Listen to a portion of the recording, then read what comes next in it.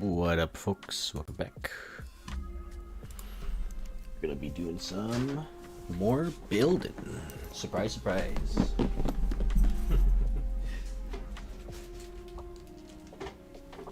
on in, kind of. More building, how surprising. Welcome, everyone. Thank you for joining me if you're here. If you're just getting here, good morning. Good afternoon, I guess. Alright, here we go. Let's get back into it. Yesterday, I was trying to build 2 pillars at the same time. Let's see if we can do that. Actually, you know what?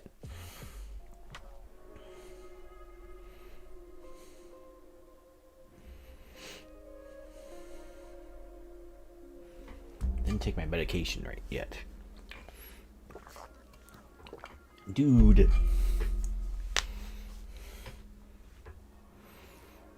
And now we wait for the game to load things. Hello there. General Kenobi. Okay, here we go. Alright. I managed to build this one yesterday, and we were building those 2 the other day too. So, let's get back to it.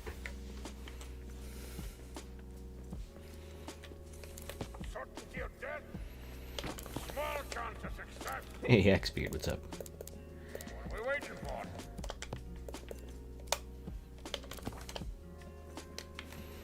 Just gotta do the ritual of breaking a thing before I can start again. And excuse the mess. The mess of platforms everywhere. It's basically the scaffolding of the game.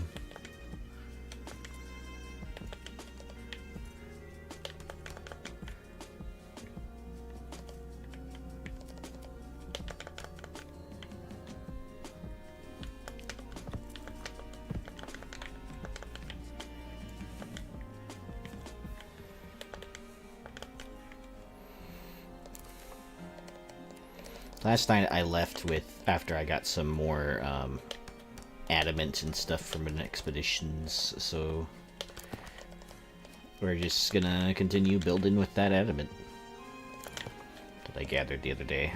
Took a little bit of time. That expedition was probably the biggest expedition room that I've seen yet, by the way, last night. Could have used rope ladders. Yeah, but that's not as fun. I like to jump around. Plus, when I'm hopping from side to side like this tall, I don't want to spend all of my time climbing.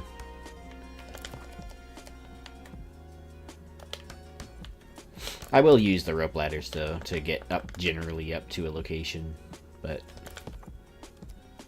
these things are so tall at this point that any rope ladder isn't long enough.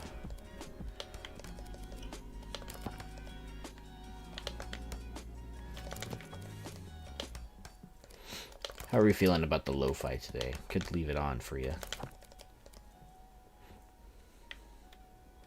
Oh, which reminds me, I need to add that description, that little line in the description for it. Whatever trims your beard. Nah. There will be no beard clipping here. Such a thing is a great dishonor to all Dawi. You should only aim to make your beard longer, never shorter. You should braid your beard, never trim it.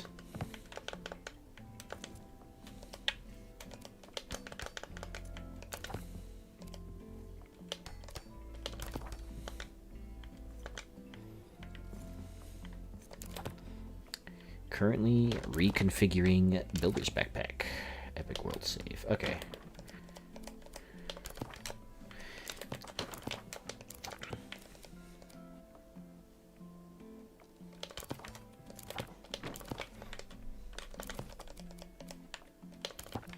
Are you building for Durin's Tower? Not yet. Okay. I do anticipate that he will do something for Durin's Tower, though. And it will be a miracle if I happen to finish any of this for that deadline, but like I said, my wife will be going to the Philippines to visit some family in a little bit, like on this Friday. So she'll be there for like roughly 2 weeks. So I'm hoping that translates into more game building time, but we'll see how that like ends up happening. There you go.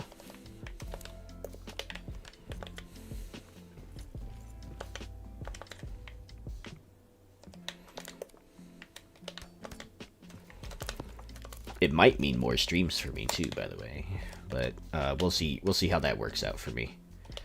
Today I spent a little bit of time before the stream making a thumbnail template for just this build. And I used the sun, the one where it's like the sun in the background. Looks cool.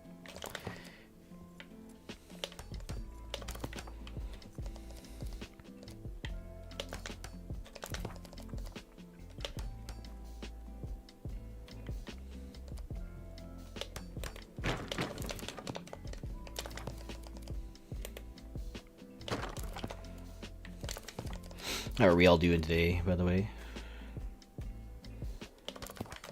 Did you guys get stuff done for the holidays?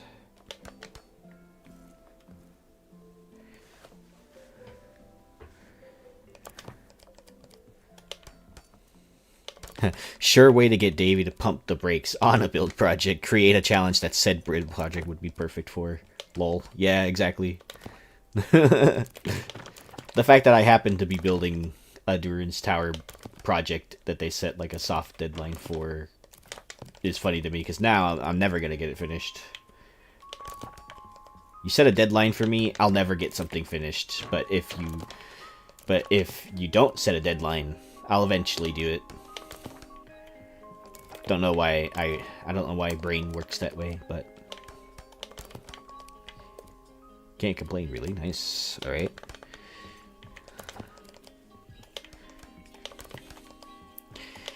Nice. We haven't done our Christmas shopping yet, but we did agree. My family and I did agree to. My wife's organizing it to a Secret Santa with a little bit of a limit, $50 limit. So pretty nice to not have to worry about spending so much money on Christmas gifts this year.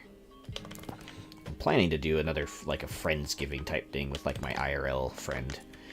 And the problem is, like, there's only, like, one IRL friend that's near me, that I actually, like, hang out with, you know, on the regular. And that's my best friend, Max. And I straight up told him, like, hey, do you want to do, like, a Friendsmas or Friendsgiving or something? Like, do a Secret Santa? And they're like, yeah, like, who else are you thinking about inviting to it? And I'm like, I'm gonna be for real, you're probably the only person that's, like, my IRL friend that I actually hang out with. So it would just be us. Sorry. But yeah, you know, oh man, I wonder who the Secret Santa could be. It could be one of two people.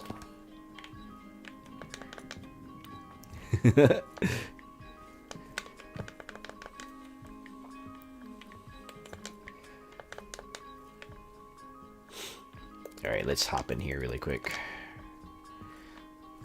Oh shit. Not so Secret Santa, lol. Yeah.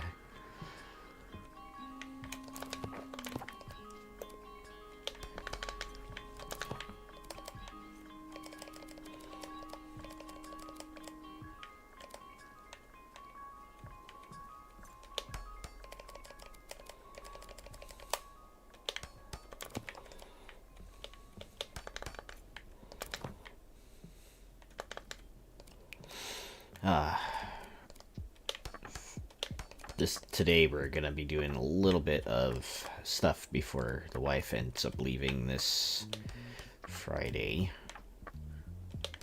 We're gonna be doing like a... Now, after the stream, I did manage to do a little bit of vacuuming before I came on the living room.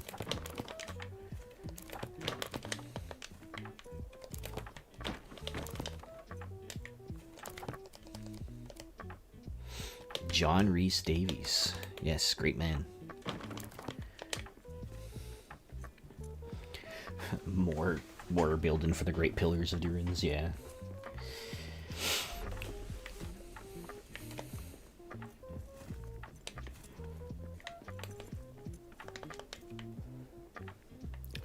John Rhys Davies. What about him? What about him? Great person. You gotta make the gifts from doggos something that the doggos would view as great gifts, lol. Yeah, you know what? That's a good idea. He has my friend has cats, though, is the only issue with that. So I'd have to get something that his cats would like.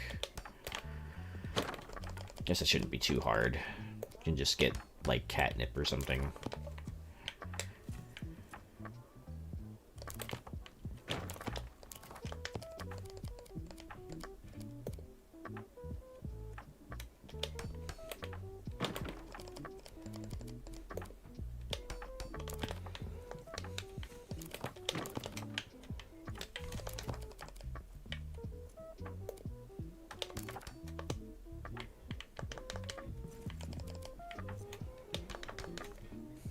We do give Sasha and Kai their own Christmas stockings, by the way.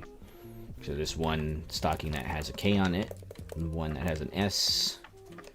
And we usually stock it. Full of like treats for the dogs and stuff. Hi, babe. Hi, sorry.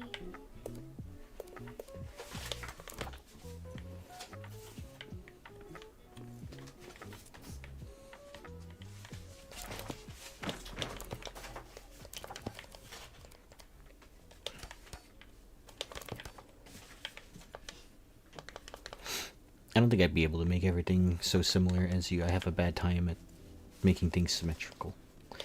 For the detail. You know, this actually isn't as complicated as it looks. And I mean, I don't know if I'm in the position to say that, but really, it's a like if you whittle it down to its core like foundation, right? It's just a 3 barriers wide, so 10 by 10 block wide, and then you just go from the very corner of that 10 by 10 block, you do this. So this would be the corner of said foundation. This is 1 block out from it on each side. So you're basically bringing it out like 1 block on all sides, and then you alternate and make the slopes kind of come to the 10 by 10 structure that you raise from these. So it's complicated, but not too complicated. And I mean, it looks complicated when you start building like these, you know. But I'm asleep again. It's so dark. I don't think I'll ever be able to properly light this area, by the way. I did try putting some crystal lamps down, but it didn't feel right. And then placing the ruckus lamps, the fire ones, didn't feel good either, because I know that there's orc skulls in them, which would be cool, but it's not the aesthetic that I'm going for. I do appreciate the fire light for the lamp as opposed to the gemstone light, though.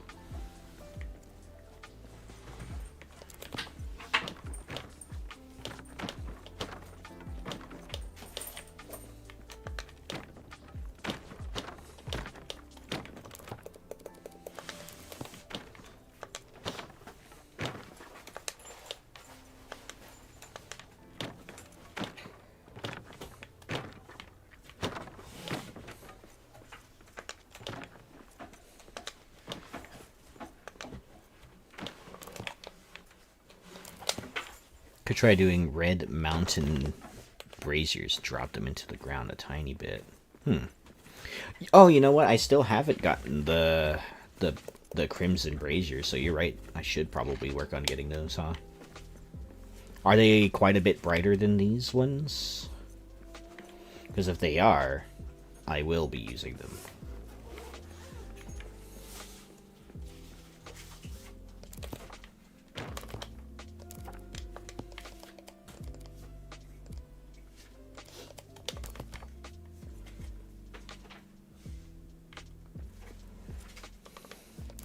Just a bit? Okay.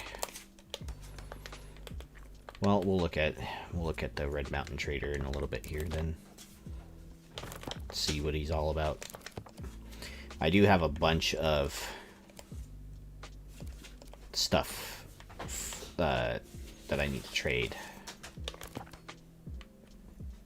That's fine, I can deal with that.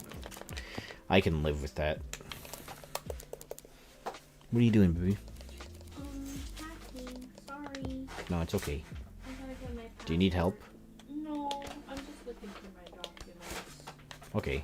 Making sure I have everything. I need my passport. Did you find it? Just check. Yeah. It's more trouble than it's worth to cash that. Should I frame it? I think you should frame it. And the frame would cost more than this check. Probably, yes, 100%. So my wife a long time ago used to work for Kohl's, and I guess they got like a class action suit or whatever, and so she was cut a check for 23 cents. Yeah, for unpaid overtime. Unpaid OT, and she just asked me now, is it worth cashing the check? For less than a quarter. Yeah, it's not even a quarter.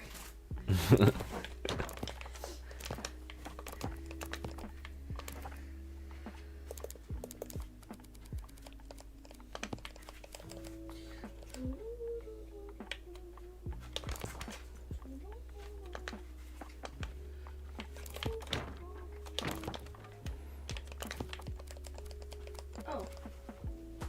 Did you find it? Yeah. I'm gonna print some stuff. I need to print my ticket information. So Kaiba might start crying. Oh no. Might start Kaiba crying on stream. crying. Rest in peace, headphone users. Oh. Prepare yourself, Kaiba.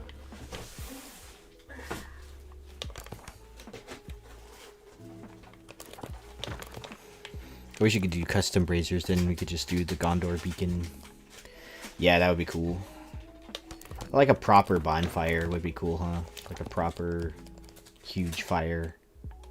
They have one like that. Just like the bonfire in like Valheim or whatever. So I think something like that would be really cool. For Moria.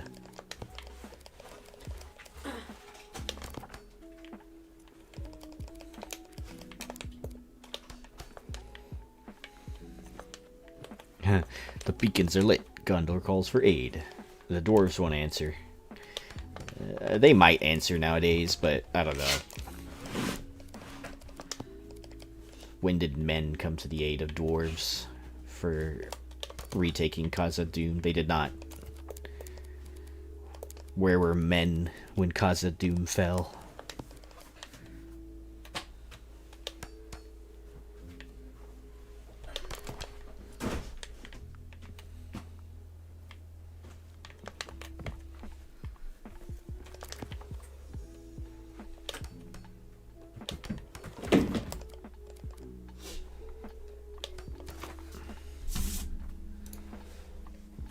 Alright guys, I'm gonna add a wee bit of a noise gate here to my microphone.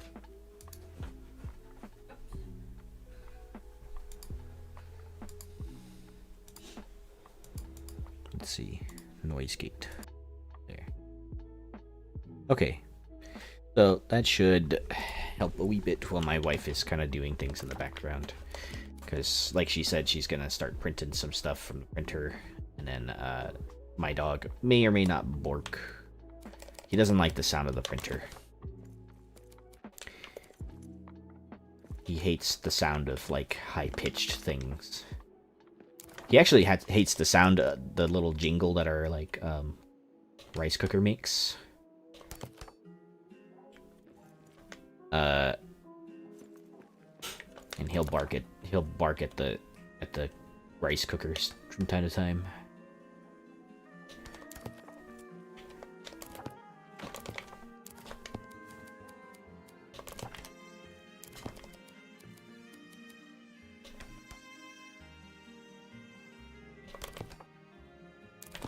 Hi, Gaiba. Thank you.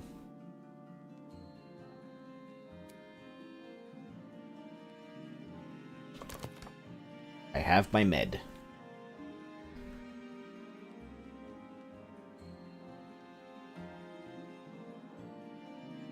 Dwarves too busy dealing with Gundabad. Gondor too busy dealing with Mordor.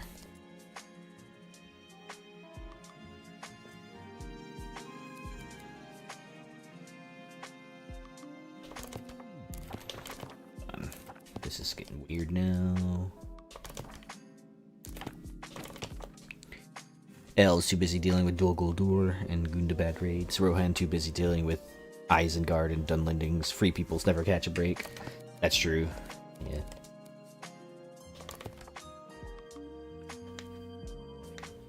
Everyone's fighting everyone.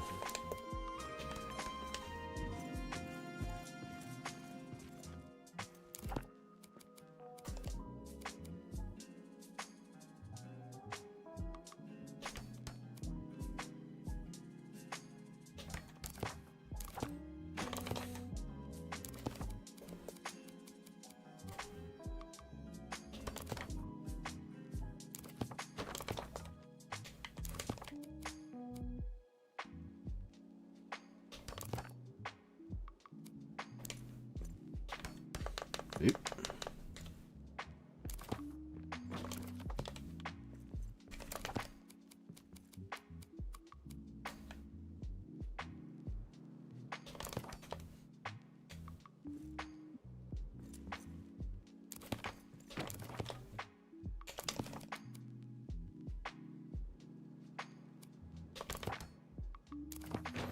How interesting.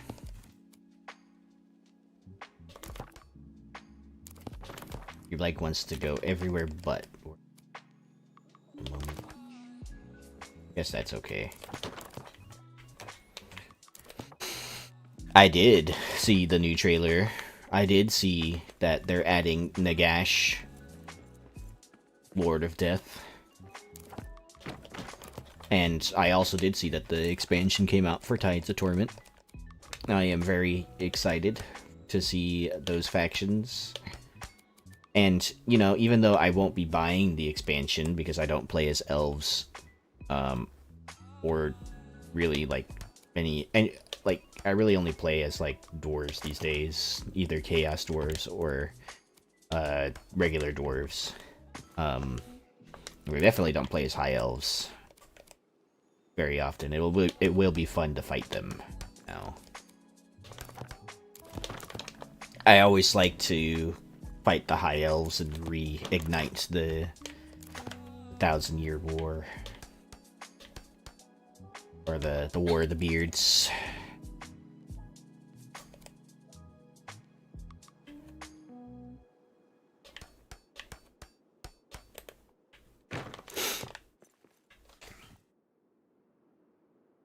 The other build sets snapping to Adamant the way they do might be the highlight of the build system for me.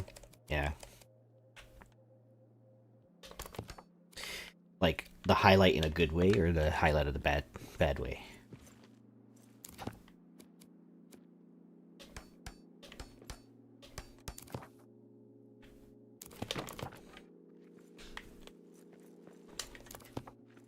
Cetra does not serve. Cetra rules. Gets what? Yeah.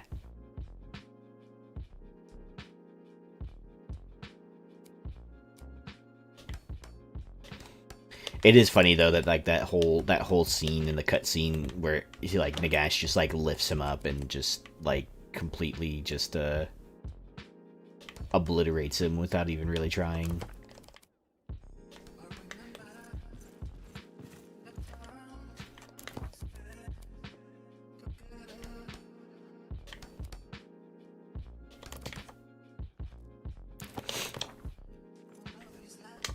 If there is anything good that came out of End Times, it is some of the, you know, the evil lords that came out to fight.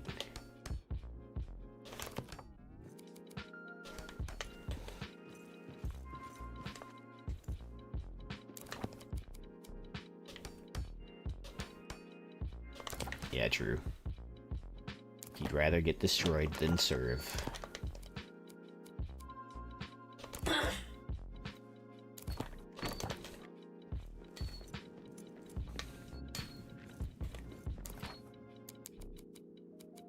Uh-oh. There's a whistle in here. By whistle, I mean the whining of my dog.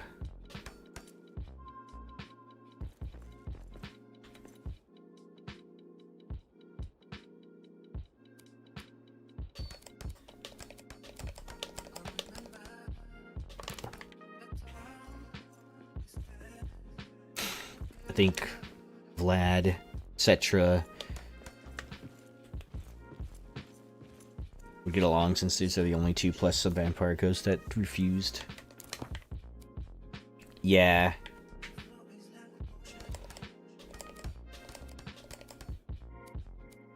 Can't forget who kills Nagash at the end. Can't forget.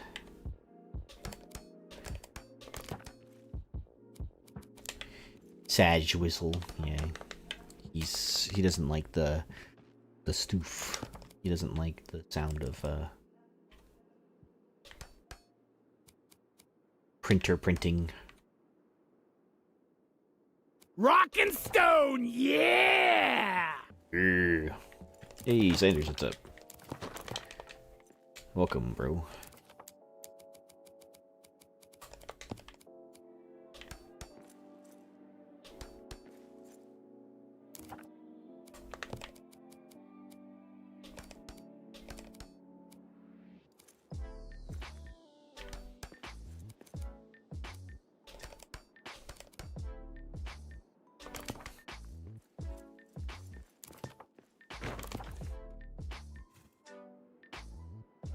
Don't fall now. Wasn't it that one human guy with a warpstone Skaven sword? Specially made to kill necromancer physical body? It was, hold on.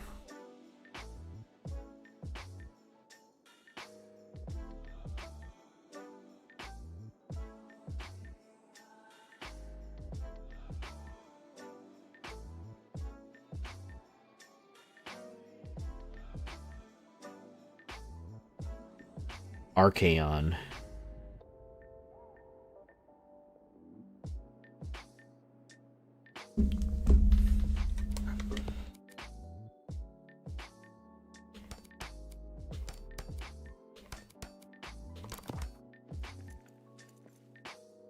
Also, do they feel like they should add a good legendary lore to counter Nagash? But who would be perfect for that position?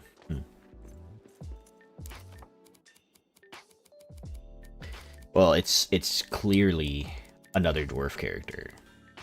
The dwarves are gonna have like 10 legendary lords, and all the other race factions will barely have like 4 to 6.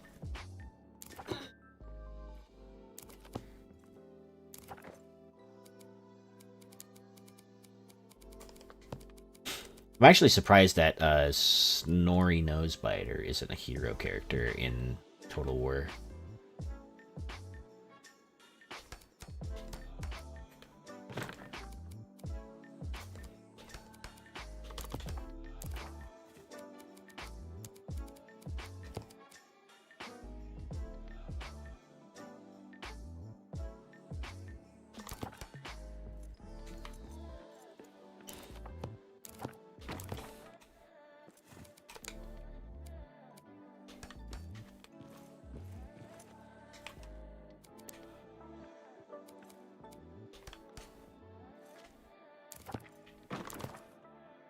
Maybe the Greybeard expedition will finally get legendary lord. Yeah, that would be a good one.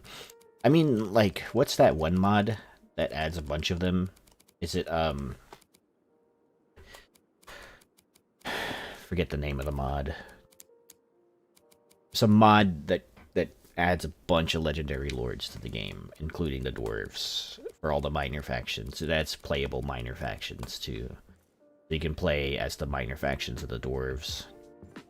And some of the dwarves are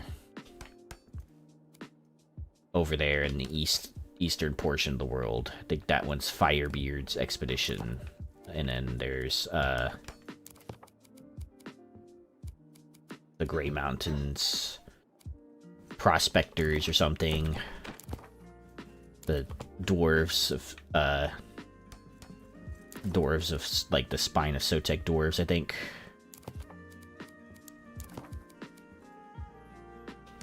Their abilities though are kind of Their bonuses are kind of for me too. Though that like I think one of them got like as a legendary lord gets like a bonus to gyrocopters, all forms of gyrocopters, and I thought that was kind of lame.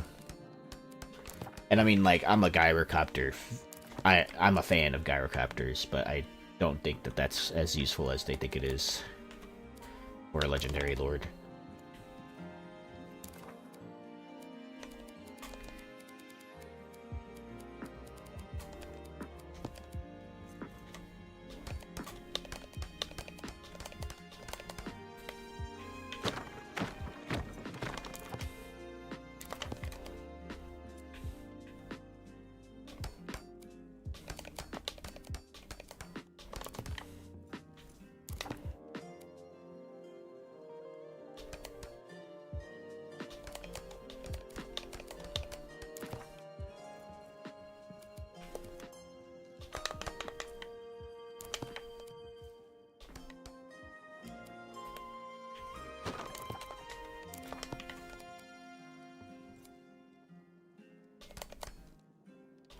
There's also Lost Worlds mod too.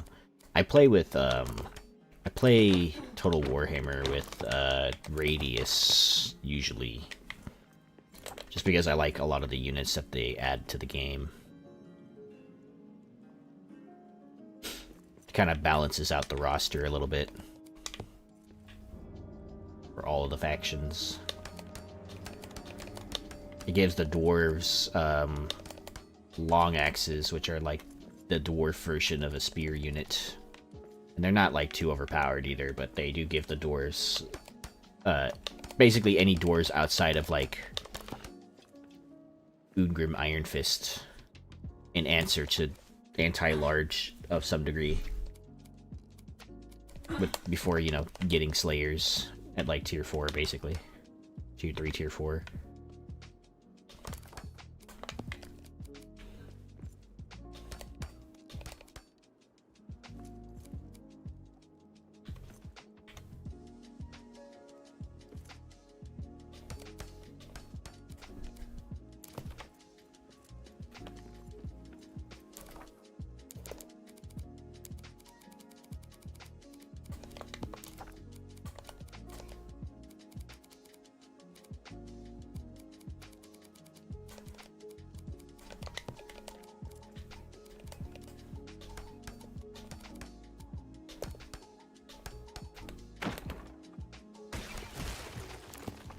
Bruh, I forgot to support this. Hold on.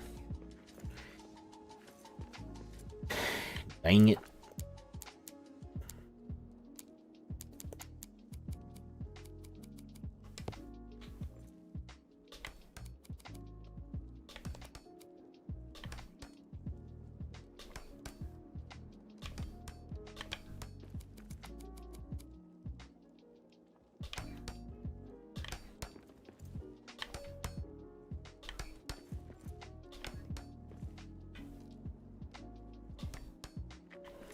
Who is it? The generic lord for the Greybeard Prosperous is Thick Skullson, but I could see Grim Burlux and Derzag Dragonback, or even Crag the Grim.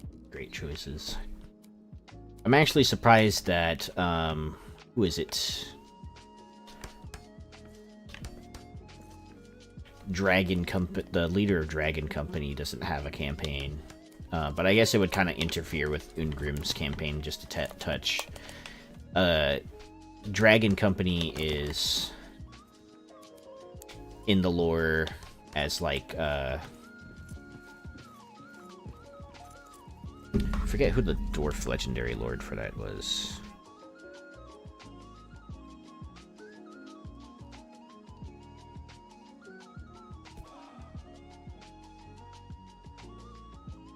Uther Stonehammer.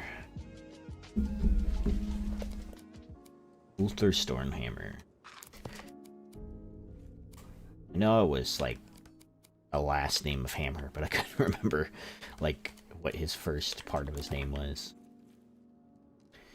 But yeah, Uther Stonehammer in the lore, he has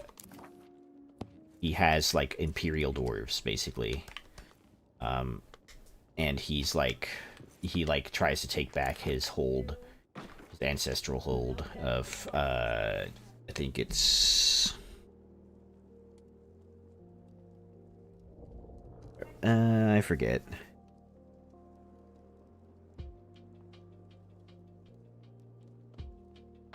It's one of the holds that are north of Ungrim Iron Fist. And in the lore he gets a bunch of like imperial and dwarf nobles to support his expedition.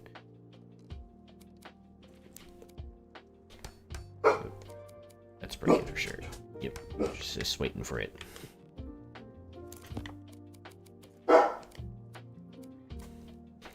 But the idea of like a dwarf mercenary company going around the map would be very similar to the ogres, but, you know, dwarves. Fun to think about.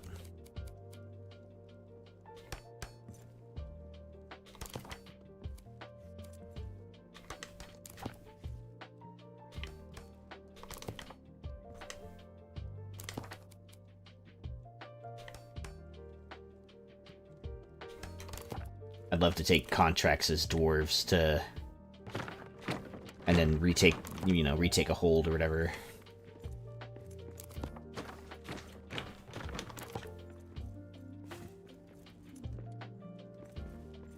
Okay, now this can go back up.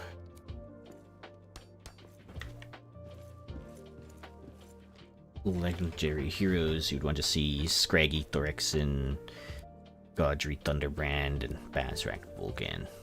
Yeah. Can't forget Joseph Bugman, though. Need to bring in Bugman. Bugman's Brews.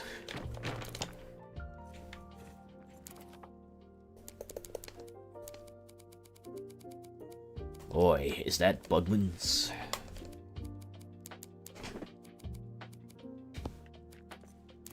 And the ale needs to heal them in battle. I know it's referenced a lot in Gotrek and Felix that like the ale of the dwarves has healing, like dwarf ale has like healing properties, which is fun to think about.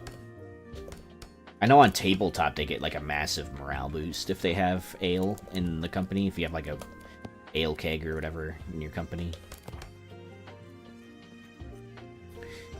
True, he would make a good legendary lord to be added to his location. Would be near Elspeth due to his workshop being in the Empire. Yeah. He's I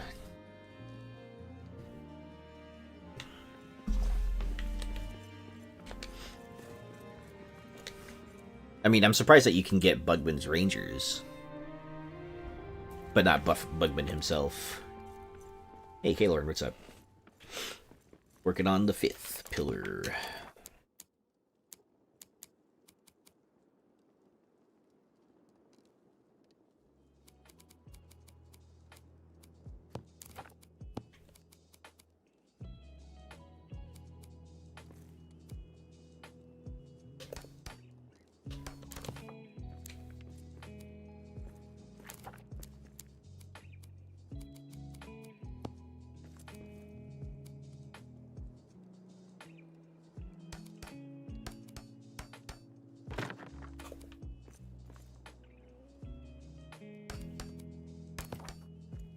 Finishing the Great Hall, working on the Lord's Throne. Nice. I want to see the throne when you're done. I know you post a lot into Axebeard stuff, so I'll probably see it there. But I also have a little channel too. Made a little separate showcase channel for mine, but I know it's kind of a lot of places to share stuff. No pressure, but I am interested in seeing the throne room.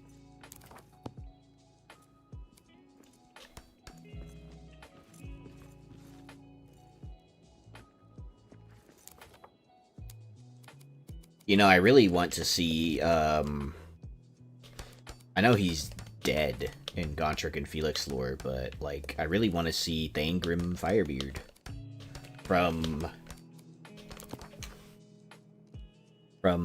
Demon Slayer. Because he has the Hammer of Fate. He's survived, like, 20 years, 200 years against the, incursion of chaos in that law's hold in the Chaos Wastes. That would be a really cool lord. So many good builders to share with. Yeah, me and Axebeard at least are trying to have like one place where we could have like a channel that could be followed, you know, to other channels, and then we could like publish it. Trying to like utilize more of Discord's own functions. And that way, you know, I know that he has his Rafters table, his Discord.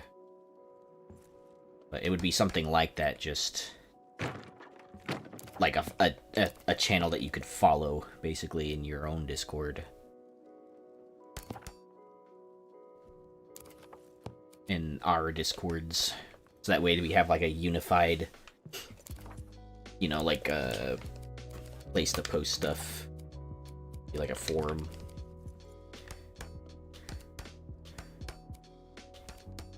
Gonna lurk a bit. Nice.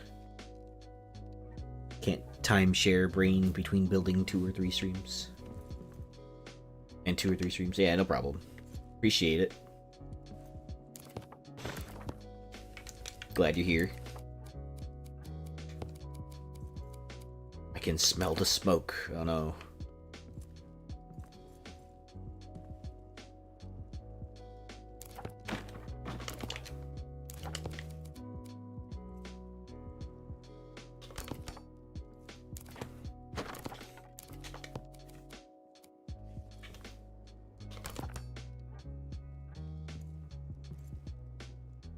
Save your brain.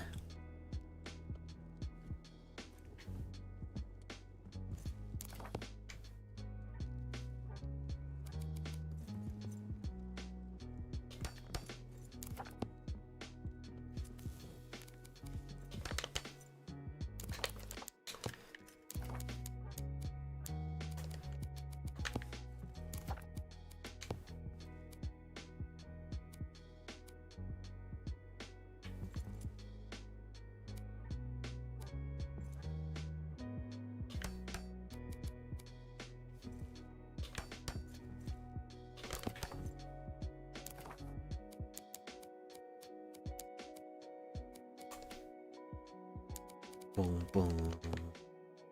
So, an Empire character I could see encountering Nagash is Ark Emil Valgir. Bringing the Chuchigan Guard. Oh, yeah. Wolfkin and Alberic von Corden. Yeah. Yeah, there's a lot of good stuff they could bring in with endgame lords like Nagash. A lot of good things they could make happen in the game too. Like, I know in the lore, spoilers by the way for some people who don't read Warhammer End Times lore. I mean, honestly, you're not missing much, but Thoric Ironbrow, who is one of the legendary lords you can be in Warhammer, Total Warhammer, is he like sacrifices himself to save he tries to save the dwarf ancestor goddess Valea. He sacrifices himself to try and save her because one of the servants of Nagash is trying to use her and like suck her power, basically, to, I guess, like a tribute to revive Nagash in the first place. So he accepts it and basically strips Valea of all of her magical power. It's unclear if she's actually dead from it or not. I don't think she's dead. But because it's never explicitly said that they're dead. And in Warhammer Fantasy, if someone isn't explicitly dead, then they're probably not dead.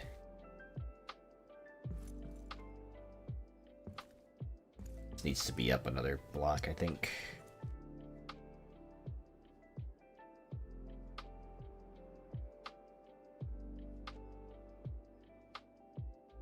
Yeah, this... A lot of wanting warrior priests of Ulfric and units from Ulfric's side for Boris. Yeah, I mean, like, I'm kind of surprised there aren't more Ulfric, like, followers of, like, warriors of Ulfric and stuff like that. Given how much they are referenced in the lore.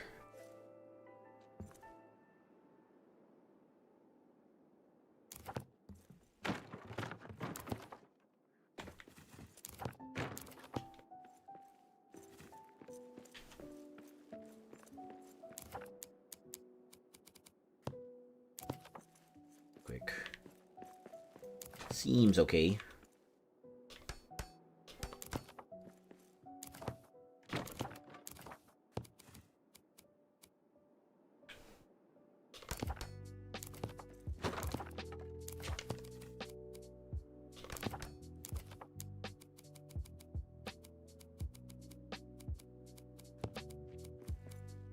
I'm kind of wishing that they didn't, like, at least for, like, games and tabletop and stuff like that, like, I kind of wish they didn't just bum rush through with end times content and making that the new canon and stuff.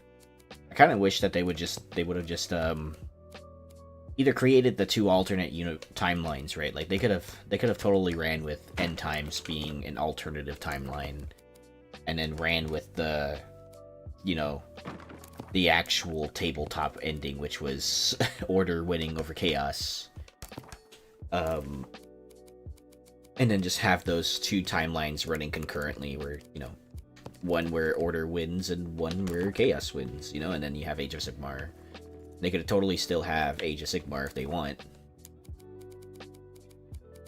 And now, like, it might get a little bit confusing having so many different timelines for fantasy, but they really didn't have to reboot the whole thing. Like, they like, maybe if they wanted to rewrite some lore, fine, but I don't know, it didn't need to be that way. Can't really think of any High Elves since High Elves got their Sea Lord. Yeah, and they got a bunch of units too. They got the Griffin chariots, the Sea Lord, and the Sea Monster. They massively buffed magic for High Elves too.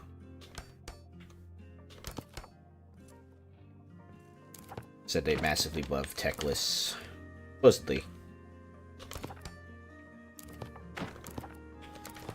He is supposed to be the strongest mage alive.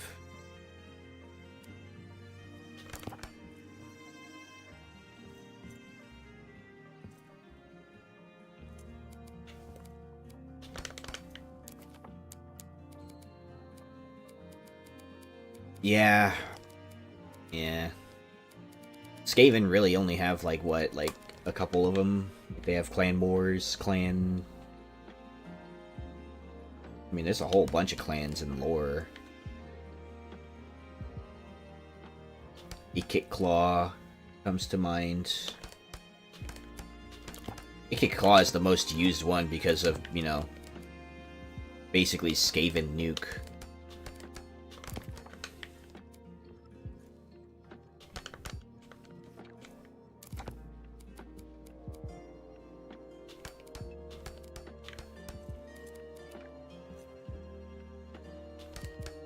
I'm actually surprised that Thankful wasn't in Total Warhammer, given that he is pretty powerful Skaven sorcerer. And I think he survives, even. I think he's one of the Skaven that survives briefly into Age of Sigmar. Yeah, give us the Dwarf Steam Tanks. Dwarf Steam Tanks.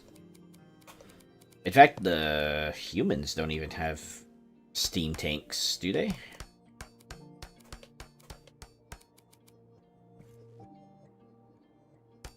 They might. They might. I just haven't, you know, touched a human faction in for. The Empire has Steam Tank. Yeah, that's so. Ouch. Yeah, I know the dwarves have their armored trains, and they have. I mean, they have ironclads too for the ships. Like the dwarf navy is insane, actually.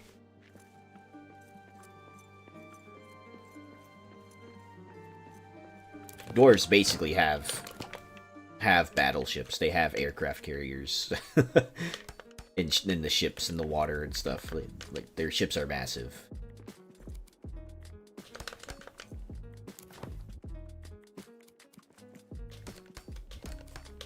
I think the only time you ever see some of their like battleships in action is in Warhammer Vermintide 2 in one of the missions, the campaign story missions. You see a bunch of the dwarves bombarding the dwarf like navy bombarding like a place. You just have to like clear it or some clear place so that you can mark it.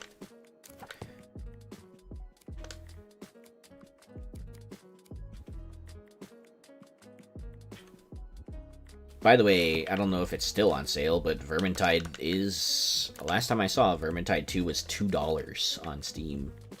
And it was $20 with all of the DLCs, which are mostly cosmetic, but it also includes the four career classes: the Outcast Engineer, the Necromancer, Holy Grail Knight for Kruber, and Warrior Priest of Sigmar for Salt Spire. And I think it was like the forest one for the elf.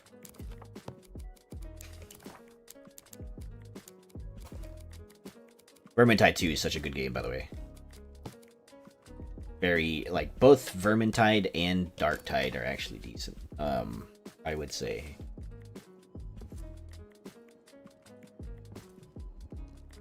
Cathay being 14th by Chaos. Slaanesh, Norska, and Chaos Dwarves will go through orders. Give us lead out. Yeah, dude.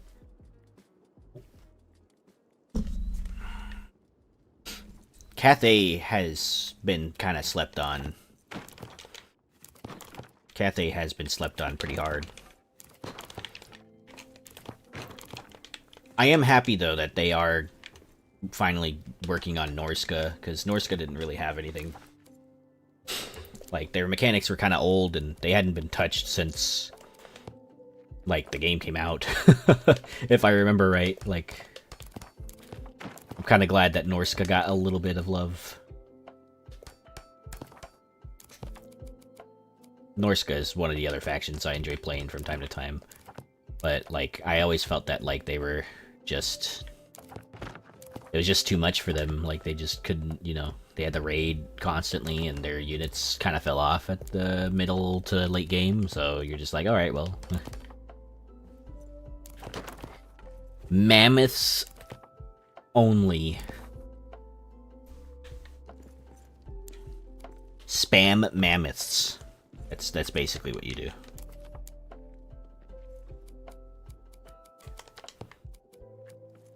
And whenever I played as dwarves against Norska, usually it's because you play Malachi Makaisen. I can usually take care of their mammoths pretty easily with a bunch of... I like to use Grudgerakers a lot, so you'll hear me like, yeah, Grudgerakers can take out anything in large quantities. But, like, yeah, like, I'd say, like, 2 to 4 platoon, like, units of Grudgerakers could do the job for Norskan, like, the mammoth riders. You just need a good dwarf front line. So preferably dwarf iron breakers. with shields or dwarf, and like mass them up, you know, in a tight corridor, and give your guys just a little view to shoot through, and those mammoths are going down, baby. It's just when I started a game in Total War Warhammer 3 on turn 50, Xiao was taking out fast, and by turn 75, Meow Gelt was taken out by turn 30. Yeah, they kind of die pretty quickly, and so that whole half of the map over there is just overrun by chaos by the time I ever get to it. But usually I complete my long or short campaign by the time I get there.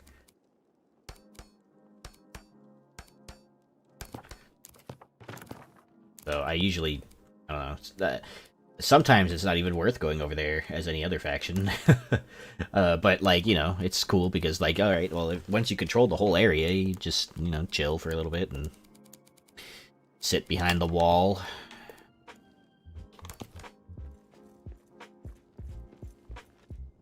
Yeah, dude. Yeah. Yeah, Cathay is fucked. But man, their rocket, oh dude, the Cathay rockets are so good, dude. They're so good. I wish the AI was a little bit better at defending itself against chaos. Because like the rocket units are so good, dude. Like and the legendary lords are even better, just like, you know, completely like, you know, turning into dragons and stuff, and just like absolutely wrecking house. And the 1 or 2 times that I've played them, I kind of just steamrolled chaos with enough of those rockets. It did not matter to me that Khorne had ridiculous amounts of enemies, or Nurgle had ridiculous amounts of enemies. I just rocket them. They're going down. Rockets away.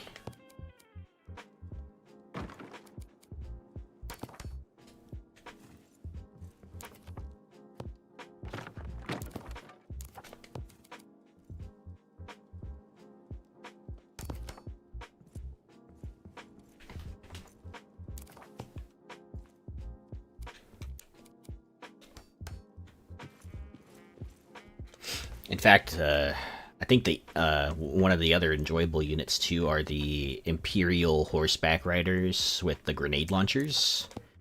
Those guys are so fun, dude.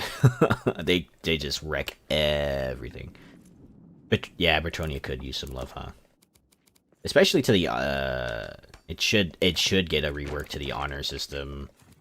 I don't know. I kind of feel it's a little bit dumb for the player to like not be able to ambush because it's not honorable to ambush or whatever it is. And that like removes a pretty vital mechanic, I would say, for late game, mid to late game. Sometimes, like, usually your only thing is you know, to just chill. Dude, Nathan, welcome, dude. Actually, since you're here, Merry Christmas, my bro. Happy holidays. Enjoy some ad-free watching. I know you like to watch on YouTube a lot, but there you go, bro. I got you.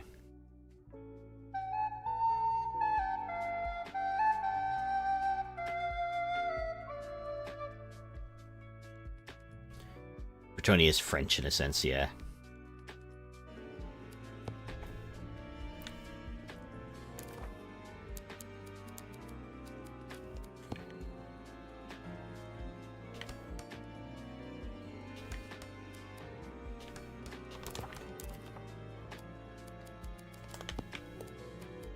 Going pretty good, by the way. We're like this is the 5th tower in. I built the foundations, I guess, for that one over there. I have to do some work underneath that tower to make it a little bit more stable, but outside of that, everything is going good. This is like a dark yellow piece right there, so I might have to support the middle of that eventually, but so far it's so good. So far, so good. So we'll see. I guess we'll see how much I need to tweak the stability a little bit when it gets taller. Because after this, I'm building up another 6 walls. So it'll go up another 6. It's kind of hard to imagine that right now, but you'll see. Yeah, of course, bro. It's nothing to me. It's like $6, but you know that's a lot for a lot of people. I used to be there too. $6 being a lot. Plus, I want people to just have a good time, you know, when they come by to stream. That's why I stream to YouTube and Twitch. Though I do have a lot more fun stuff on Twitch too, so that's another thing, you know. Like, it sucks that I can't upload my emotes to Twitch unless like I'm a premium, like I need to reach like it's weird. I have to reach like a 500 subscribers, and then I need to, you know, upload this many videos, and then in a 30-day period, and then it's kind of weird. It's like the path to monetization, you know. But like it's kind of lame. I want to add all my stuff to YouTube too. There's some things I can do, like the streamer bot stuff. I could make it work for YouTube as well, if you like type it in the YouTube chat. But you know, it's hard. It's hard to make that like work consistently without spamming chat. Oops, I don't have food. Right, I guess I have to go get food now. I'll be right back to this. Thank you, bro. I have some lo-fi in the background. Just let me know if it's conflicting a little bit too much with the stuff in the background.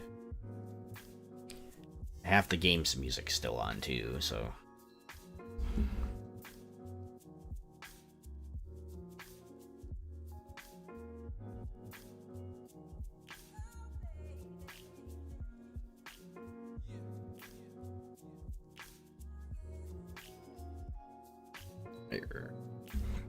You can't see it, the game's loading right now.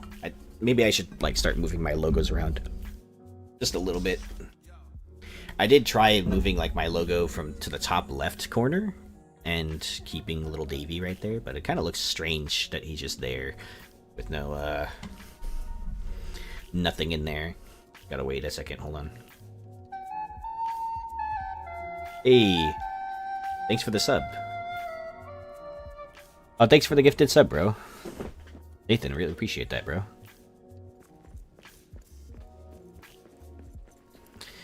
Theodoric, the Duke of Rion, Tancred, Duke of Quinelles would be great legendary lords. Ooh, Roland Le Maréchal, a legendary here given the idea of making cavalry being able to dismount at the cost of having less speed. I'm kind of... Why did I make... I ended up making biltongs, guys. Oops.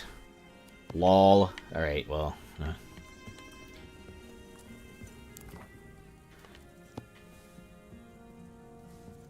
I mean, I guess it's something, but it's not Limbus, so...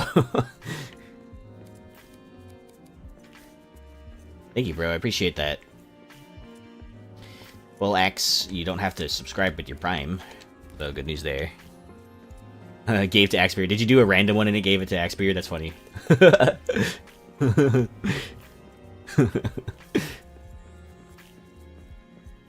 That's hilarious.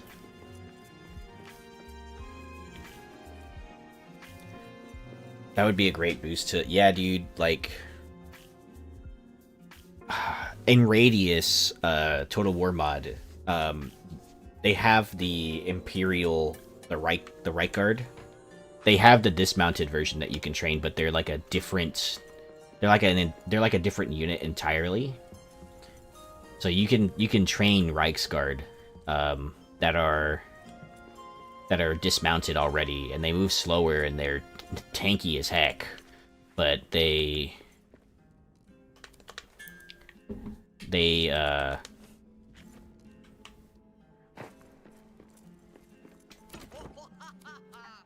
Alright, I have to go on an expedition and just like drop a bunch of this stuff.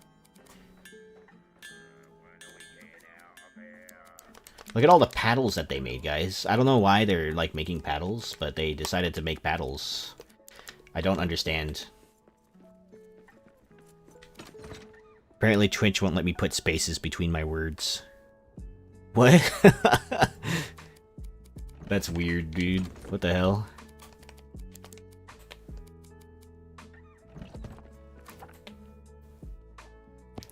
Alright, we're gonna go on an expedition just so I can drop all this stuff off and then, like, leave.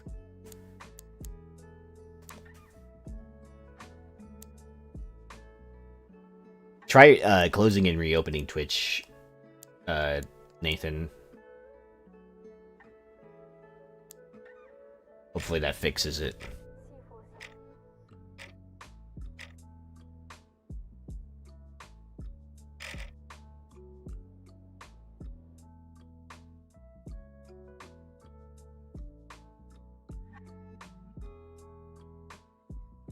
Yeah, the Reichsguard on foot. Yeah.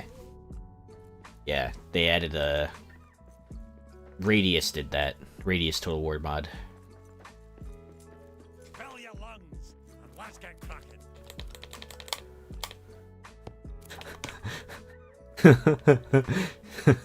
He's just got maybe a brewmaster's paddle just like chilling here.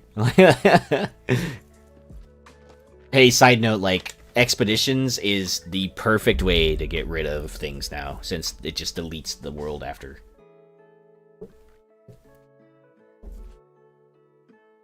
I just kind of wish that they would let us put the cranks into our inventory so that we could do that for the extra cranks that they ended up making too.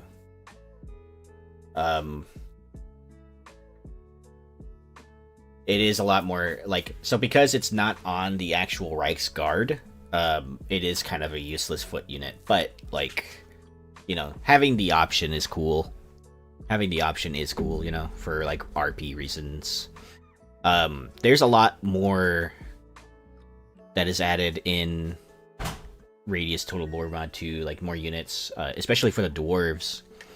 They add, for the dwarves, they add these cool, like, 2 alternative versions of Slayers called Grungni Berserkers and Grungni, I don't know. They're basically like Slayers, but, you know, like, for, like, Grungni.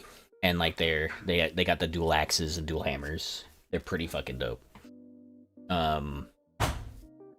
By the way, favorite Slayer units to run with? I love Giant Slayers, and I love the Doom Seekers. The Doom Seekers are fucking cool.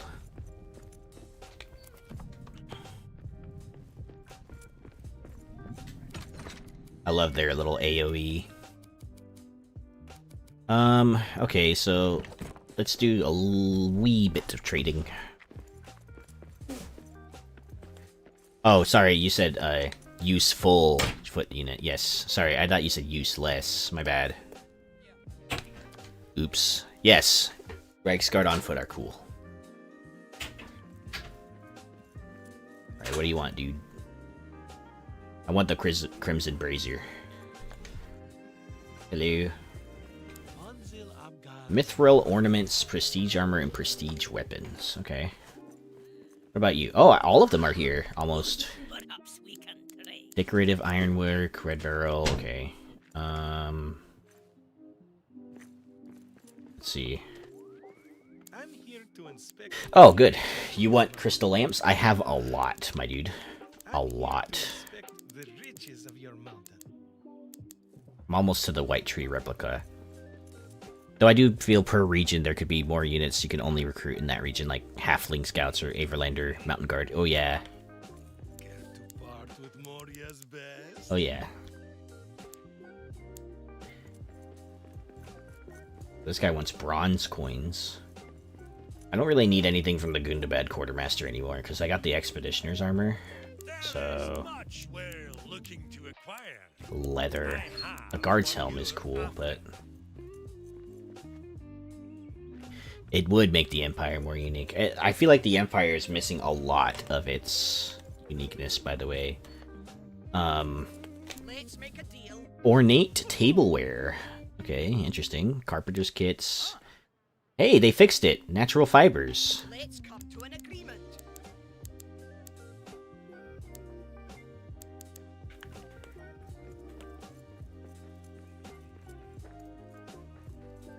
Still won't work? Oh.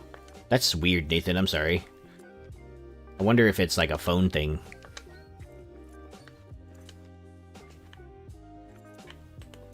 Are you like watching on mobile? Even with the extended Empire roster mod, there is no unique units unless you get the Regiment of Renown. Yeah. Yeah. Like, by the way, on the map, they do not do Altdorf any justice. Altdorf just looks like a regular Empire city. I really enjoy Ovian Lost World for that. Ovian Lost World changes how the cities look on the map, and for Altdorf, it's a huge, sprawling city like it's supposed to be in the lore. And it looks better. I know there are a lot of other mods, like map mods too. Is like accurate size and everything, but yeah, I always found that the siege map for Altdorf too just didn't make any sense to me, because Altdorf is like maybe a quarter of the size in the lore, in the siege map version of it for some reason. And why can't I make bronze coins in... Oh, it's the workbench. Okay, but why can't I make bronze coins in this?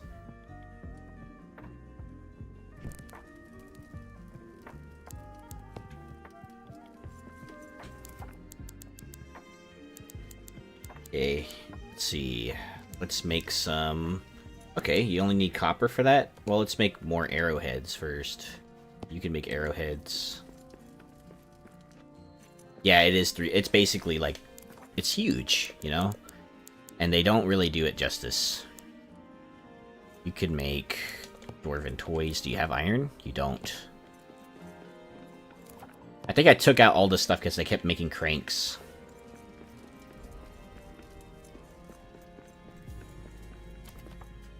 Alright, let's go outside. I don't think I need the star metal coins, actually. I made a couple of these because they need those. Don't need that for this. Okay. Prestige weapons, I think we do need. Yeah, Altdorf is the capital of the Empire. It's the one of the largest cities in all of Old World. And it's just on the map, it's just like a tiny little dot, like kind of like second dot, you know. Like, I don't know, it's just...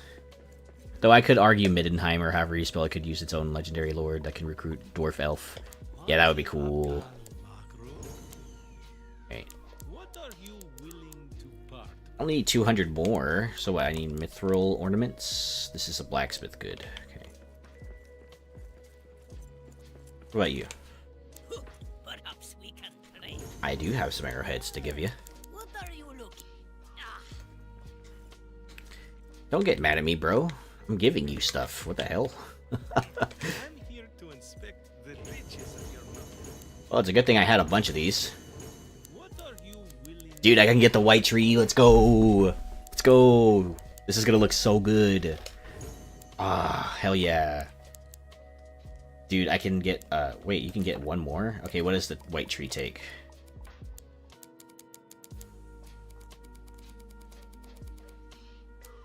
Where do you even build it?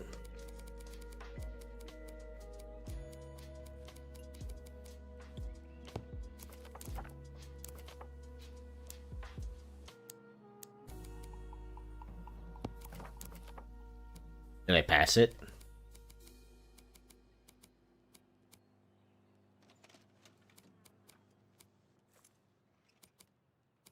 Is it a...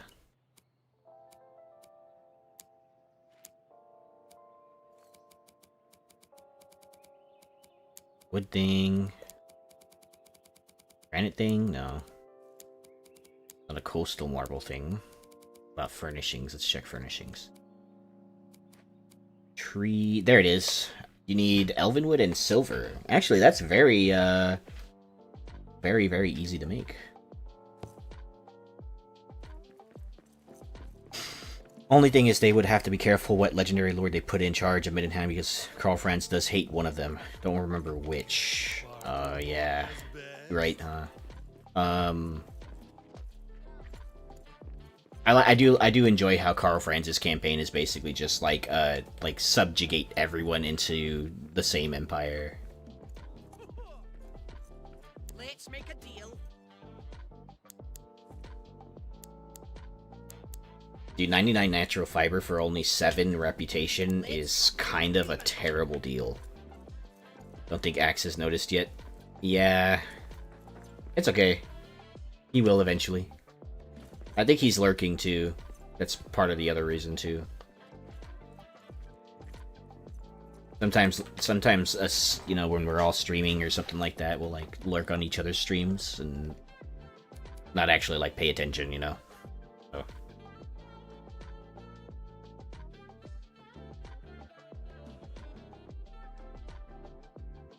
It's to give us, you know, a boost to our viewership and stuff.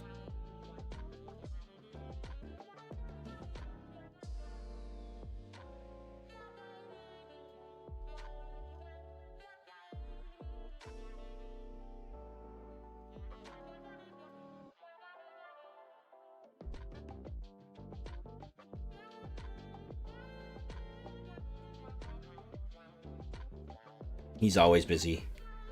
Yeah, he's got a lot of stuff to do. Kudos to him, by the way.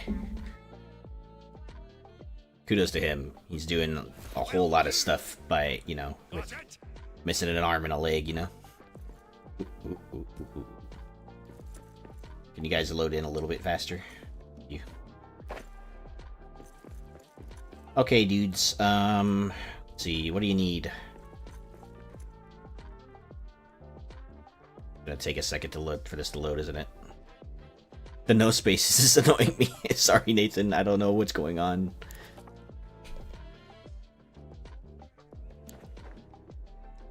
Okay, make some mithril.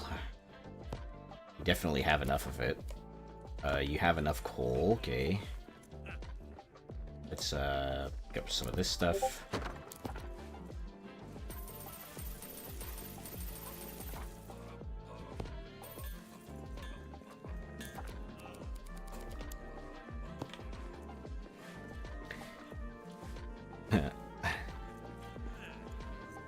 I got it without spaces.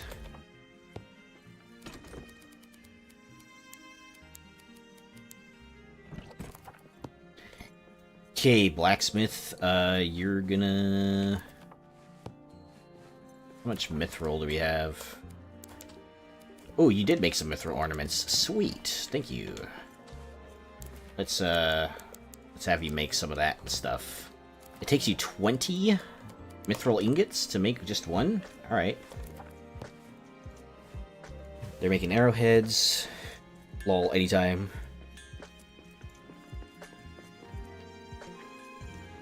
And as soon as I press send, it reloads my page. Aw. Sad, bro. Sorry. My guy's starving.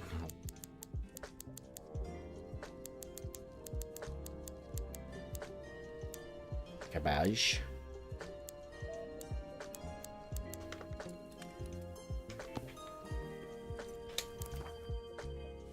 Though, if the makers to Total War 1.3 want to add Age of Sigmar, make it a separate campaign choice and boost the enemies up to be stronger to make the Stormcast Eternal have a struggle, or make it mainly choose Chaos Warriors and Chosen. Exalted Demons and Greater Demons leading set armies. Ooh. Dude, I love that idea. It's fucking awesome. Like, it would be a great way to, like, actually get Age of Sigmar into the game. You know what I mean? Ooh, so much spoiled food.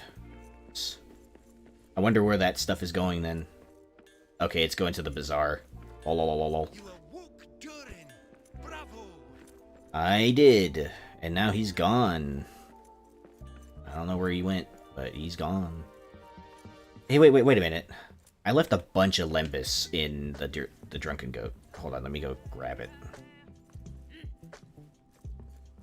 It would make it a lower accurate power struggle, yeah. Because, like, they're basically constantly at war.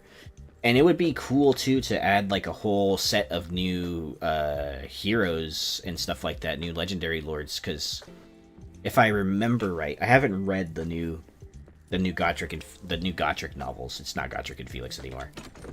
There it is. Wow, I totally forgot that I had this much Lembas, by the way. So story with that is I dropped the stack and I ended up having to pick them all up. So, yeah.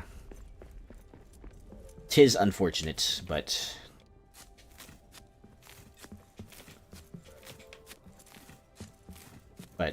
yeah. So that's why sorry, Kasumi, your chests are just filled, Lembas. At least a couple of them.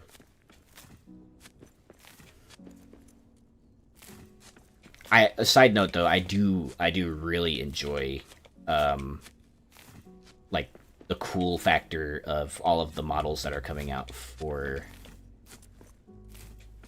Age of Sigmar. Like I think the dwarf, like the privateers and stuff, and the airships look so cool.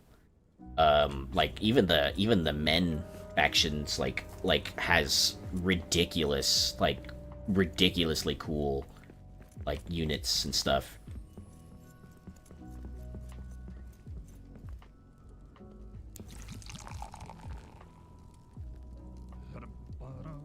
Oh, water cold we may pour at need down a thirsty throat and be glad indeed. But better is beer if drink we lack, and water hot poured down the back. Oh, water is fair that leaps on high in a fountain white beneath the sky. But never did fountain sound so sweet as water hot splash with my feet. Oh, I love that song! Also, I do enjoy the Fire Slayers too.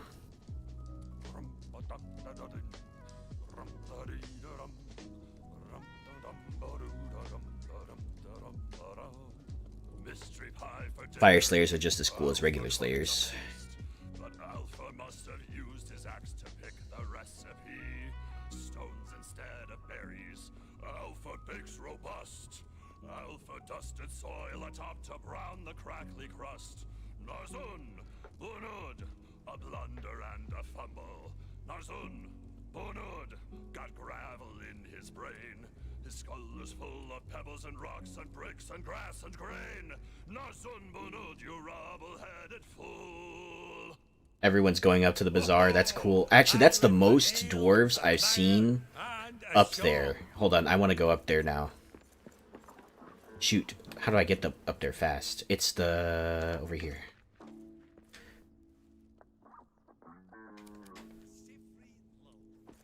Dude, I want to see. Don't leave. Ah, dude, look. Everyone's chilling here. This is awesome. And that guy's standing on the table.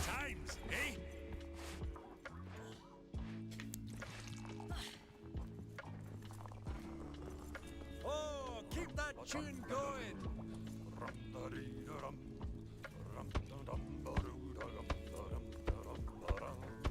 Hear the drums a beating. Alpha, watch the kids. But Alpha must have grown up in a pile of mud and twigs. Toddlers bathed in slurry, youngling speaking troll. Alpha let the babies cut their teeth on gems and coal. Narzun, Bunud, a blunder and a fumble. Narzun, Bunud, got gravel in his brain. His skull is full of pebbles and rocks and bricks and grass and grain. Narzun, Bunud, you rubble-headed fool. Ha ha! Let's sing it again. Nice. It is a party at the Grumbling Gut. Yeah.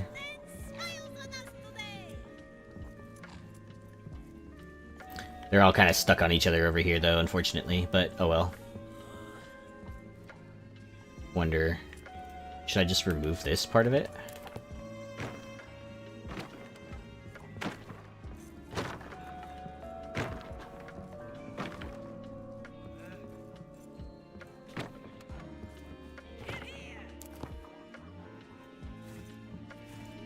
Alright, guys. Humble servant. Here, let's see. Will do. Oh well, I guess they're all just kind of chilling. This is cool. It has been a while. La gare marfou. What else goes really nice with this armor, by the way? Let's see. Expeditioner's armor is cool. I really enjoy Gimli's outfit as well, by the way. It's pretty dope. The only thing it's missing is his cloak slash cape. I am lucky you found me. Nice. Lol. We're all chilling here.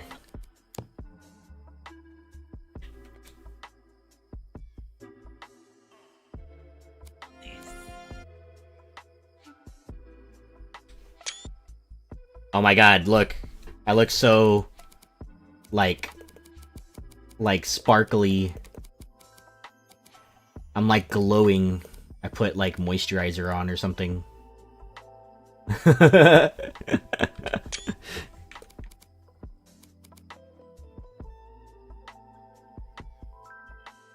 Hey, Blueberry, welcome. It's a party in here, but only kind of sort of a party. All my dwarves came into this thing I built. It's called Ibel's Grumbling Gut. It's a friend who like never eats in our playthroughs, nothing like that. He just like lets himself starve to death. And it's cool. It's funny. So I built this entire like little meat hall kind of thing with these. I'm pretty proud of this. And you can come up here. And it's a big ceiling. And you got a bunch of tables right here. And there's this, and you can use, you know, that. Come up here to refill it. And what else? Oh yeah, I added these, which is cool. But yeah, this is like the bazaar portion thingy. There's also stalls and stuff. But yeah. Thank you. I see the party, yes. Sorry, Trit. I just... Okay. It would give him the option to adding Age of Sigmar and make it a balance, though you wouldn't be able to recruit a full army of just Stormcast Eternals. Most would be Empire troops that are a volunteer group, with some Dwarf Engineer and Build members. Yes, yes, yes. I say Golems because dwarves who worked with the Stormcast and Empire volunteers had Rune Golem types pulling giant rolling forts. Yeah, actually the dwarves actually also had a look this up, by the way. It's really cool. They had Rune Guardians. The dwarves had Rune Guardians. It's referenced in one of the Warhammer RPs. I think it's in the 2nd edition of that and the 4th book of that. 2nd and 4th book. But the premise is all the same. It's basically like you guys stuck here. Well, I'm not gonna help you there. Sorry. I guess you don't. Here. Can you get through now? There you go. Yeah. All right. Cool. Yeah, maybe I should clear this up just a touch for them. Anyway, yeah, Rune Guardians, dude, they look badass. Look at the models for them too. Oh my god, they're so cool, dude. There's some Rune Guardian models that I think I posted in Warhammer, my Warhammer chat a while back, and they're on Etsy, and like you can get those for really cheap. They're like $5, and they're really big too. They're really big. They look so cool too.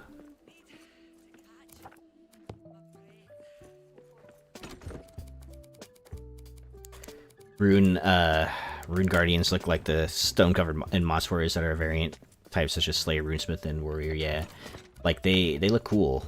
They look cool though. I really enjoy them.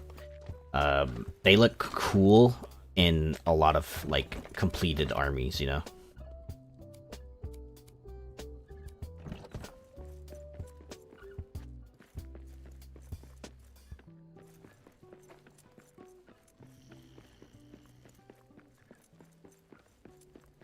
let's go on a mushroom run really quick for these guys.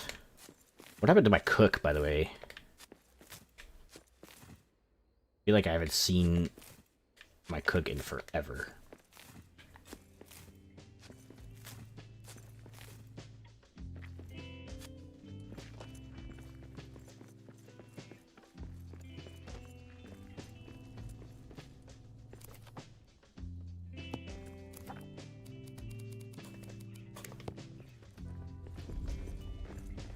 Anyway, let's go. I'm gonna take some smoked meat with me.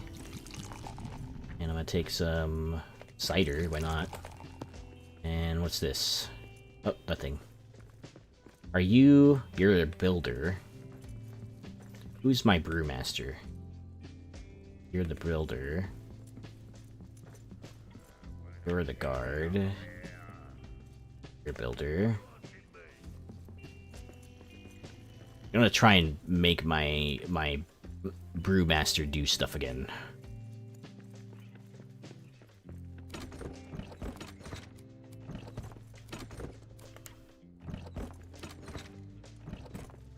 Keyword is try, but you know.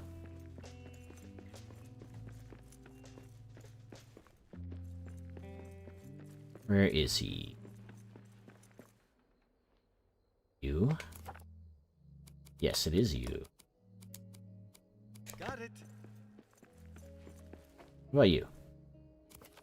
You're the cook. Aye. Reset you. If they came, they would need to be in groups of 4 to maybe 12 if they are powerful. Yeah. No wonder greenskins always destroy dwarf statues, though. Probably trauma from statues coming to life as rune golems. Yeah, dude, like imagine you're like a greenskin or something, and like you come into some like dwarf hold or something like that, and then it's just immediately getting like stomped on by golems. Let's go back to the tower since we're kind of done here. Dog trade? Okay.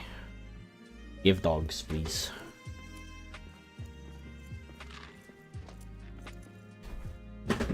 I've been talking a lot. No, you're good, dude. I love it. I love talking Warhammer. Like I said, there's not many people to talk Warhammer with, other than my good friend Luke. He talks a lot about it with me, but he's never on the same time as me these days. He usually gets off just a bit before I get home from work, which sucks because like I'll get home and then he's online right before I get home with some other friends of mine, and then those friends get off because like I got a lot of friends on the East Coast time zone, and because they're on the East Coast, you know, they get off like around maybe 9 o'clock my time, which would be like midnight their time, you know. So it's understandable. He used to stay up a lot later, though. He used to stay up quite a bit later for me and my wife to play games with.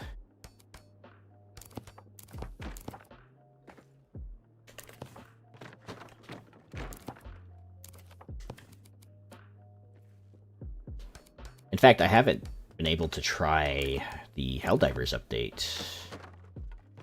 I know that they have a beta to reduce the size of the game on PC, and I'm really interested in trying that out. They said it reduces the file size of Helldivers from like something crazy. Like I think it's like 120 gigs right now or something like that to just like 100 gigs to like 20. So it's way down.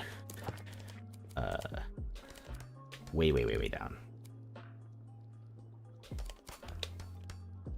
But what Chaos Lord would make sense for Age of Sigmar since Archaon would be dead.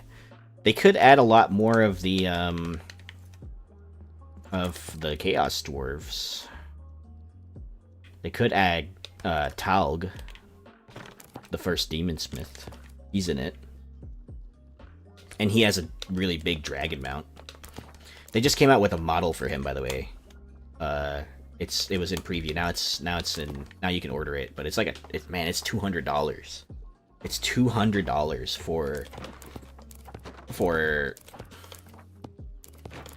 for him, just him with the dragon.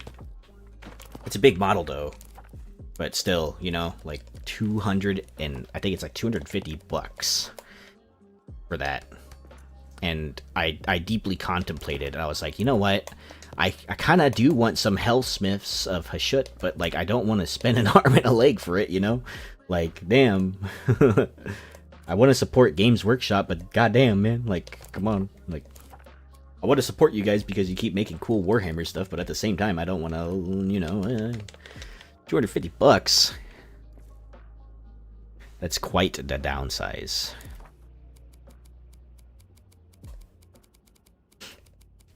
It's, yeah, it's very expensive. Very expensive.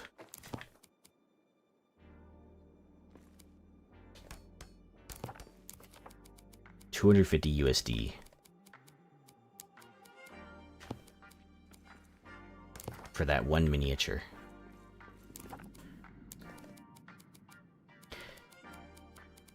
I kind of wish that I know it was still expensive by those standards, you know, back then, but I kind of wish that I didn't grow up poor so that I could have, like, I could have afforded to play some more, like, you know,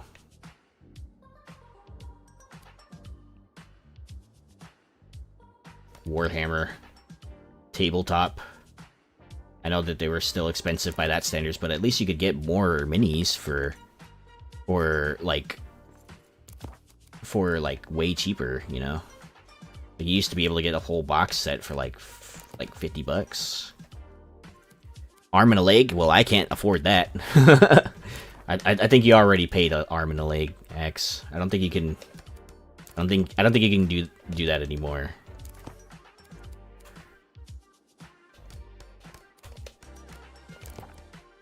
That's understandable, but if they do make an Age of Sigmar campaign, there could be random war bands of Beastmen and Norskins, but take away from the Beastmen hiding, because what are they going to hide? And yeah, it would be a good way to bother the player. It makes sense to give that unrest. Yeah, I do kind of despise Beastmen for always hiding in ambush stance, by the way. Not that they're, like, difficult to fight or anything, but, like, it's really annoying when I go as dwarves. I mean, as dwarves, you can usually spot them, even if they are in ambush stance. If you have your research technology, I think, for it. But then, you know, like, if you're, like, humans and stuff, it's a little bit harder. Yeah, there should be a cooldown for it, because they can just do it all the time. They can just sit in. I mean, that's more or less how you play Beastmen in the game. You just sit in ambush stance the entire game and wait, and you'll win most of your battles if you know it isn't like a ridiculous tier above what you have.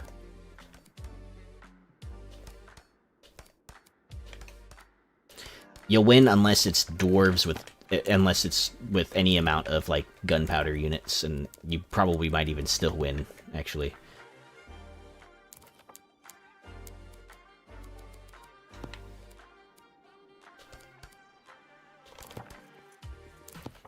Keeps reminding me, I need to start playing some Total War again. Kind of waiting for Radius to update their mod. Should be pretty fast, but I'll have to check Patreon later. You win unless it's an Ungrim Doomstack, yeah, or White Dwarf is annoyed, exactly. And I mean, like, that's how I would expect that battle to go anyway, you know? If you're gonna be fighting White Dwarf, you're gonna be fighting Grom Brindle of all people, and Ungrim Iron Fist of all people, I think you're gonna lose most times. And it's funny because, like, I like to browse the subreddit from time to time, and everyone's like, you know, I really hate that Ungrim Iron Fist has so much damn HP, and, like, he by himself slaughtered, like, like dozens of units, and I'm like, but he's Ungrim Iron Fist. He's the Slayer King of Khazad-dûm. He's really strong. He's supposed to be really strong. His Axe of Dargo is supposed to be, is supposed to make him, like, he doesn't fear death. He's unbreakable. He's a, you don't want to deal with him, just gunpowder him, I guess. But even then, you might have a hard time, I think. I've never had, like, Ungrim go down, by the way. Maybe but, like, one time, and it was against Chaos Dwarves. And, he was close to dying at that point, but only because the Chaos Dwarf, blunderbusses were dealing quite a bit of damage to him for a while, and I hadn't noticed because I was, like, micromanaging something else at the time in that battle.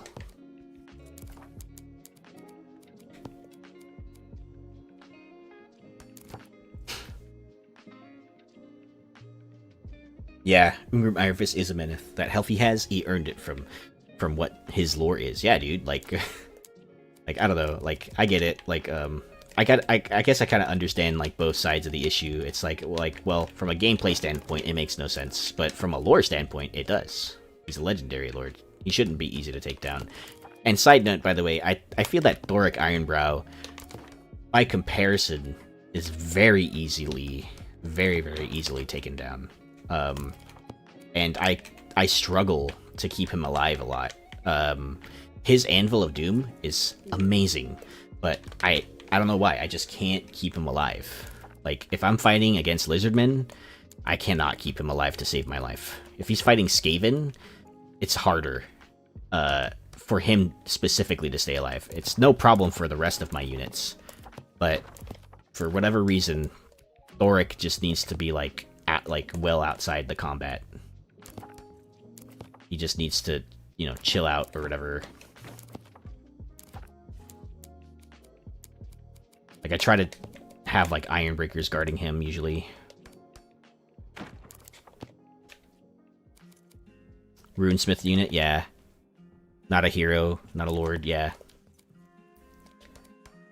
Yeah, because he runs a school, right? Like, he's, like, like, in the lore, he's always yelling at people for not making runes the right way or something, like he's like one of those strict teachers,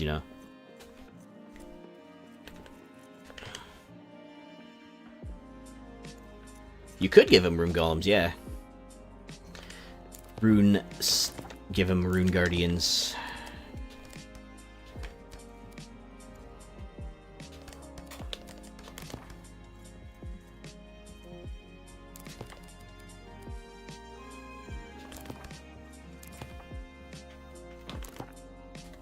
If I didn't have my stream audio going to the VOD right now, I would be playing some Lord of the Rings lo-fi. Don't know if that lo-fi playlist is DMCA free or not. I doubt that it is, but especially since it includes noises from the stuff.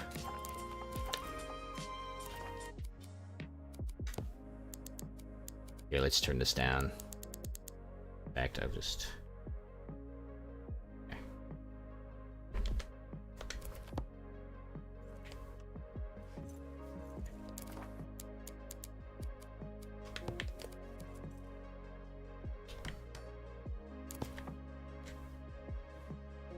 Might be one too high.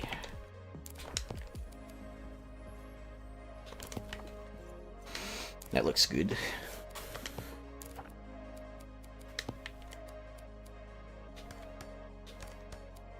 Yeah, I feel like Thoric's start, now that the Lizardmen have gotten like a solid rework, I feel like they could do with, like, giving Thoric start a little bit more oomph, if you will. Like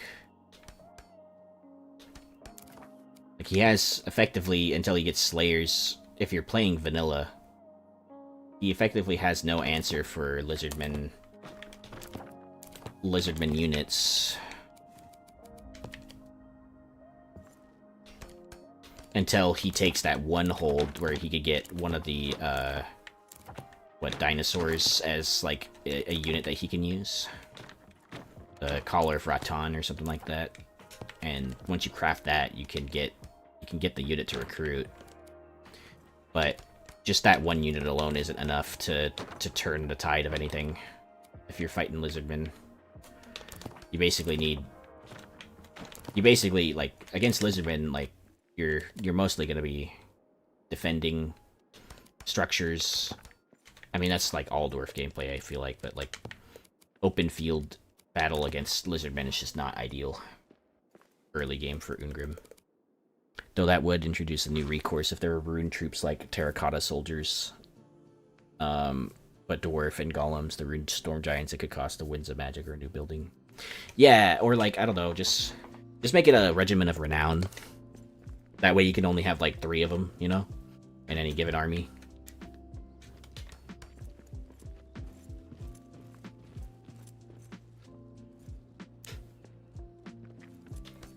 A specific regiment of renown for Thoric.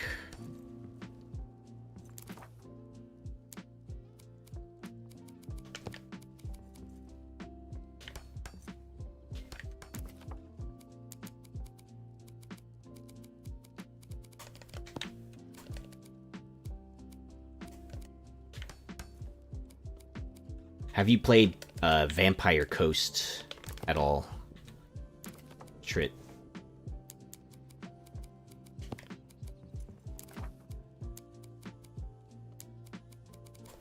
And if so, what do you think of them? Because my opinion is that vampires have good mechanics.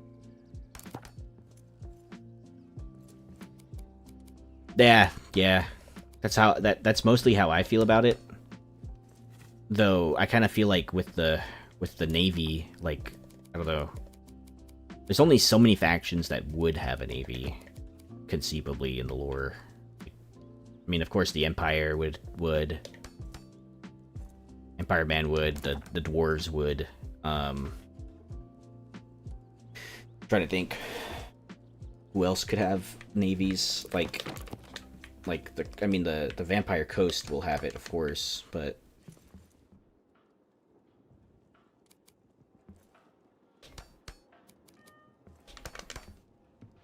yeah, like I really don't like that, like, sea battles too. When you do fight them in the sea, is basically you just like encountering them and then finding some random land nearby to fight. That's the sea battle, quote unquote sea battle, is just you going to find some random land that happened to appear.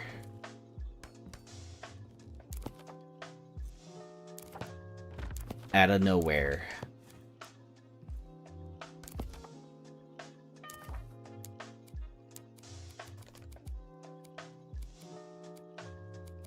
Elves, Empire, yeah, Britannia, Vampire Coast Wars, Kislev, Chaos, yeah, High Elves, Norska would have it too, Dark Elves, Lizardmen, Cathay, yeah. I feel like the Navy should give like a bonus, like, to land battles if the Navy happens to be close to it. Kind of like Civ, but not really.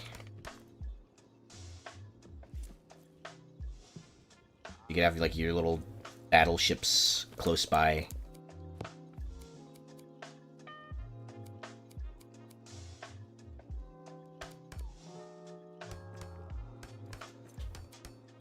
They can bombard while they're while you're fighting. That would be kind of OP though, maybe. It would incentivize a lot of like factions to stay away from the sea if they don't have a good navy. Maybe that's why they haven't done it, because not a lot of factions actually have a navy.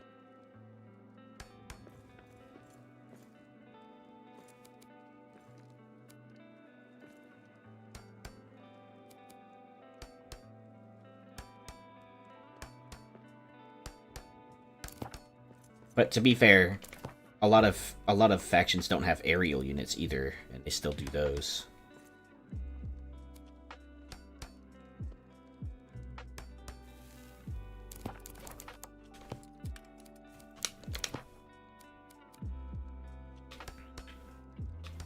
There's a lot of factions that have navies, but would have different ways to attack as factions. Like Rome 2. Oh my god. Rome 2 is so good. I really want to play Total War Attila. Still haven't played it. I heard good things about it.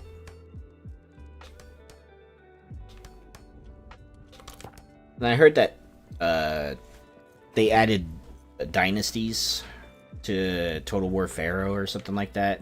You can load it up separately. Fight as a bunch of like old kingdoms and stuff. So I'm pretty interested in that. I still haven't gotten around to it. But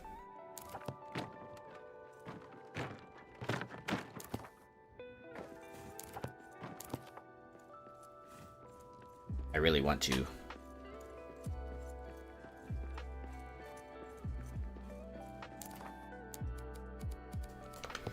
Total War is just such a time sink, though.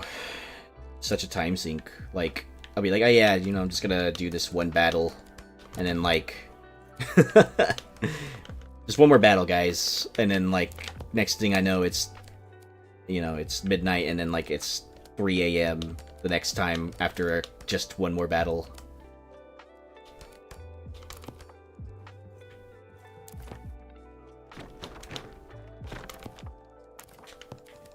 Found the reason why. You did? I'm interested.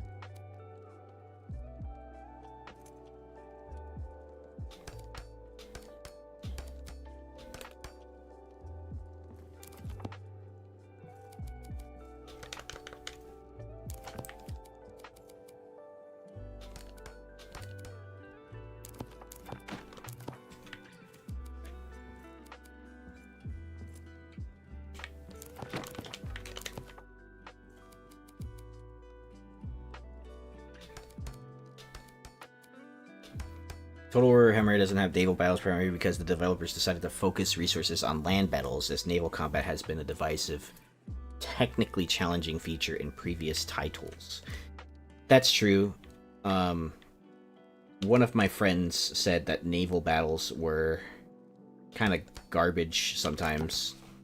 Implementing unique naval units for every fantasy race would be a massive undertaking, and players have generally shown more interest in new races and content.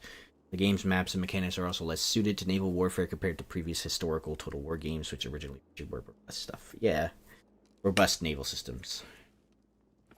That makes a lot of sense. But, yeah, I would rather them add more content before a whole naval thing. And, I don't know, who knows how much more content that we actually have left for Total Warhammer 3. I kind of feel like they're reaching the end of their willingness to support Total Warhammer 3. I know that, like, technically Total Warhammer 3 is like CA's moneymaker, but that hasn't stopped a lot of developers before from still ending support, you know, or like being like, well, we're gonna stop the game, we're just gonna support the servers and stuff, you know.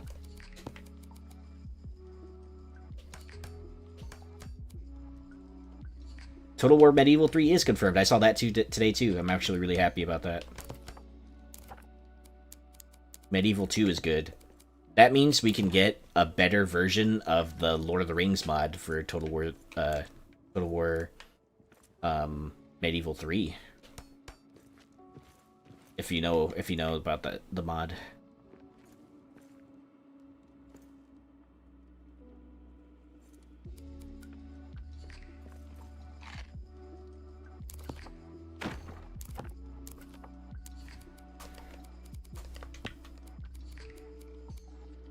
For others who don't know, there is a mod for Total War Medieval 2 that basically makes it to where it overhauls the game to be Lord of the Rings. It's like the Middle-earth mod. And like it even changes the map and everything to be the Lord of the Rings map, and it adds the factions. You can have like the dwarves in there. You can have, like, you can start as like the Lonely Mountain, the orcs.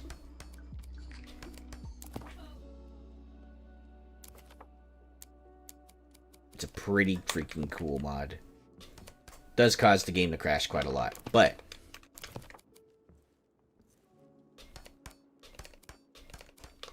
it's pretty cool. Though I would have preferred Total Warhammer 3 shows units fighting in sieges instead of 4 characters just talking, but hey, yeah. I know that, like, they keep talking about the changes that they're gonna make to sieging. I still think that, like, in a siege, you should be able to destroy all of the walls if you want to. And not just, you know, most of the walls, I guess. It's still kind of strange to me that you can have your units destroy most of the wall. Oh, Total War Medieval 3. Okay.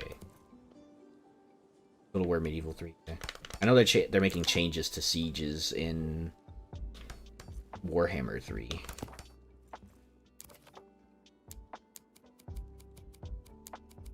They're trying to. Some of the siege maps don't make sense for the locations too, and a lot of the dwarf locations, especially, I kind of have gripes with for sieges. Like, the siege should be a really difficult undertaking for defenders. You know, that's the whole point of it being a siege.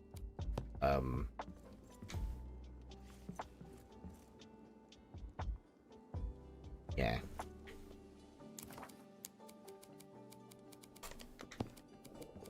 At the same time, though, I would want to spend, like, hours sieging a town. Just, like, one town or whatever, one fortress.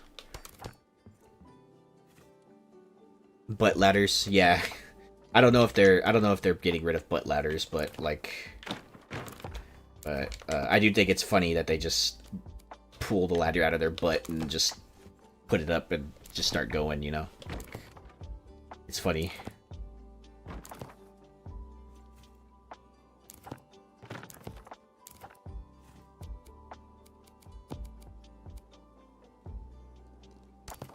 Where did these ladders come from?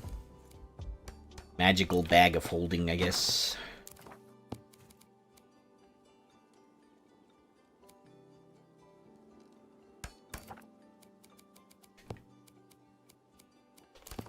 Magical bag in his ass.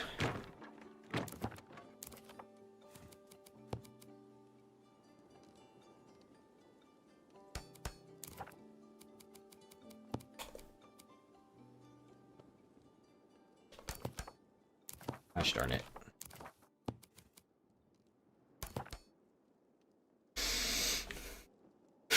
Why are they a bit brown and putty? Oh no.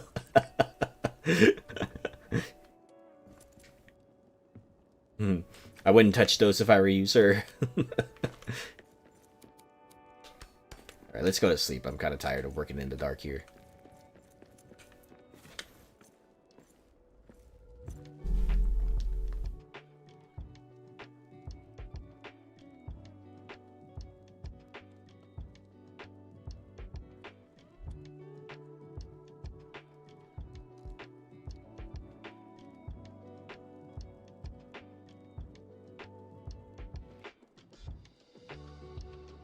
Oh.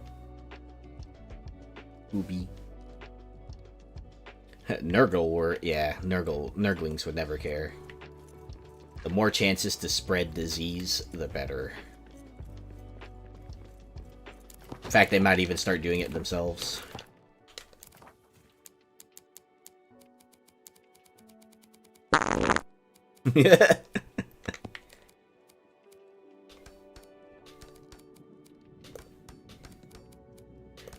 I love that. It's the simplest function so far that I've done in StreamerBot, but it's hilarious that it's randomized.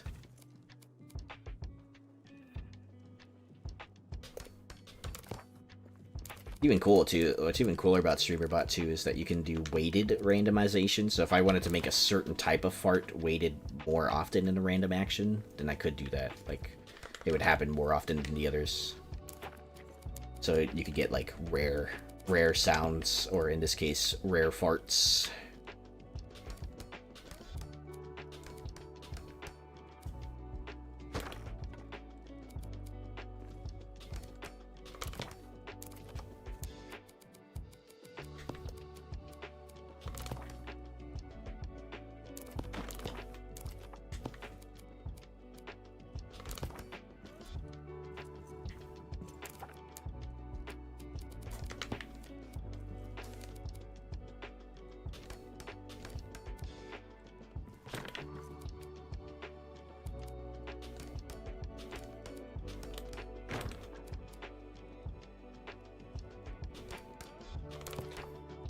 Must disappear. My turn to cook dinner. Hey, nice. Well, good luck cooking dinner. Thanks for hanging out, Trip. Enjoy dinner. Sounds delicious. I don't even know what it is.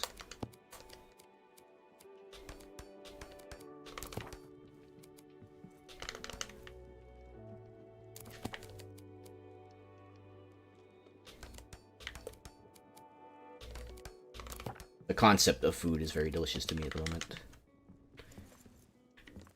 Food?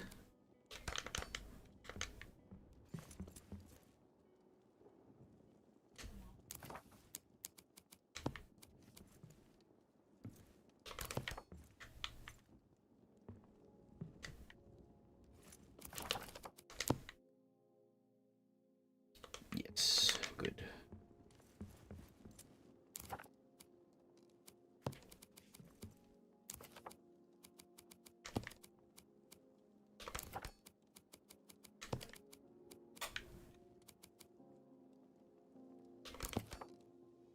Aye.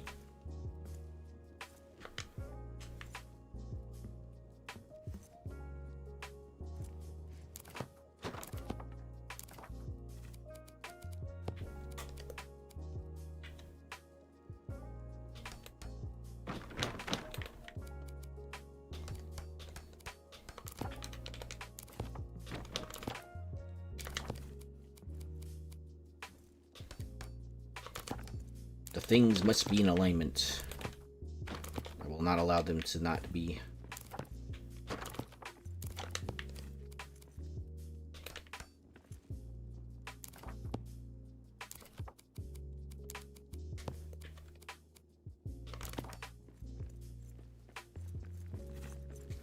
Who knows what kind of stability issues could pop up from even just the most minor thing.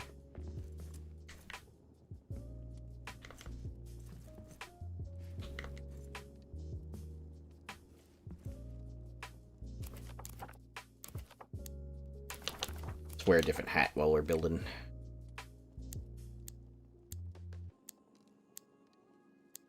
Actually, this could be useful.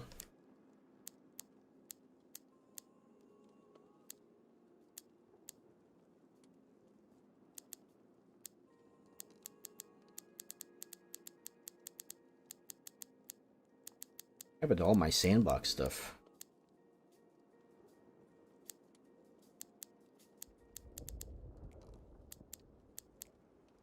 Go helmetless for a little bit.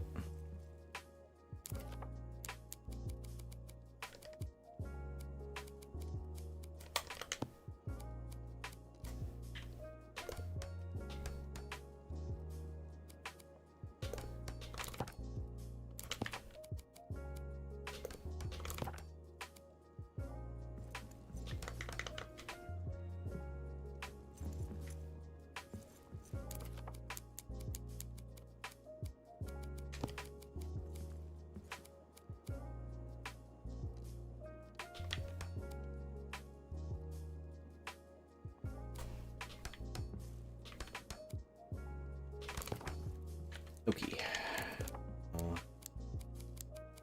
This side.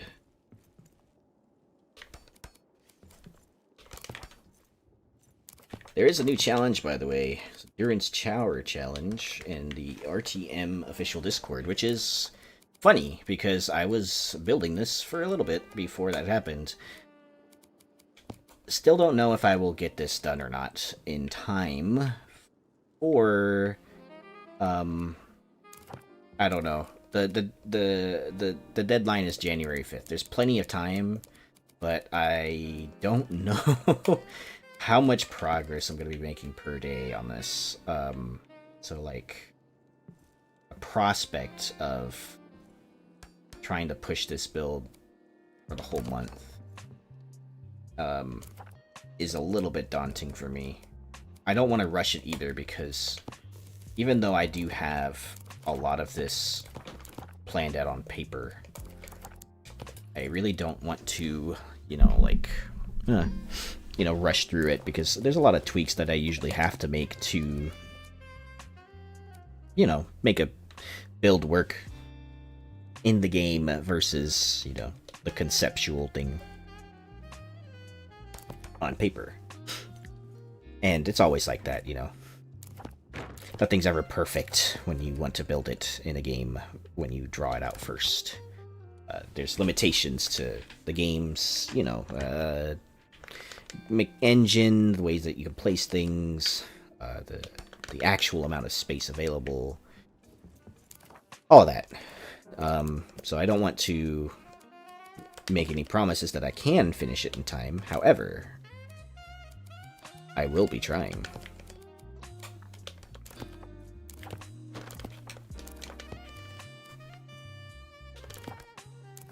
Awesome. I love this saxophone music, by the way. Fun fact is, I've played the saxophone, the alto saxophone, basically all of my life. I mean, like, since I was, like, what, 8 years old, I guess? Which more or less loosely translates to the vast majority of my life, at this point. And nowadays I play for recreation, of course, but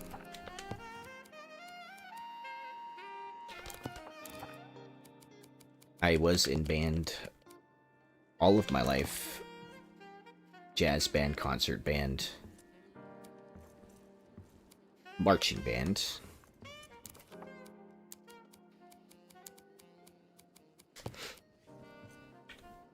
I was in a couple of honors bands as well. States. Which I think you have to audition for, if I recall correctly. And I was in those pretty young, actually, if I remember.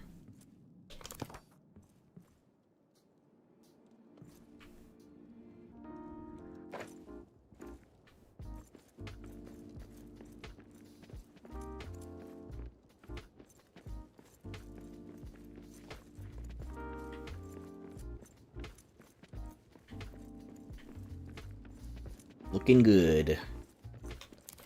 Looking kind of rough with the platforms everywhere, but, you know. The building process is never pretty, but it's always the after results that you want to focus on.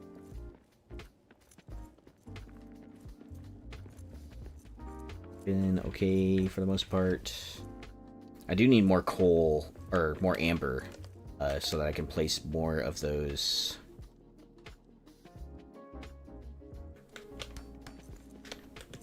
company Moria flags, those ones.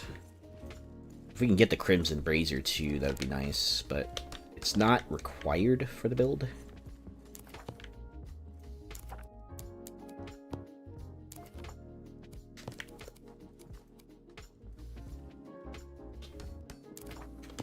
By not required, that means like I've already mapped out the build as if I'm not going to be using any of the new pieces. Although I would like to use some of the new pieces, but it really depends on how much I can get my hands on legitimately. The legit way.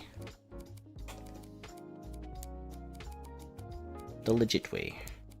I only have, what, I only got 1900 from that stack because I wanted to see what the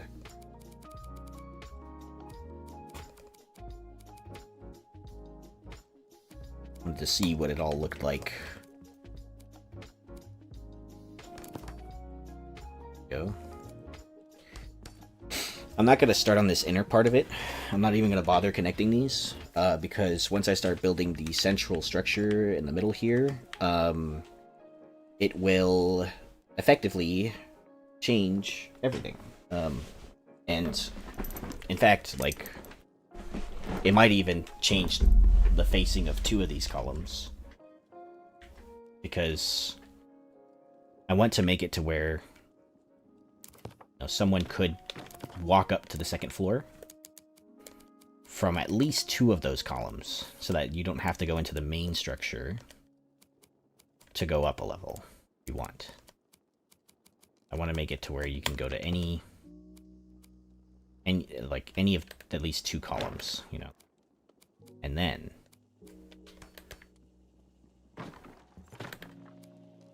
And then, you know, go to up or down or whatever.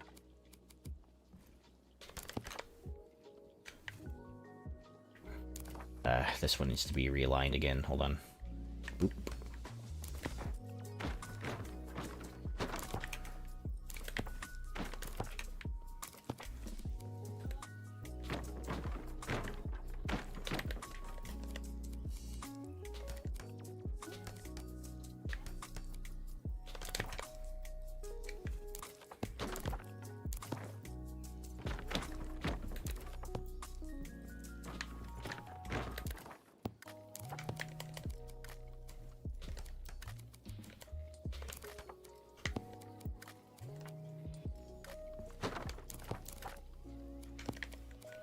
Also, this slope right here is just slightly taller. Slightly taller than it needs to be. Okay, let's fix that really quick.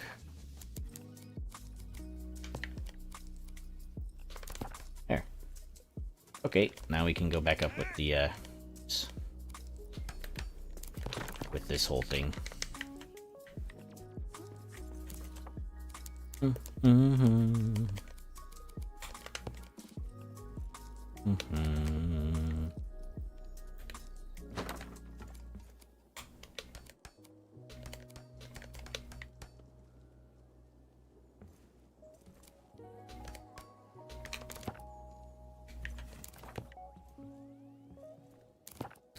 May or may not have messed with this too, unfortunately.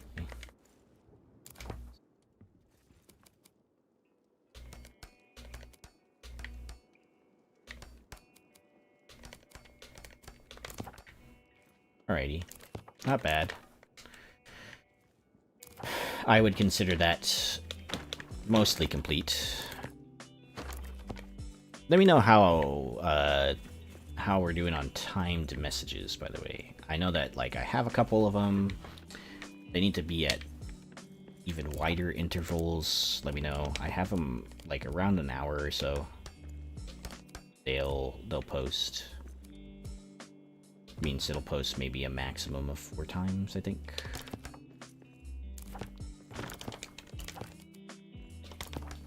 Oop, hold on. My headset just gave me the boop boop. Need to plug it in. Where's my little cord? There it is.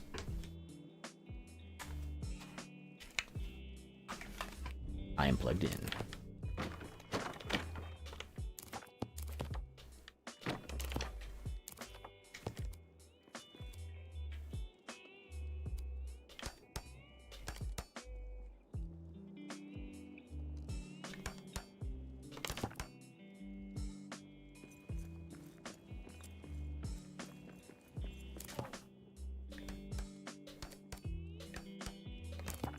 Always open to more feedback, by the way, to make the streams a little bit more chill or whatever it may be.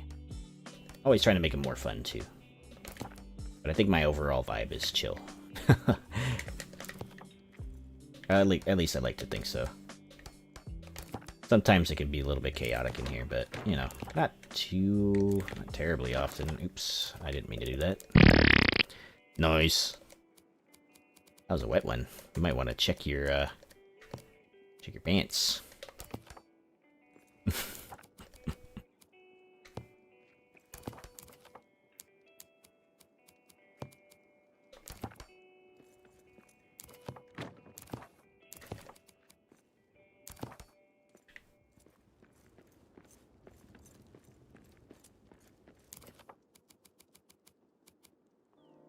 Good thing I'm wearing my brown pants. Nice. Good thinking.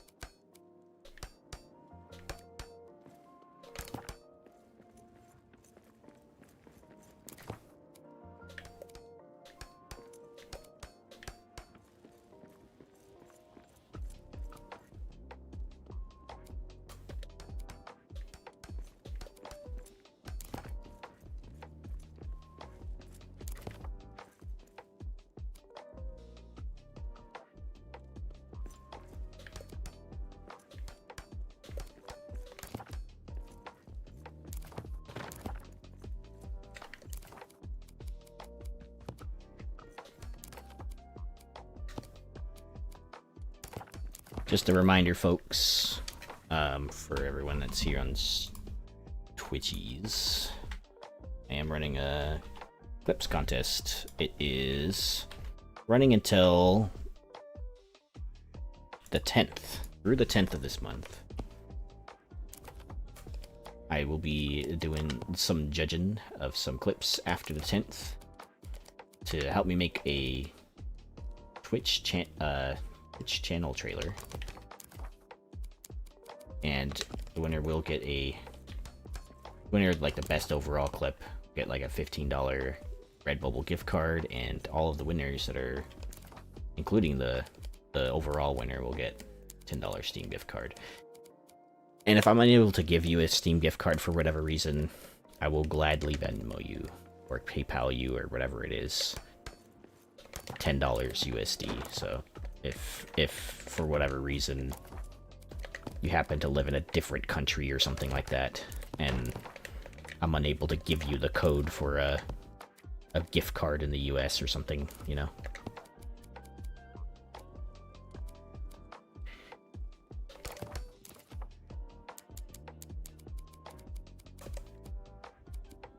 Channel trailers are only like 60 seconds too, so it might be a handful of clips depending on how long they are. But I want to try and get as many as I can. Just whatever you like, you know. It can be an existing clip. Most definitely can be an existing clip. You can send as many clips as you like until through December the 10th. You can make your own. If the video is super old, it can be found on my YouTube. You can make clips on YouTube if you need a quick tutorial on that. You know, I'll help you.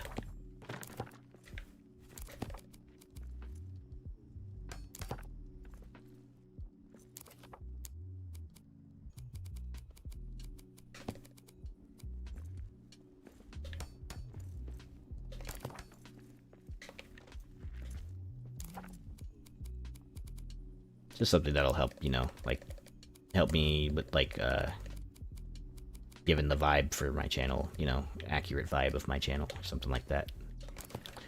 I know that's what it's usually used for, but, yeah. Be cool to make something that's a little bit longer, too, so that I can play something like that while we're waiting for the stream to start. No, there's a lot of cool people that do stuff like that. Play their little clips and stuff.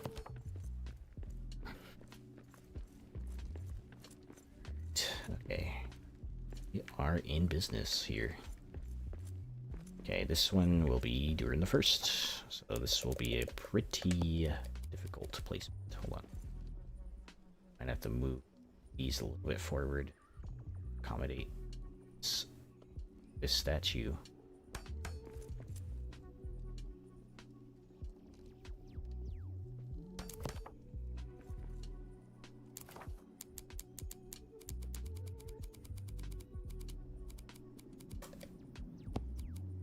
Durin the First. His little pickaxe is gonna be stuck in the wall, isn't it? Yeah. Okay, maybe. Durin the First is kind of like really difficult to place. It needs to be that far forward. Let's see if we can squeeze him. Yeah. There. Ooh.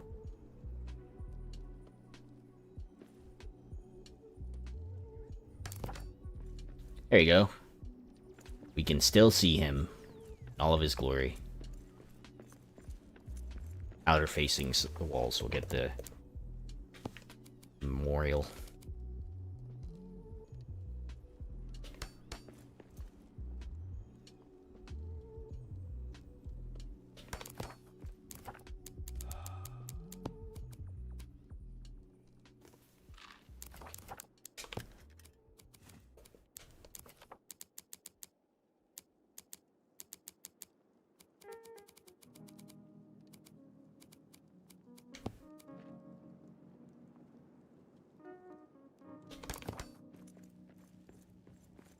There you go. Okay, so we place Durin first, the first. Durin first. Just enough to see the whole thing.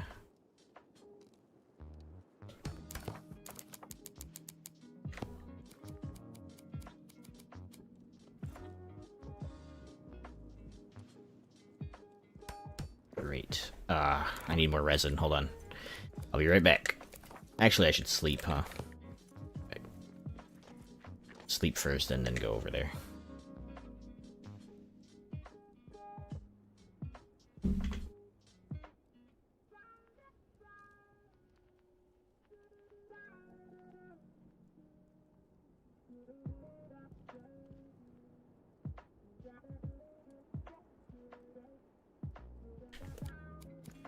Here.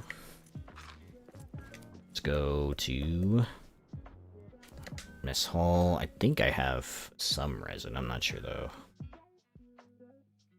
Not 100% sure on my resin amounts. Womp womp.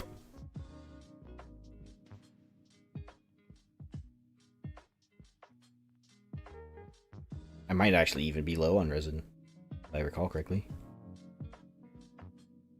Unless, I think I might have placed some at the Dwarf Chateau, actually.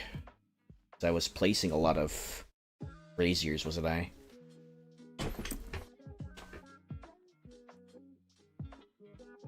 Or we're just loading in, sorry. No, that the thing covers the loading symbol.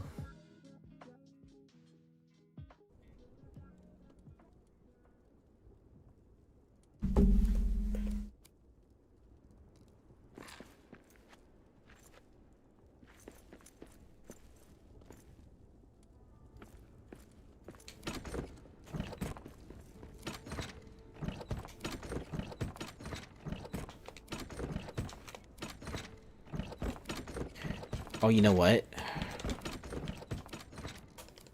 Let's bring some of this. What else do I need? Silver, right? I don't think I have any silver ores up here. I want to build that replica of the white tree. See what it looks like, how big it is. Might be a little cool little decoration to add along, like on the way up.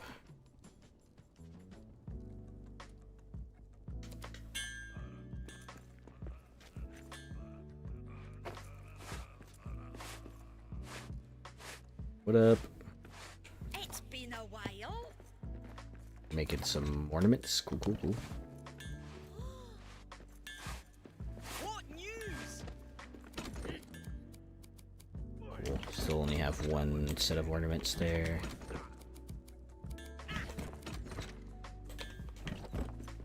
Doesn't seem like I have any silver ingots anywhere. Sad. Thought I did. Unless I might have used them all. It is possible that I used them. How about we take some of these, and we'll take some stone. And we'll take a bunch of silver with us. Where's the silver? There it is. Boom. And we'll take these. I think that should be if. Right? Yeah.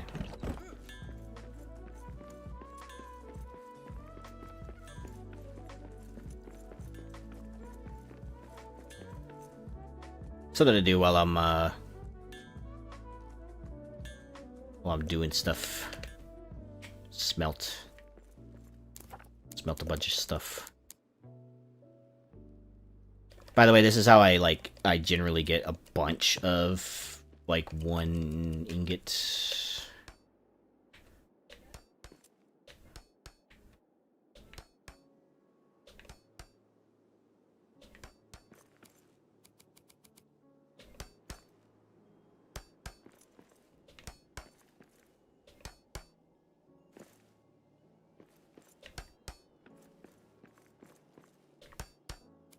This also helps a lot too if you're really wanting to just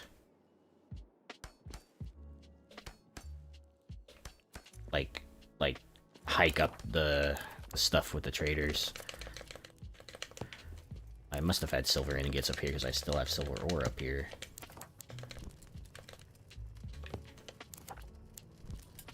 Just how, like, it's faster for me to come to a completely different area with a bunch of stuff to smelt than it is for me to smelt over in the upper city because of the little performance. I guess it's a bug that basically makes it super slow to queue up ore and stuff like that if you have a really big network of like hearts and stuff like that.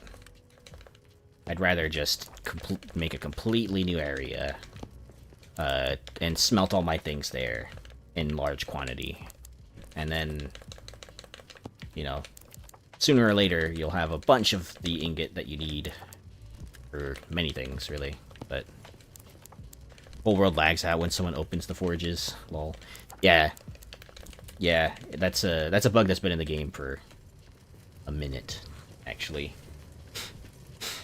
It's related to like having a big network of hearths, just having any sizable base, basically.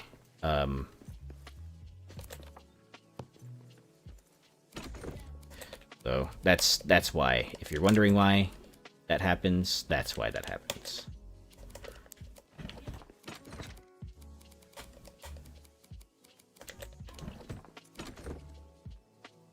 Yeah, it's okay though. You can still go like the easy workaround for it. Just go anywhere else in the world, like I just did here, and just set down a bunch of furnaces where you don't have a lot of furnaces. You know, kind of like a ways away, and you'll be able to smelt super fast again. Just bring the stuff. Like you just need the fuel, right? And the never have to worry about raids. Yeah, same. Actually, I do get the raids. Well, I do get the notification for raids. However, I don't have to worry about them spawning because they never spawn. They always raid the same camp in the upper city. Yeah.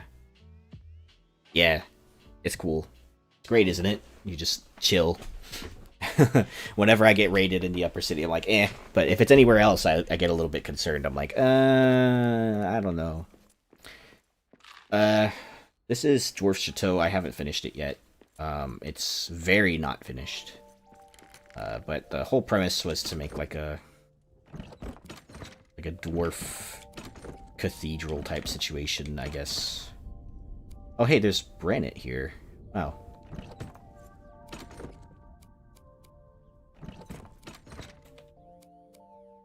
No. Wow, there was freaking quartz here too. Citron. So this is like the main walkway, and the idea I had was to really big high ceilinged gold walkway to this, and then build from there, and then like it's gonna be pretty tall. However, I don't think I can fit all of the things in here for all this stuff, but it's cool. Like you got a lot of this stuff going on, windows and vine stuff. I should worry about the Elven district, but I haven't gotten there. I haven't gotten there. There's nothing built or there. Oh, okay. Yeah, it's cool. Like you got this whole deal. Little dwarf statues and stuff on the top. And it looks cool when there isn't hearth light. So, I love that. The build is very ginormous, and it's taken me a while, and there's some inconsistencies. Like, there's that right there that I have to fix. I want to fix this area right here. The staircase going up will need some more stability. Deciding on whether I should go with wood or stick with the stone that I originally started with. That's been kind of like a hot topic of debate for me. But I also have these guys out here too. I put pots on their heads and stuff. My favorite part. There's also like a little fishing pier over there. a little pier right here. Not really a fishing pier, but maybe that might be a good opportunity to place the elven... Thank you, I appreciate it. Good opportunity to place that Imladris set. Trying to find resin, by the way. I might have to go on an expedition for resin for more stuff. Yeah, the pots are amazing, dude. I love the pots. Decorating stone trolls is one of my favorite things to do in this game.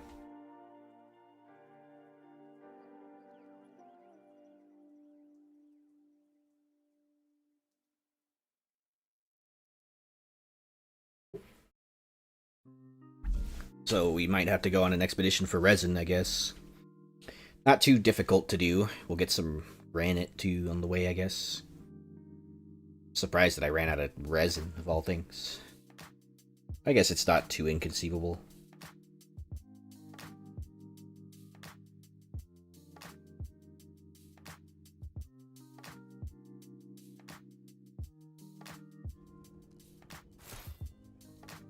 Well, dude.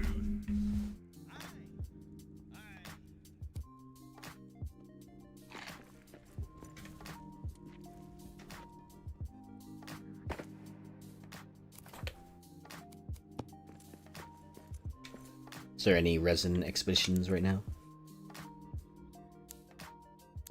Resin? Hey, look at that. There is. Nice. The mountains provide.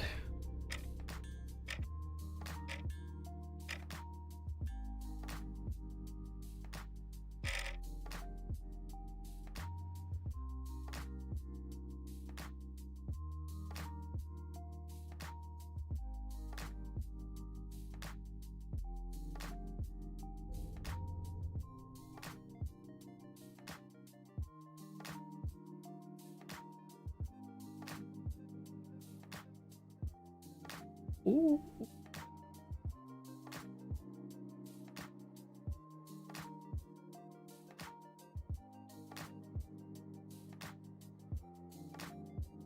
Okay, we are here.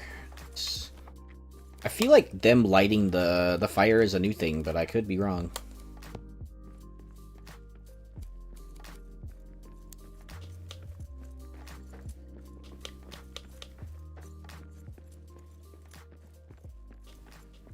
There's much to see inside this range. Let's begin. Oh, fire's always been lit for you? Okay. For me, it's always out. I don't know why, but...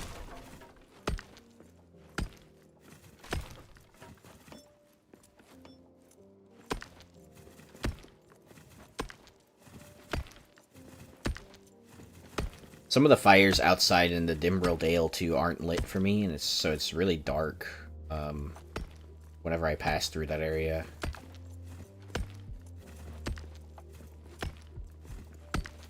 Always need more granite.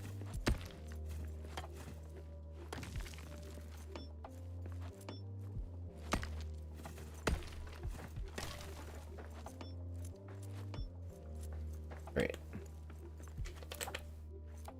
No stone allowed.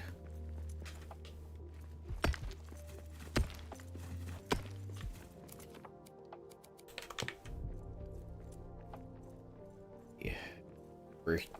Here we'll get a lot of topaz, but I'm really here for resin, so...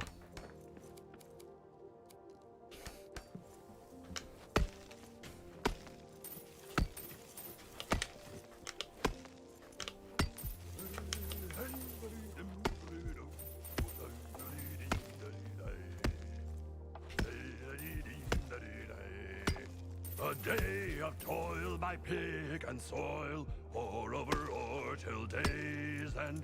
Way, hey, when the work is done, ale in my hand by the heart.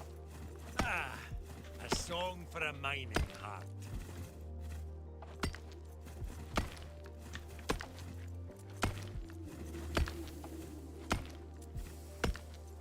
I will be getting as much granite as I can, because I will need definitely a lot more. I have debated on using the, excuse me, I have debated on using the dev pick a couple of times myself, but I kind of like mining sometimes. I kind of like the concept of mining. I know I know it'll save me a lot of time doing it, but eh. 2 swings and it'll clear the ore vein, but you know, then I can't sing songs.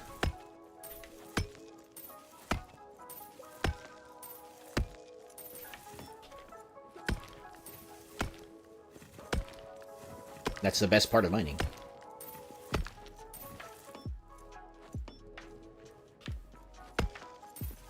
Also the sound of the mine, of the ore, too. I like the sound of the ore, the pick hitting the ore. Sometimes it's a little bit too loud, but I usually just turn it down.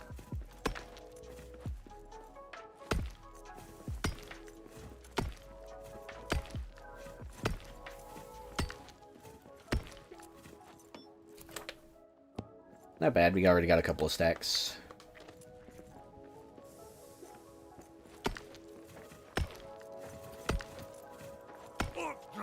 Ooh. Get ready to fight. Let's see. Yeah, definitely start drinking some Mirror. Hold up. Go back to your hole. Nope. We got horse.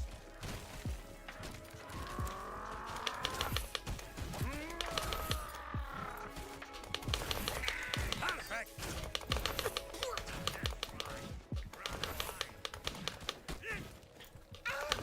Who's running, bro? It's not me.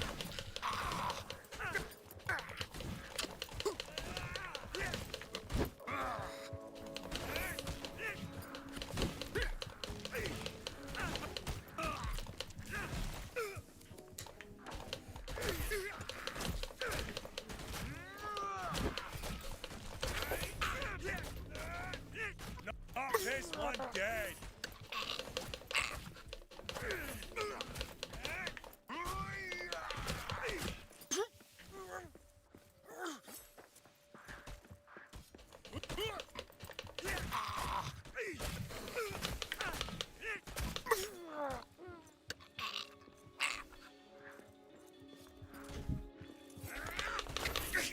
Oh, one shot, nice.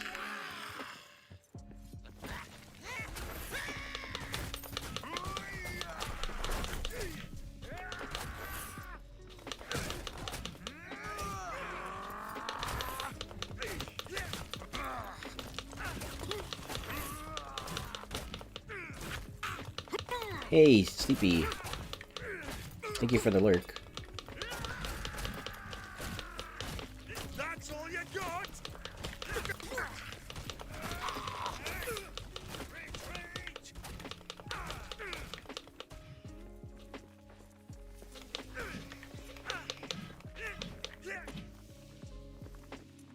Retreat. Let's see if we got anything good from those guys. I'll always keep the slag from them. Hey, Jimmy. What's up, bro? Long time no see. How are you enjoying the DLC? Oops, I didn't want to drop the Gundabag slag. Okay, yeah, I'll keep the gold. Drop that. Drop this. Drop those. Drop that. And that. 1 garnet is not enough for me to justify keeping. I am doing pretty good. I'm just on a really quick resin run, so I can place some more braziers at the tower. I finished the 5th column, and then I'll be finishing up the 6th column when I get back. Once those are done, I can start working on the middle structure for Durin's tower. And then, once that's done, I can start building upward. And that is going to be a true test of how well I built the foundation, I guess. Because, we'll see how high I can go. I know how high we were allowed to go, but I want to see I want to see like where I end up having stability issues.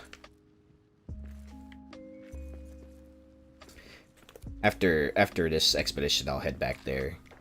I only really came here for the resin and you know, I'm picking up some granite around the way too. Thank you.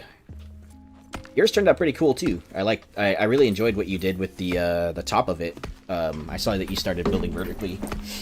You got like a garden, lots of cool little like archway views with chairs, planted pots and stuff. Very scenic. Very good job, by the way. Really good job. Lots of windows too, if I remember right.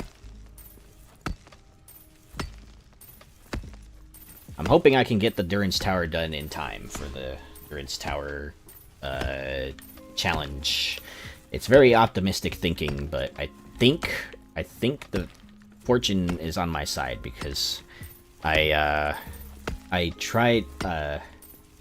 I don't know why, but whenever any kind of deadline is set for me, and it happens to be something that I'm working on, it makes me have, I don't know, like I kind of freeze from the pressure, I guess.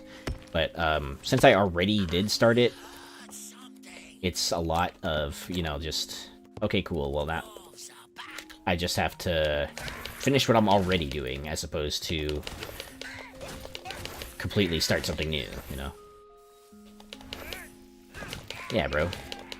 I love seeing all the people's builds in this community.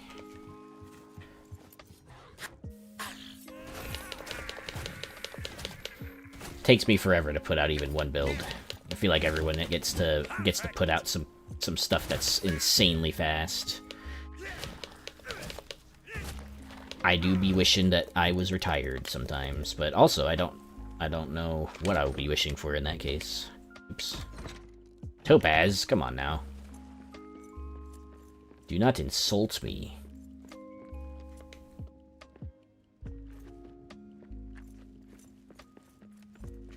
Insult me with Topaz, of all things. Come on, man.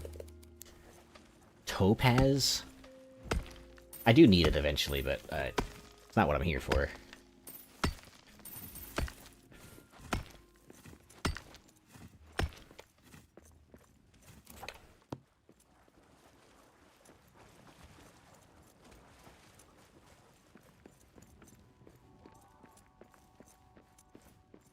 Okay, where are we at?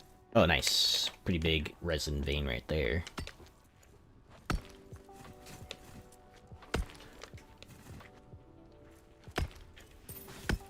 I will say that the monuments for this definitely did make a dent in my resource banks, but I still have quite a lot left over.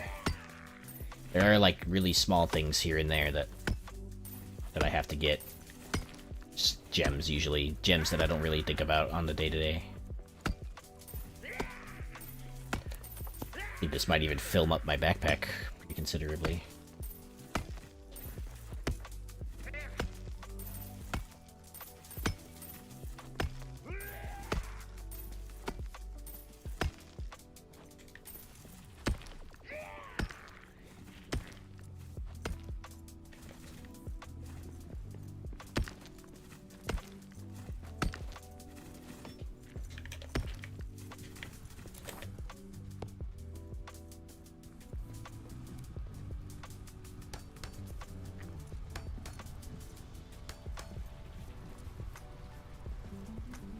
I hear nameless things. Oh, there it is. Sometimes the sound, by the way, for the nameless thing is like in completely different areas from where it actually is. Like you can hear a nameless thing like right here, for example, but it's not actually there. It's in the next room over.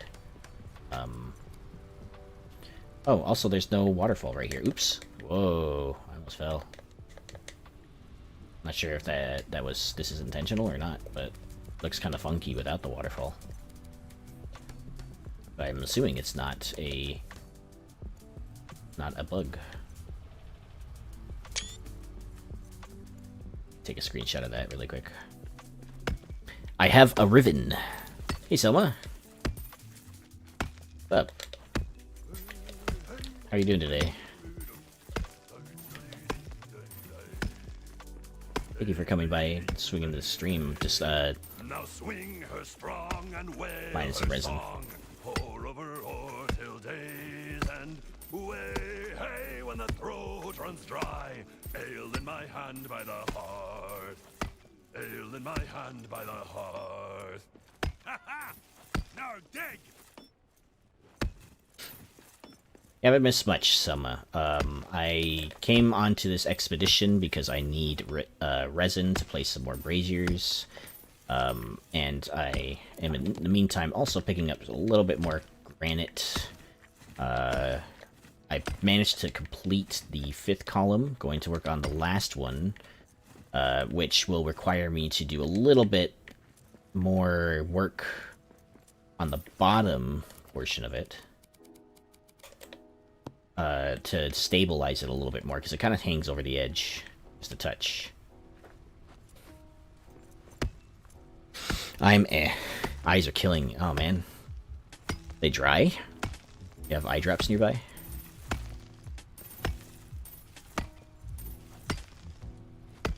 ADHD superpower activated. Hyper fixation. Nice.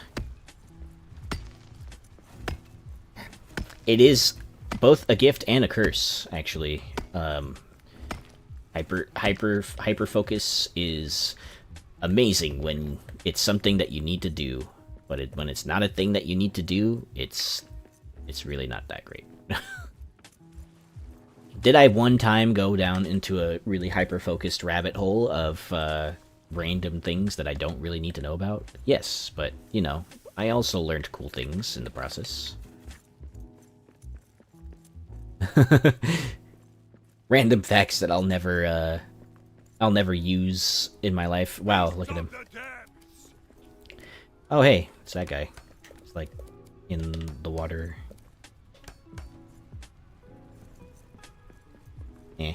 I'm done here. I got an inventory full of resin now. We'll go back up.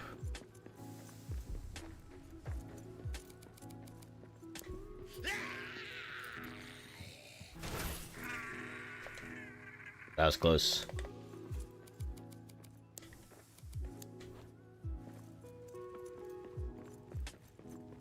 Almost fell. Alright, let's go back. Hey, there's resin right there too. Sweet.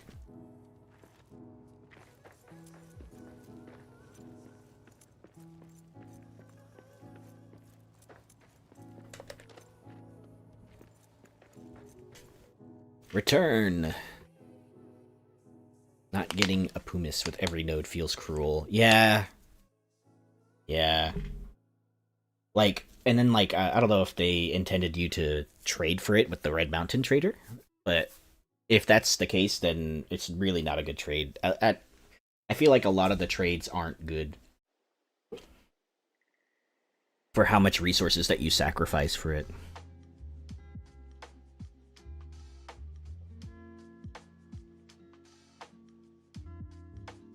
So you're looking at what, like... There's one of the traders that wanted 99 fibers, and I know that I have extra fibers, but, like, are you for real that they want me to... You know, they want me to sell 99 fibers for 7 reputation? Like, that's a lot of fibers for 7 rep. And 7 rep isn't meaningful either. And yeah, I could sell the 6 stacks of that required for,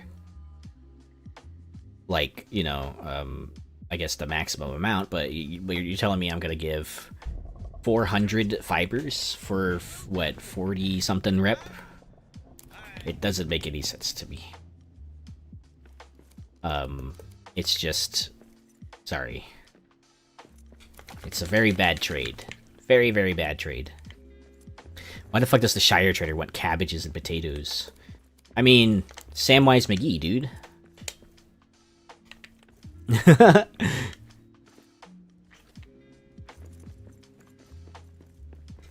Potatoes.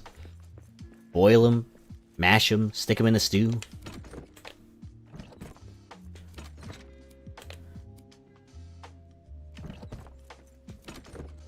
But they're gardeners, they'd grow it. Yeah, you got a good point there, actually. It's fair. Trying to check for stuff here. Let's see. Busan wood right there. I need to finish this whenever I get the time to. It's flooring. Go back to the tower. It's first light.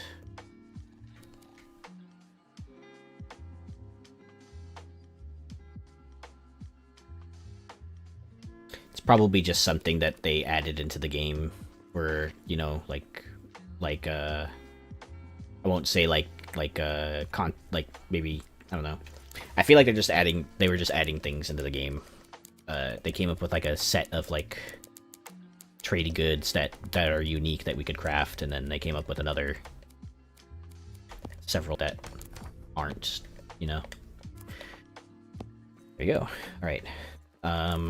Granite. I'm gonna start placing a granite on the pallet, because it is... Oh, there's only... You can only put 525 on there. It's... I feel like they need to double that at the very least. There you go. In fact, I will place more on there. Boom. So much stone, too. Gold. I'm gonna put these on the pallet as well, so I don't take up a bunch of stuff in the inventory. Nope. Nope, nope, nope, nope, nope, nope. Boom.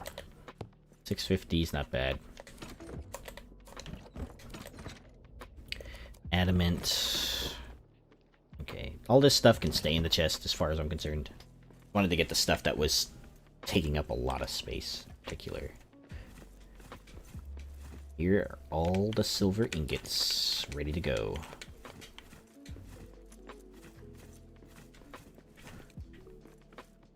Can we make more? We can. Alright. We'll just go until we're basically out of silver ore. I bought a bunch of stuff up here just to sometimes to smelt in between build sessions.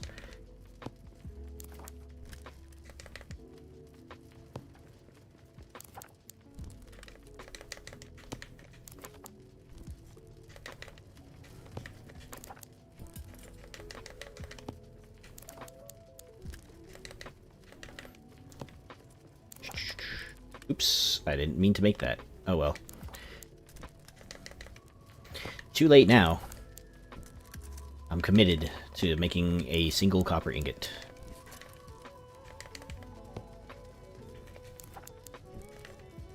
Why am I making so many silver ingots, you ask? For white tree replicas, that's why.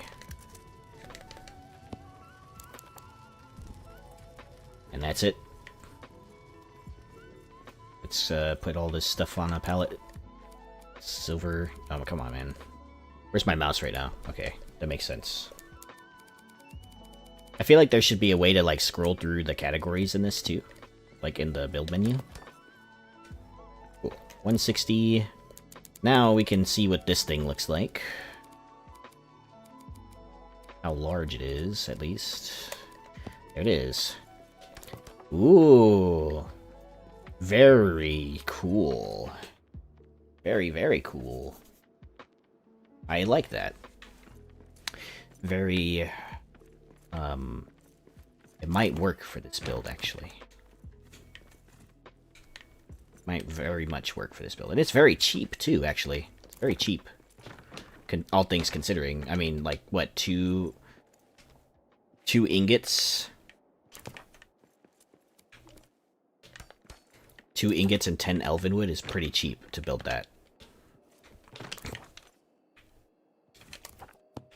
Oh shit, no!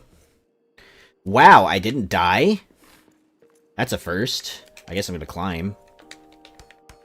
Alright, well...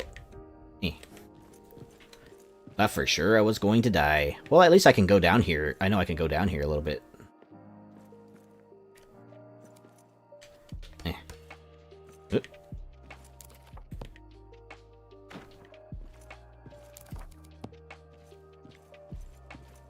got insanely lucky right there.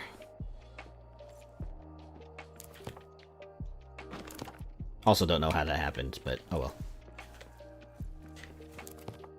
Oh, it's because I'm trying to come out here and stuff. Yeah. I'm gonna destroy a bunch of these so we can start building the bottom.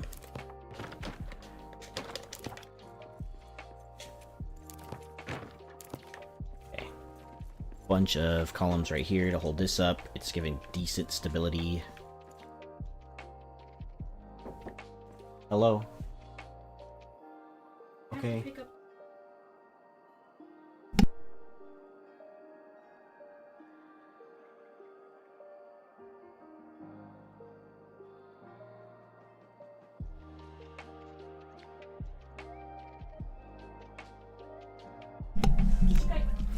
Okay.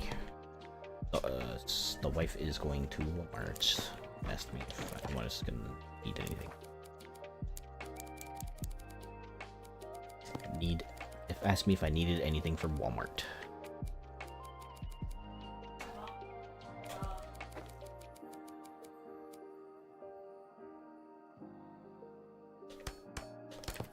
Add those back, and then here. I know it's gonna look weird, but these pillars will probably be instrumental in holding this up.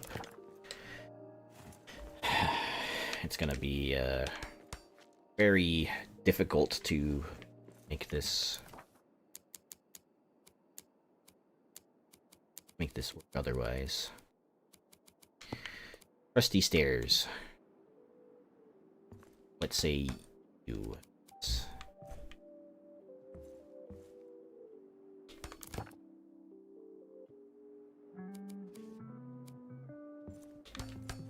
I needed to work on this anyway, so it's a good deal doing it right now. Do.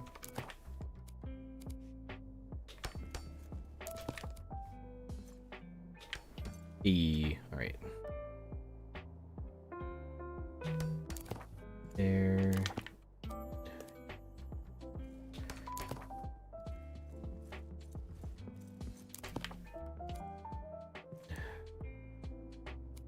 Two. Okay. Thinking. Cement block here. Kaiba, why are you crying so much, buddy? Because mom left? She'll be back. Come here.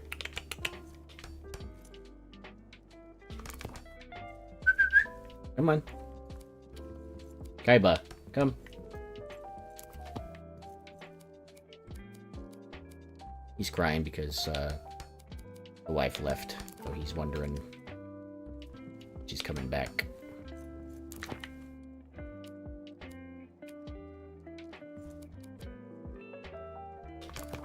When is mom coming back? Where did she go?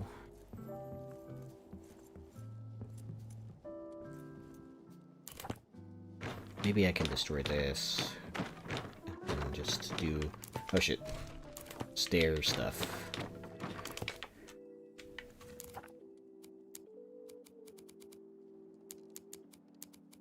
We'll see how that works out too for the stability. For now, like this instead of I've been doing.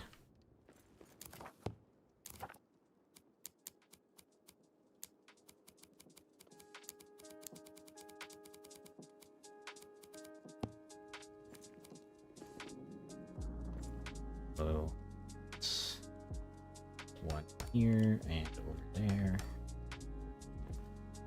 Stagger it. One there. Don't know how that's gonna look. I don't think that looks good.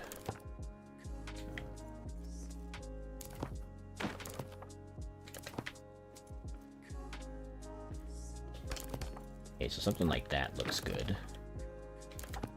How about this?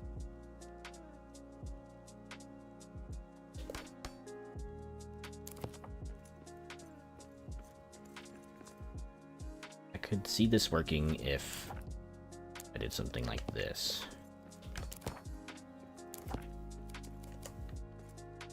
Destroy that.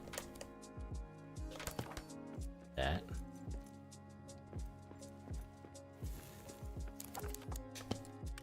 Mom is gone. Why are you more concerned, not Mom? Why are you not more concerned, not Mom?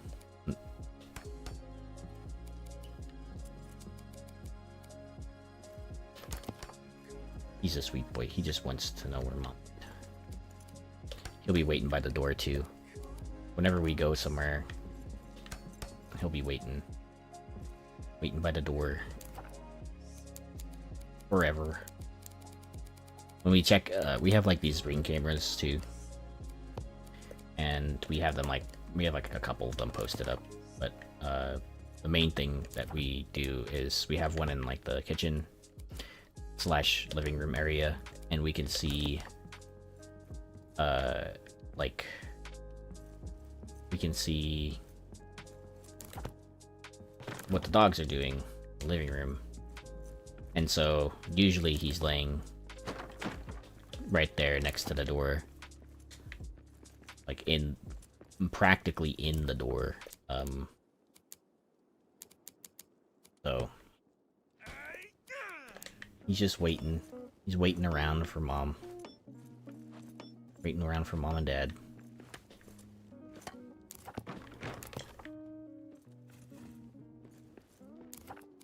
He's like, Mom, Dad, where'd you go?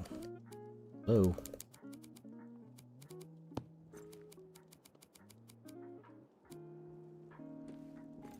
Perhaps would work. Why not? Although it does look kind of funky, doesn't it? How about we just do a custom column? In fact, I would prefer to do a custom. This. I cannot do that. There you go. I like to do this with the adamant columns. Little. Oh, your puppy loves you both equally. It's really nice. Pubern had issues with not being me. Aw. They don't mean it. They don't mean it. I'm sure the dog loves him.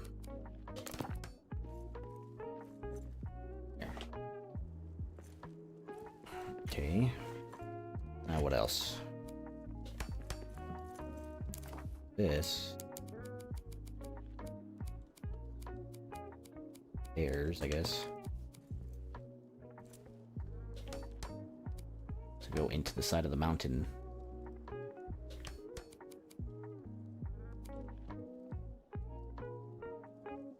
Can't see. Won't snap.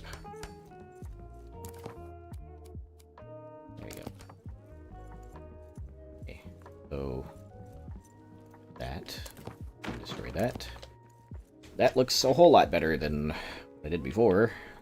Me, at least. How about do another column though? The corner of this. Enough. There we go. Yeah, nice. It connects perfectly. The perfect distance. And you can come down here if you want to, I guess, but there's really no point in it. My puppy loves me by default because of, because, you know, I've been taking care of him for however long. But 8.5 years now. And, he really likes my wife, which was good.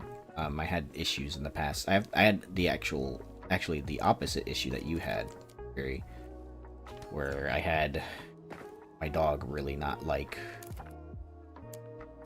some of my previous partners.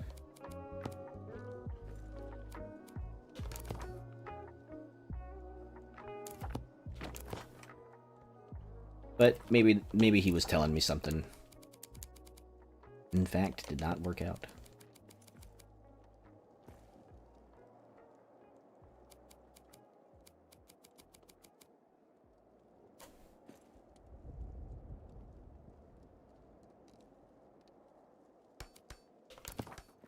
Where does that go? I need to see. It still kind of hangs off the edge, but if I go down a little bit more, I could make it look better.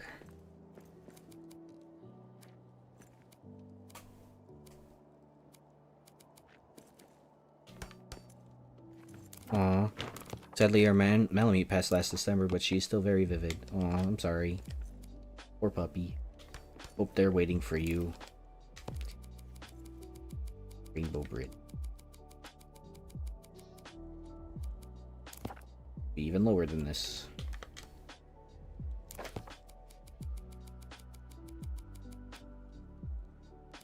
Can I really not build down here?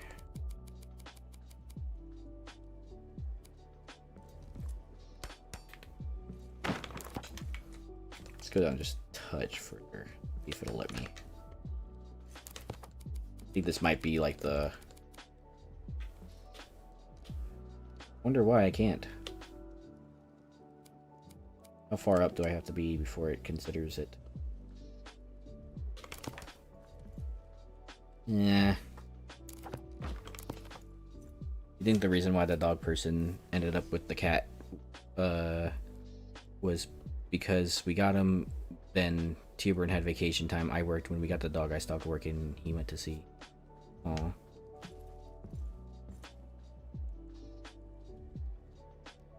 Cute.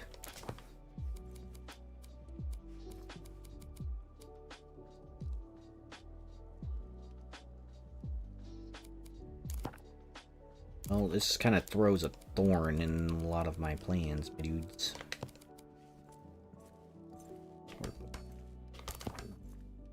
I think that'll give me just a little bit more stability. There. That could work, I guess. So our first cat adored. Aw, cute. I love cats and ended up with a loyal friend for 14 years. Loyal dog friend. Aw. So cute.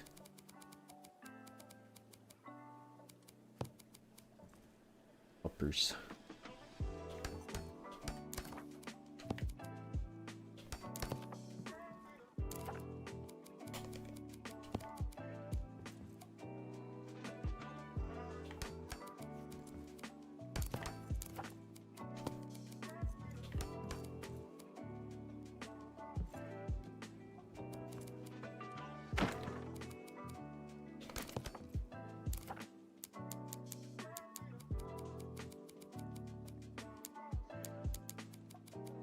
Hard to believe Durin and I have been together for 15 years. Wow, congrats, dude.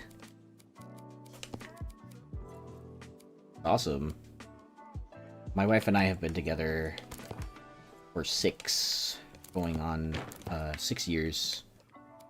And we've been 2 years, 2 of those years married now.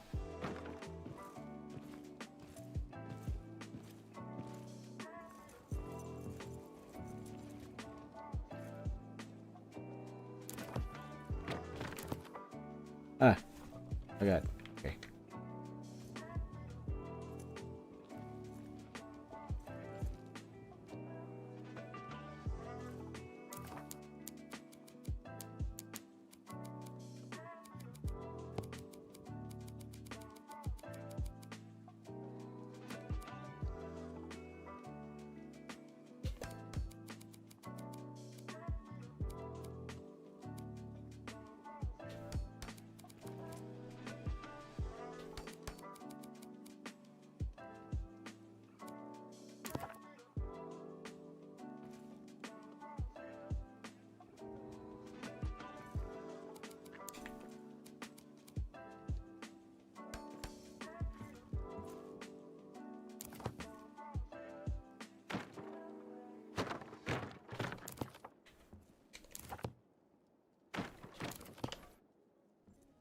Thank you.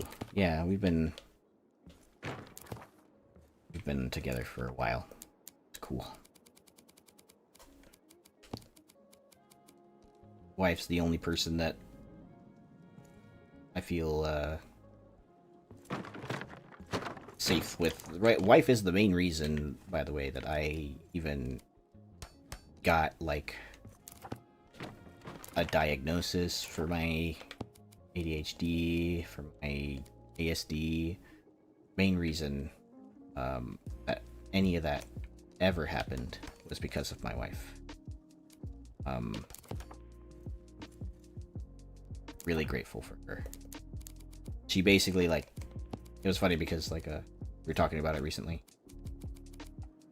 It's like, I don't know how you didn't know that you were ADHD, ASD. Like, I noticed it basically immediately. And I'm like, I don't know, like, everyone in my life knew but me, apparently.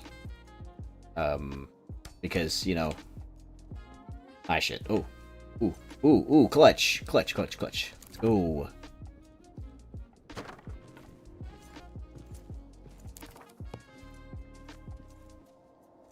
Main reason I could get a lot of my mental health troubles healed too. I had my wife to support me.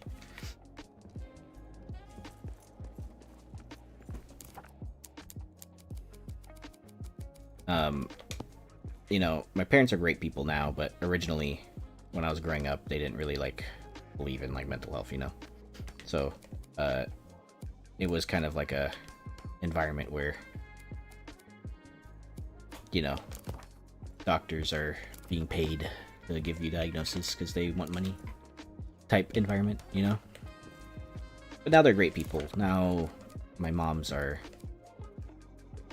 of my moms are, you know, they got, like, they've been to therapy and stuff like that. They acknowledge the validity of mental health stuff.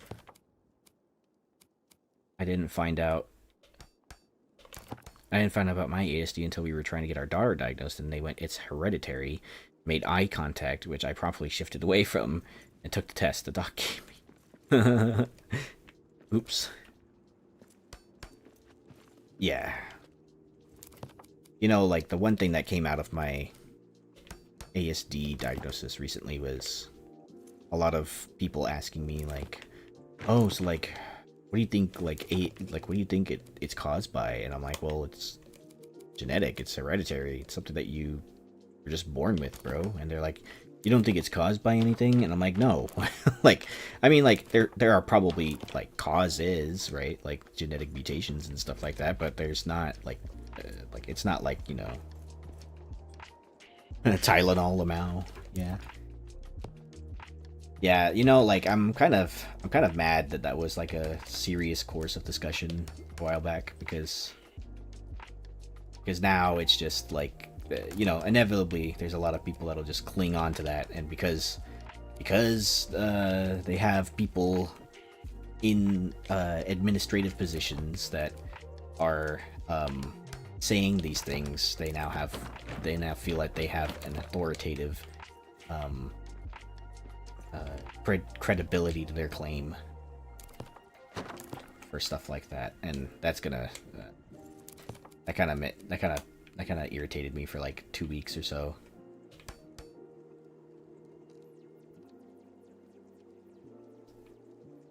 They're like, oh, that's why Tylenol doesn't recommend its products to pregnant women. And I remember having to have serious discussions with people at work about like how many medications actually do actually can recommend, though, like, while you're pregnant, you know. How many of them do actually say it's safe to take while pregnant, right? Like, your doctor usually has to tell you. But yeah. Very waste of time discourse about that whole thing, man. I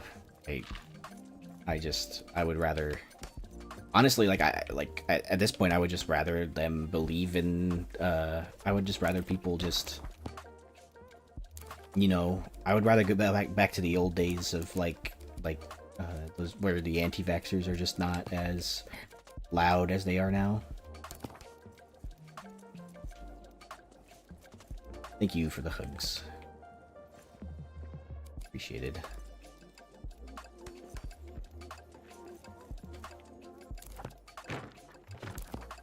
But yeah, I was a late diagnosis. I got my ADHD diagnosis like, man, like, I want to say 2 to 3 years ago. I got my ADHD diagnosis. And then, it was like my diagnosis was, it was fun. It was basically just like I went to a social worker for a while, and then after so many, like, it was a therapist slash social worker. After so many sessions, I wanted to get, you know, go through the process getting diagnosed, and she's like, okay, you have to go see an MD. I went to the MD. The guy was like some old guy. He had been in like the Sutter network here for some time, and he literally like was like, well, I gave him the documentation, and he's like, well, this says you might have it, not that it does. And he's like, hold on, and then he gave me a sheet of paper that had like, I kid you not, it had 5 questions on it, and it was like, how much do you struggle with, you know, like getting to things on time? How much do you struggle with, you know, remembering things? Like you know, of course I have trouble with all those things, and so I did, and then like I gave it to him, and 5 out of 5 questions, he's like, now you do have it. And he wrote me a prescription for at the time it was Ritalin, and I took Ritalin for like 2 years, or like a year. And then like later on, when I picked up my new HCP, which is Kaiser Permanente, they reevaluated me, because they basically told me that, well, your 1 page from your doctor isn't enough, so we're gonna do this again for you. And so I had to fill out this huge packet where my parents also had to fill it out, and my wife had to fill it out, and it was just like a whole thing. And so once I did, though, my psychiatrist evaluated it, and then it's like, yeah, so like we will reaffirm your diagnosis because you basically like evaluated into the 99th percentile for symptomatic cases. And I'm like, oh, okay, well, cool.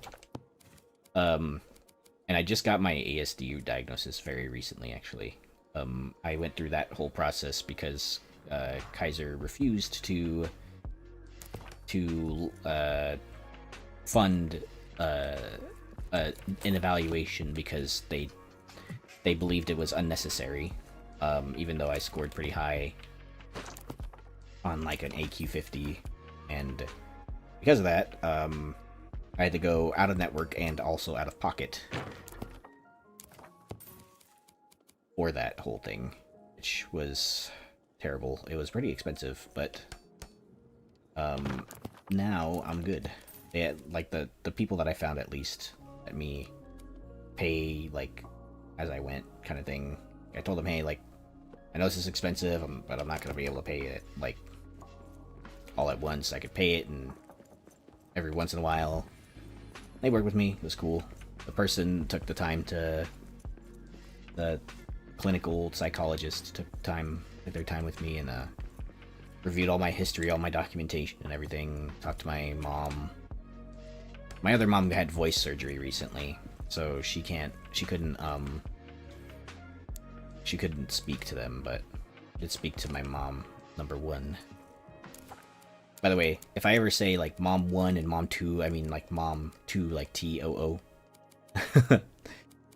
Hey Trit, I returned, had some cheddar stuffed burgers with a baked potato on the side. Ooh, dude, that sounds so good. you save some for us? We're just talking about how I got my ASD diagnosis recently. Very recently, like this was like last week. And like my experience with, you know, the American healthcare system, I guess. But yeah. I'm happy and overall I would say I'm happy and grateful that like I have a lot of, like I have the ability to go and get help and afford it nowadays, as opposed to, you know, like before when I couldn't afford it and I couldn't, you know, I couldn't do this or that. Like it was pretty bad before. But yeah, never understand it. Yeah, it's pretty bad. Pretty bad. Put this stuff away. Oops, I don't want to put that away. Kaibi.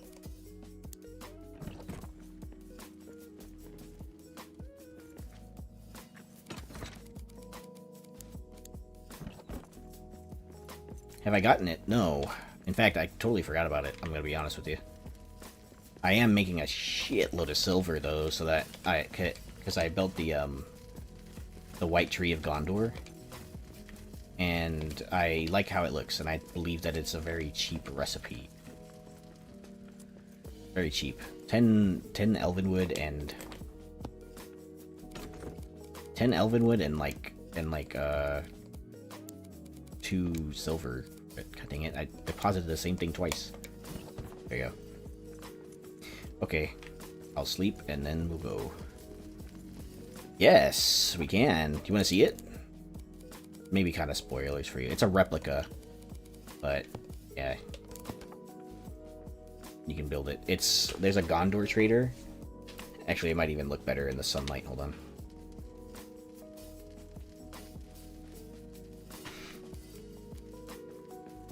Thought it would be bigger. No, I mean, it's a replica, but it's cool, right? Like, you can place it.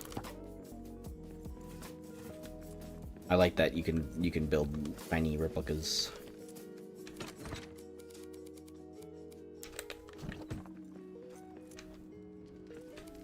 Let's go check on the traders.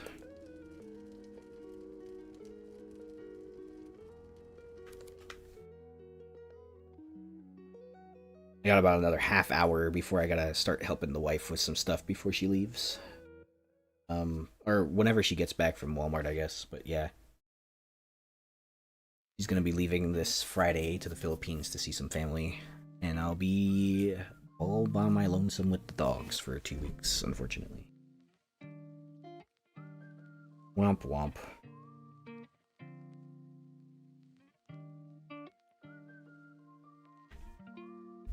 Wally Mart? Walmart, yes. Gualmar. Gualmar.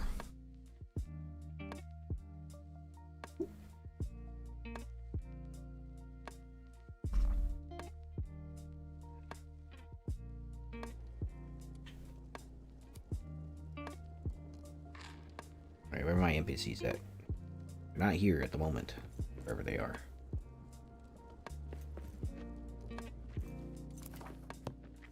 See if they made some stuff.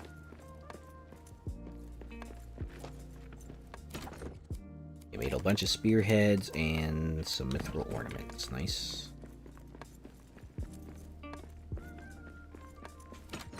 Okay, nice. Got some more of that. Let's go outside.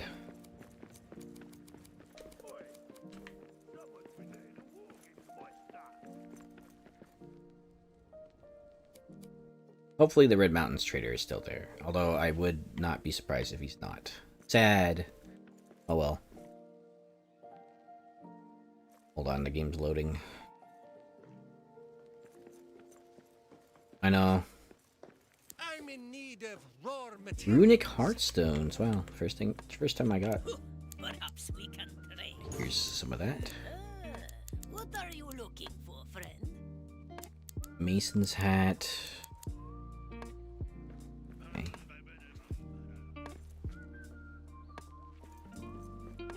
Rivendell traders here too.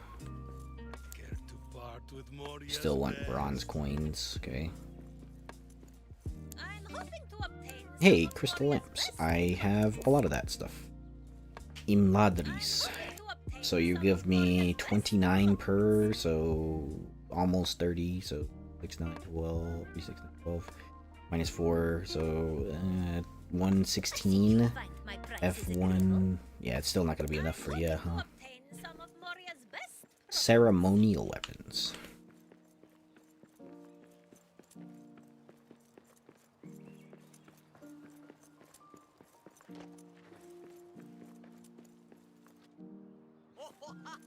Let's make a deal. Okay, you still want carpenter's kits and all this other stuff. I do want to unlock the actual recipe. Salvager's Gilly. I assume that we're going to need a lot of the stuff that they have to make the Imladris sets. Riven Dollars really wants to trade, don't it? Not too bad considering. Lothlorien, yeah.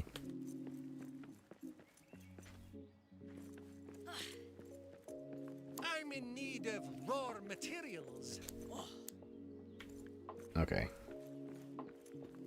Well, they're not going to be making Mithril anymore for that reason. I do have a bunch of the crystal lamps, though. What do they want? They wanted 4 of them, right? I have a bunch. I have a lot.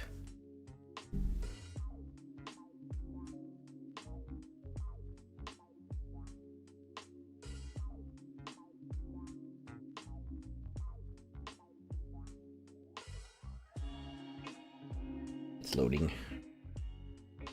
Really gotta find a good place for my little emote and stuff.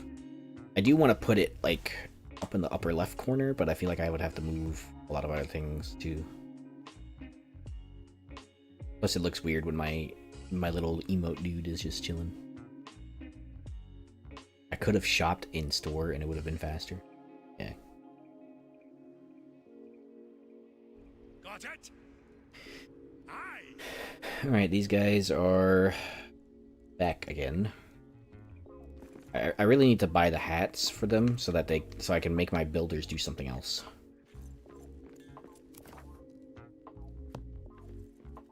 Okay, what should we make? So, ceremonial weapons. Don't have enough for that. Don't have enough for carpenter's kit. He's still making mithril ornaments. Salutations. Okay, I really don't need these anymore, my dude. Sorry. Make this, and then I'll grab you ingots.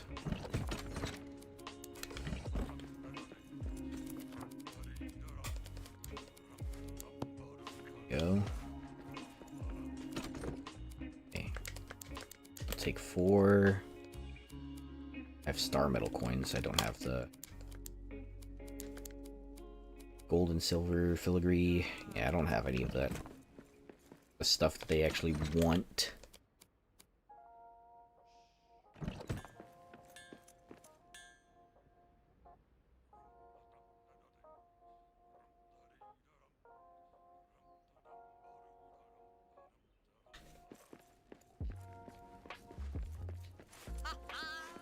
Right, for you, you want the... You need materials, yeah. I guess you can make the decorative ironwork. I have enough copper for them to do that. I don't know how long they're gonna be around though, so... Go.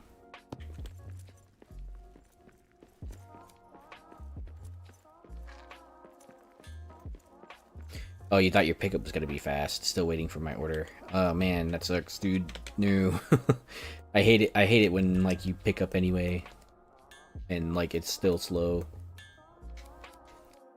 Something that kind of like irritates me is the ability for a lot of places to go and like order ahead, right, for pickup, and then like it still takes you another half hour when you get there. I'm hoping to obtain some of Moria's best products. Cool. Okay, so I'm almost there. To obtain some of These guys want Moria's best 30 stack diamonds for 7 rep. That is ridiculous. I'm sorry. with Moria's best?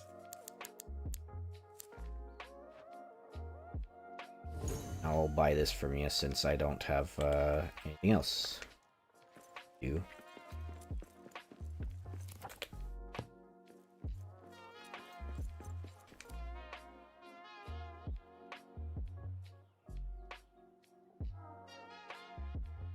Is it OGP?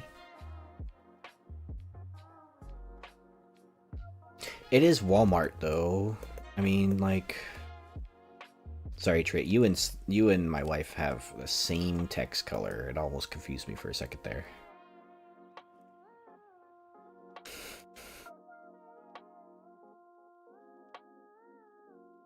Wee wee wee.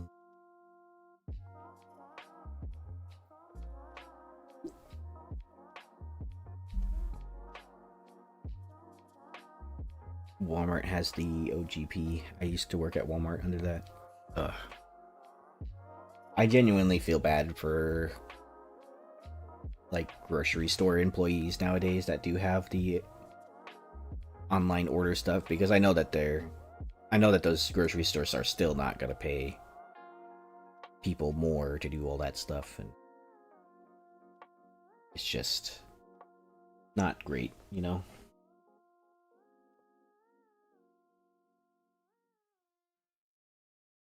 Aye! Will do!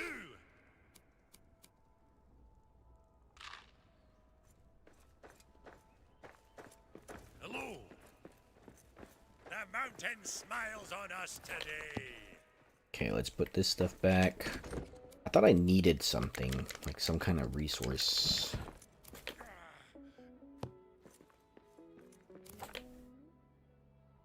Was it...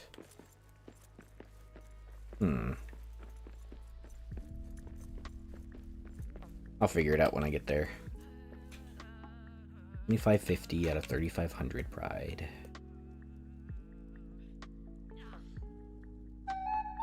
Hey, thank you for the follow, Shinisaurus. Thank you so much. Welcome to the stream, by the way. We're gonna go back to building Durin's tower. Here, and now we'll build some stuff. Jubo Johnson. Hey, Jubo.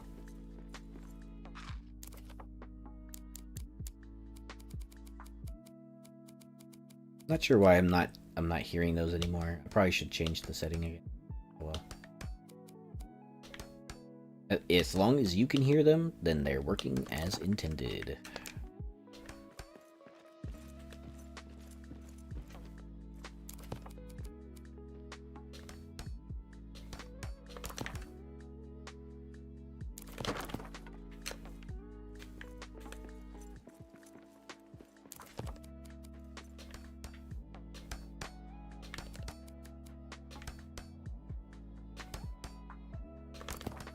How are you doing, Jubo? How's your building going? I was watching a little bit earlier, but I saw that you were doing a Zen stream, so no talking.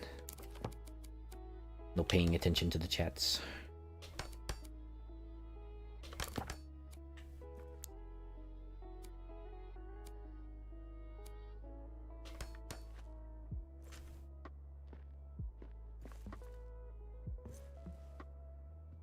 You can, but I'd hate to cut off something you had to say, but because you had to hear it. Nah, I like hearing your guys' things. I think they're all pretty cool. Eppers is gonna have a really cool one, by the way. If I can reproduce what she wants.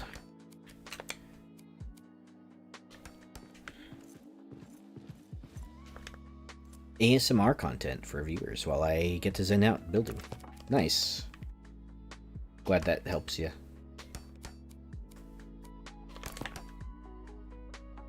ASMR, huh? I have the mic for such a thing, but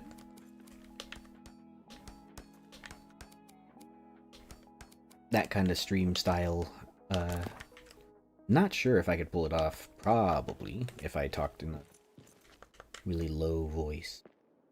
Hubby is traveling home. Nice. tonight, so needed Zen and distractions. Okay, cool. Yeah. Oop. Why? No! Sad.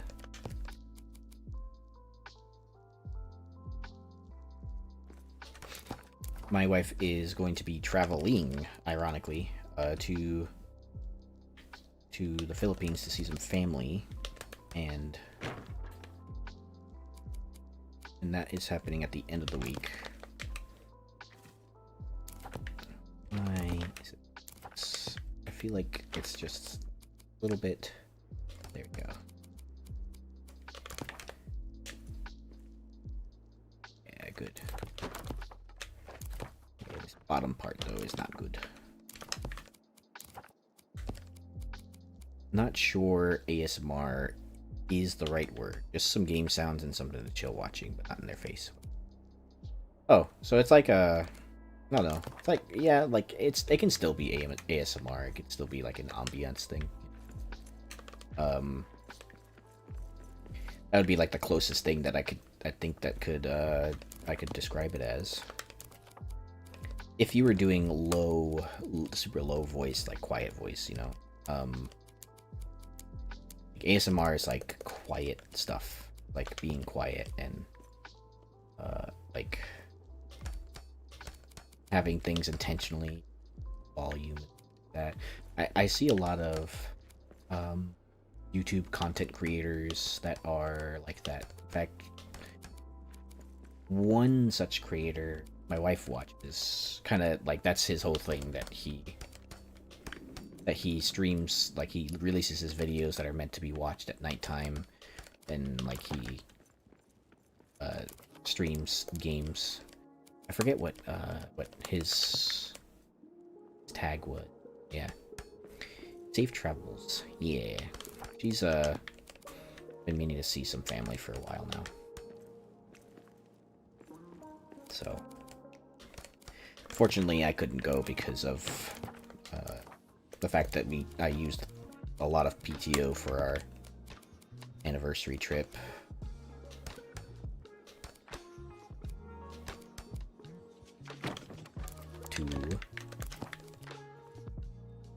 I think it was our trip to New York, actually.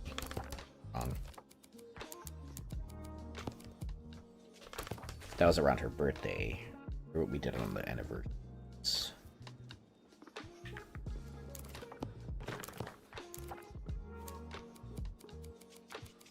But yeah, I had used a bunch of PTO is the point between that and our anniversaries.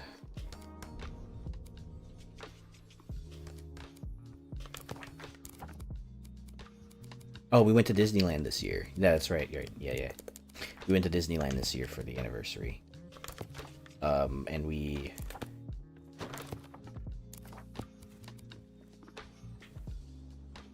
went to Disneyland.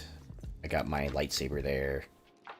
We were right there next to Disneyland's like one of Disneyland's bus ports, so it was like literally right next to the hotel that we were staying in, so we went there. We had a good time overall. However, me and my wife did resolve to like, you know, that we're maybe perhaps too old for Disneyland at this point, because it's a whole lot of walking, and it was hot when we went over there still, and it was just terrible for sweat. I was sweating so much. So much. Anyway, Barry says, used to be like that since I am overnight ASMR. I also told stories. Nice. So many people told me they had me up to fall asleep. After I took a break from streaming, I changed, especially when Tuberin finally joined me. He's too raunchy and chaotic to be ASMR. Nice.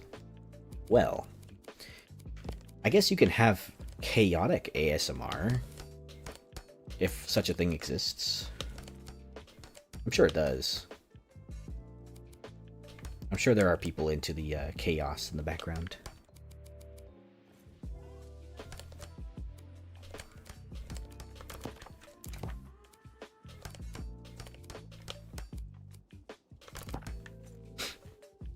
probably finish most of this pillar by the time I need to hop off. I'm gonna go to sleep though first. I probably should deconstruct these. Or maybe I should just keep them here for now. In case I want to go and, like, you know, smelt some more stuff, I guess. Okay. So we got... we're doing pretty good so far, Jeepos. So we got that one, we fixed that one. I gotta just delete that platform, by the way.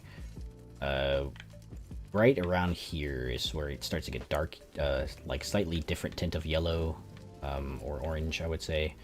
Might have to support this, but this is pretty, all of this is pretty stable. Despite this one hanging over the edge, it's only yellow on that one side, and everything over here is stable, so I think the second floor overall is gonna be okay. This is what I ended up doing on the bottom of it. I have some columns sticking into the mountain and stuff like that. And then, yeah. I'm probably gonna fix these too. I'll fix the stairs. I'll fix the bridge right here too, but that's kind of like low priority for me at the moment. Especially now that there's a challenge involved. They gave us a pretty hefty deadline. There's plenty of time, but I have a feeling that at minimum I'll be spending a good like month worth of playtime building this, and that's if things go well. I think that's a really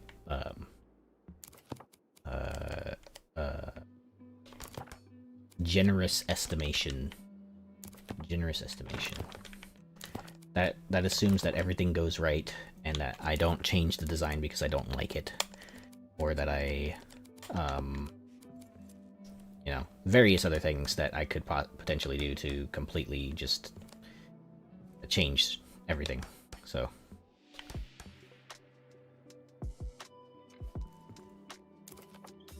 I tend to change my mind a lot on designs, if one is more practical. But I do have a lot of this stuff drawn out. When it's done, I'll show a lot of the sketches that I have. Or when it's closer to being done, I'll show a lot of the sketches that I made. That day that I had what's that guy's name in the Discord, Balin, say that he was going to build the highest tower, I felt obligated to participate because it was already something that I was gonna do anyway. And then we found out that there's a skybox limit, which sucks, but eh. I've calculated the build proportions to just under that height. So we'll be going up as high as the game will currently allow, without the visual bugs and such. And then if it ever gets changed one day, I might build it taller. I don't know. Might be a pain in the ass to do it, but I'll do it. And my builders will have something to do soon too, so. Once I get to the top, the builders will have something to do, is what I really mean.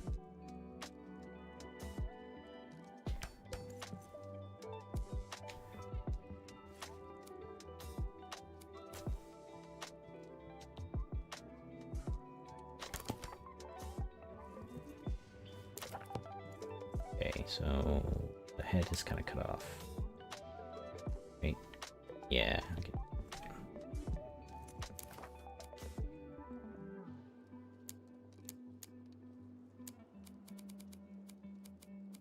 We'll place this. Pretty sure that the... Yep. Oop. God dang it. Sometimes I feel like the destroy function is just perhaps it is too precise, actually. Too precise. At the end here, we'll give someone a raid and see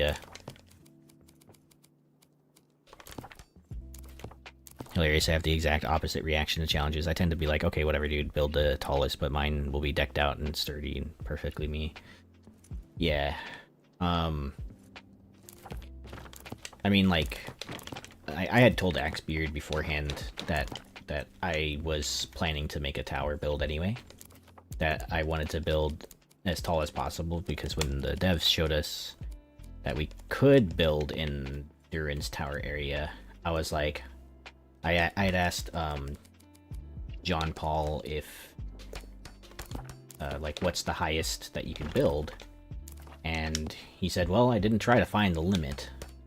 And I was like, okay, cool, so I guess we'll be doing that.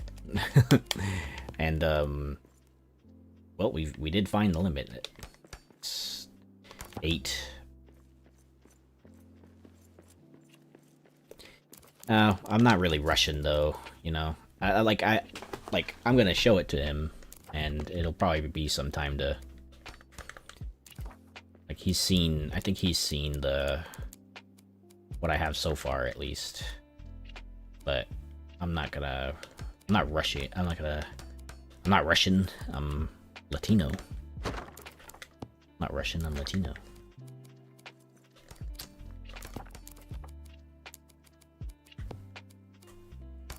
Oops.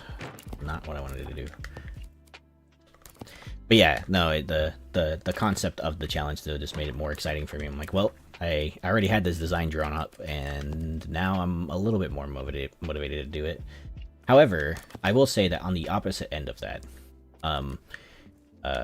whenever RTM holds a challenge, I seem to like struggle. I don't know why. It's just like I don't like I typically need a deadline in order to keep myself level with, like, in order to keep myself productive, right?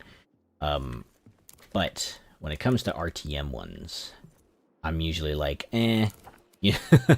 like I don't know why, but like if I'm already doing something and then they set a deadline, then I feel that like it kind of like slows me down almost. Like the surest way to get me to not do something is to give me a deadline for it, because now instead of asking me to do something whenever I can, you're telling me that I have to do it by this date. And so my incentive to do that thing is severely deteriorated to basically doing it at the last possible moment, which is how I've done a great many things in life. However, I know that for something like this, I can't do that. But that is how I got through school. I would like always, like, the night before, or like the 2 days before a really big assignment was due, I would be like, you know, I have plenty of time. I'm just gonna, you know, I'll do it. I'll do it later. I have plenty of time. And then, well, I don't have any time anymore, so I guess I'll have to do it now. Yeah, personal demand avoidance, persistent demand for autonomy. Yeah, dude. Yeah. I don't know. It's such a weird thing. That might be, you know what? Come to think of it, that might be an ASD thing too. But there's still a lot I have to learn about myself in that area. A lot of reading that I have to do. And my clinical psychologist sent me a bunch of stuff to read, and she's like, read these books, they're really helpful. And I'm like, okay, I'll try and read those books. If they're audiobooks, I will definitely reread them. If they're not audiobooks, then I can't promise anything.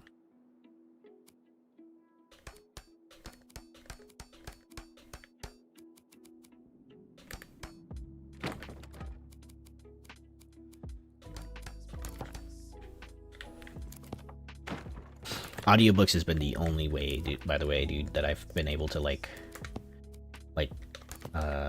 have any kind of reading, any kind of like diving back into reading as a hobby. I can't, dude. I just can't sit still. I can't do it. Yeah, it is nice, huh? Like, it is nice to have, you know, there really is no support for adults with ASD, like she told me, but there are at least a lot of groups out there and reading resources that help a lot. That's fine. Like, personally, I'm totally okay. And is this the same height? It is. No.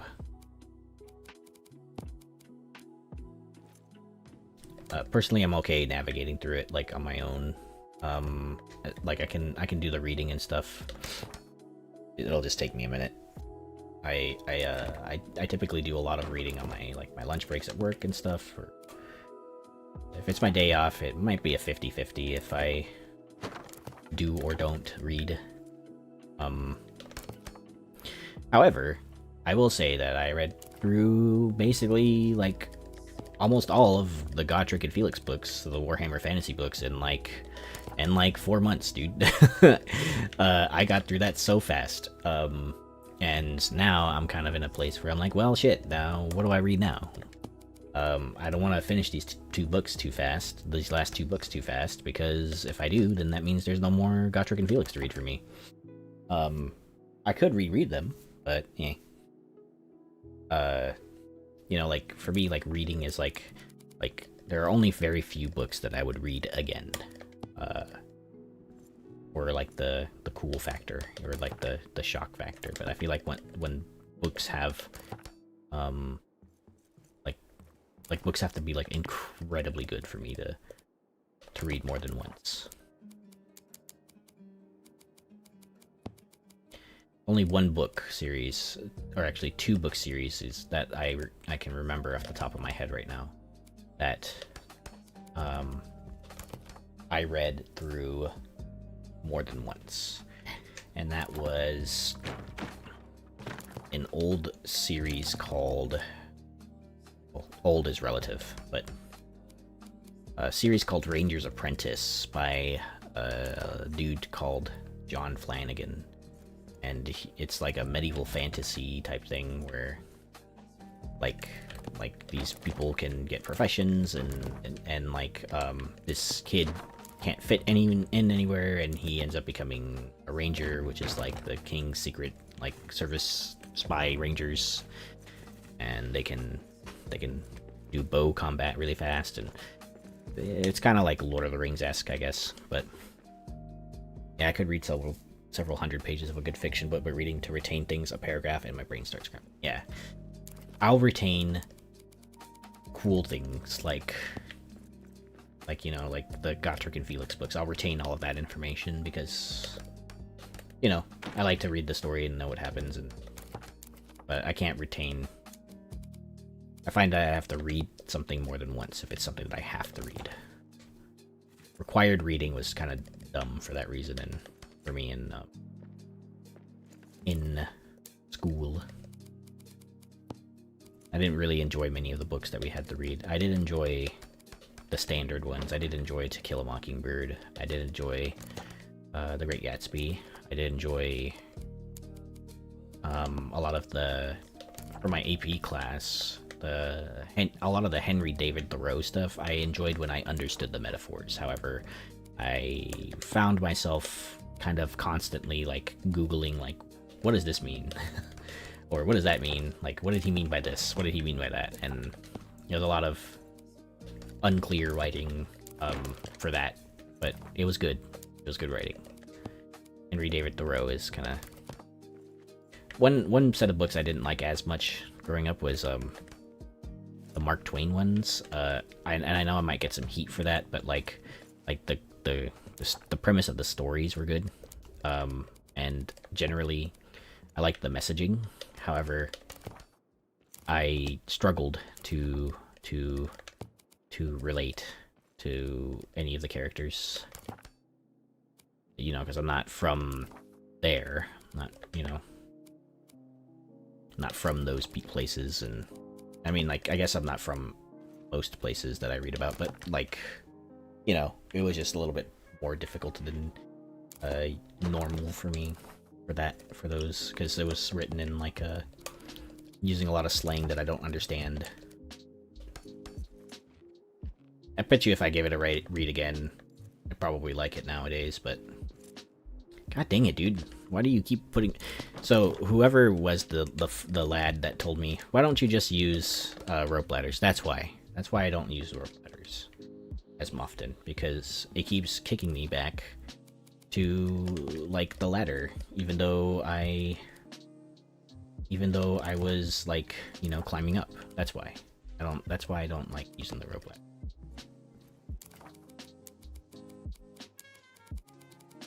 By the way, speaking of YouTube, I hit 200 subscribers on YouTube today, so thank you very much, guys. I really appreciate that. I really gotta get going on the videos that I'm working on. Holy crap. But yeah, that is a milestone that I hit today. I didn't even realize I was on YouTube, editing some like thumbnails and stuff like that, and lo and behold, I saw that I had 200. So fucking awesome. Thank you. Never would have imagined I hit anywhere close to even 100 actually when I was first starting on YouTube. Yay! Yeah, now I feel obligated to do something. I feel obligated to make some kind of video being like, thanks everyone, like, or I don't know. I know I'm not obligated to, but like, I feel like I have to put out another video soon. I've been working on the Drunken Goat one for a hot minute. However, it's really hard to get good angles on the Drunken Goat due to where it is, and I have to kind of fix up the area since the NPCs live there now. In fact, I wonder if I could just get the NPCs to just live there in the Drunken Goat. Make it a little bit more NPC friendly so that I could make some videos in there. And like merrymaking and stuff. Be cool. However, there are some beds that are claimed, so that'll be an issue.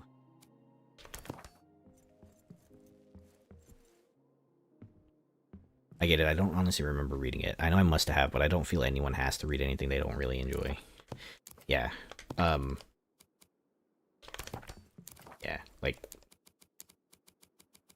I guess the downside, too, by the way, of... Well, not the downside, but... I guess now, like, I don't feel as bad now, whenever I'm, like... I haven't put out a YouTube video in a long time, and I feel like I need to take my time with a lot of things because it needs to be the exact way that I see it in my head type thing. Now I know that that's, you know, like, that might be me being ADHD, or, you know, like that might be ASD. I'm not sure. Probably not. I'm still learning about it, but like taking more time generally to do things is certainly like a neurodivergent thing. And things that probably wouldn't take a normal person, I guess, or a neurotypical person that much time. However, like whenever I'm making like the YouTube videos and stuff, I want it to come out exactly the way that I see it. And I don't want to cut corners. I don't want to just put out a video for the sake of putting out a video. I don't want to, like, be the first one to put out a video just because, right? Like I want it, you know, when I put out, like, a showcase on RTM or something like that, I want it to look cool, right? I want it to have, like, music, cool music in the background, you know, like, I want it to be good angles and stuff like that. I want it to, you know, like, feel like you're actually there walking through it. And the music has to be the vibe that I'm going for too. Like, it can't just be like I know I used a lot of what's his name stuff back in the day. Symbolic, I forget his name is, but he had a lot of my old stuff too. Good to have pride in what you do. I would say it is probably a pride thing. Maybe. I want to put out, like, you know, like the way I think about editing YouTube videos and putting out YouTube videos is like, would it be something that I would watch on YouTube? Would it be something that I would watch more than once on YouTube?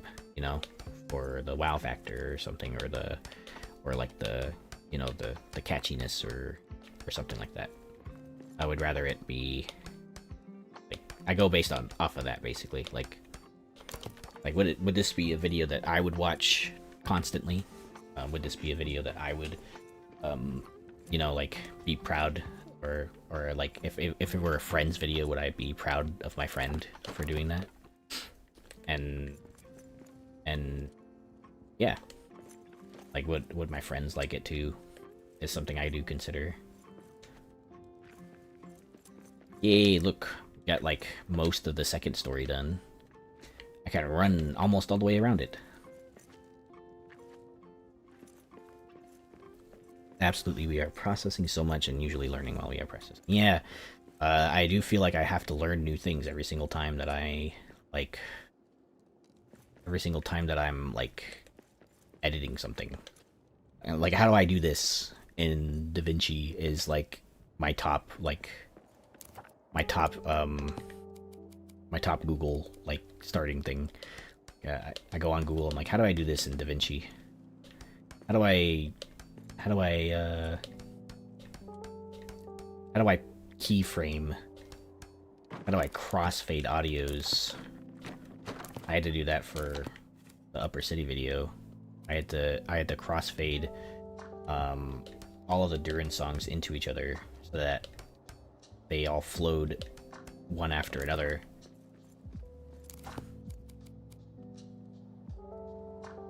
And that required me going into DaVinci, going to the audio section, taking all of the audio tracks, and then like zooming in on them, and like it was crazy. It was like dragging a little bar or whatever to crossfade it and reduce the decibel sound and stuff like that. I have much respect for those that can do tutorial and showcasing videos. Video software has me banging my head against the desk. It was then I told myself I'm meant for live content, then recorded, just not enough talent. I do feel that video editing is a skill. That takes an incredible amount of patience. And like it's totally valid because it is a time sink, you know? It 100% is a time sink. No matter how you slice it. No way. Is it? Oh. No, I'm just tripping. Nope, I am not tripping, in fact.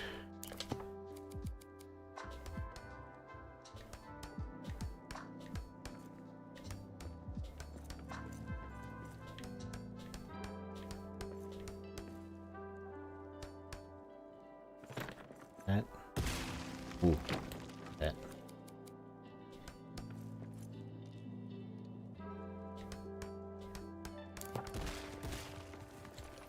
You're gonna do this to me now.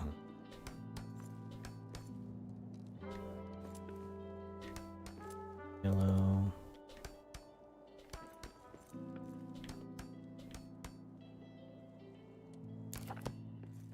It the editing process, by the way, huge time sink. I can see why people would get frustrated with it. I get frustrated with it too. I frequently find myself like, man, like, I didn't think this would take this long to edit, you know? Whenever I start editing a video, you know?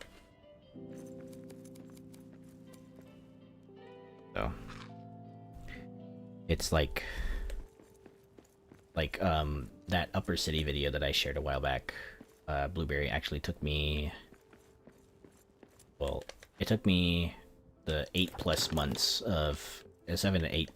of just building in the world on and off, plus another about a month or so of editing the video. And I would send it to a lot of people to get feedback on it. Axebeard helped with that a little bit. Eppers helped with that a little bit. I got some feedback from other friends as well that were maybe not aware that I am a content creator. And I would tweak it a little bit based on their feedback, and then from there I would be like, all right, so then I put out the video. So it really was like 8-month effort to put out that 6-minute video. That 6-7-minute video took me a month to edit, because I had to learn how to crossfade audio. I had to learn how to that was when the RTM's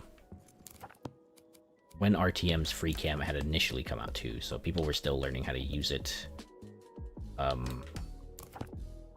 it worked and stuff like that, what it could do, how it could zoom in and stuff.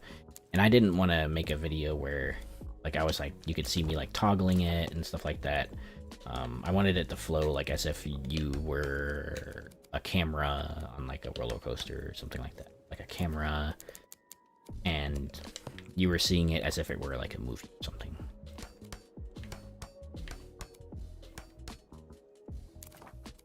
I didn't want to like I wanted to do slow pans, slow movements through areas.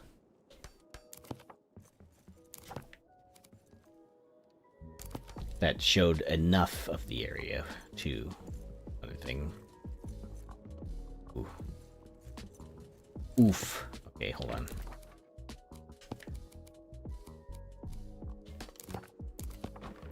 I will fix this.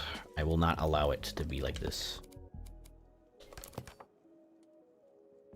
Does mean that this might be out of alignment just a touch.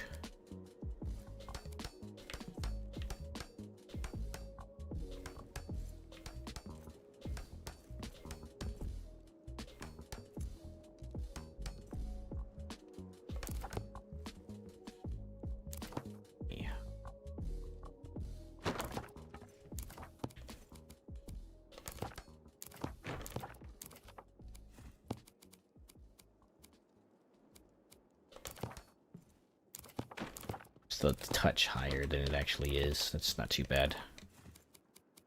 Wonder why that is. It's probably some adamant thing. It's probably adamant. The only downside to building with adamant is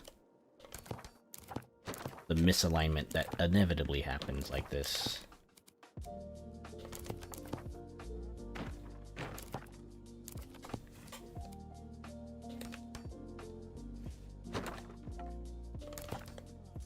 But we do get it eventually. I don't mind raising it just a touch either.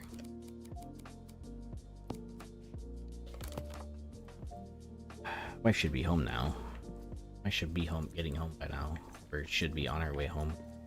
Hopefully.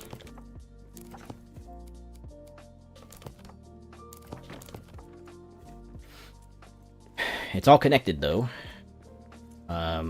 Barring, you know, some of the decorative work right here, so we'll do that while I'm talking through it, but we did it. We did this would be all 6 pillars. I still need more mats for the flags on both of these, so I need enough for 8 flags. And I'm gonna I might add some more flags right here, but I haven't really decided on that yet. I might do it. Maybe not though. We'll see how it looks is the main essence of it, because like the interior of it will be very how do I say, like ridiculously high ceiling, especially since the first floor is like 4 walls high.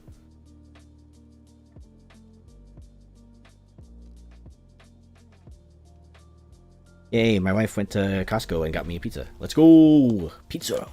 Yeah! Thank you, babe.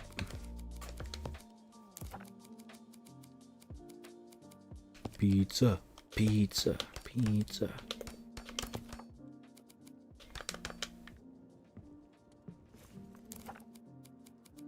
really, all pizza is just bread covered in tomato sauce and pepperoni and cheese. That's it. It's just bread. Almost all foods, almost, are just some variation of bread. Tortillas, it's just flatbread. Tortillas are just flatbread. Pita, that's just bread. Pizza is just bread. Bread, bread, bread, bread.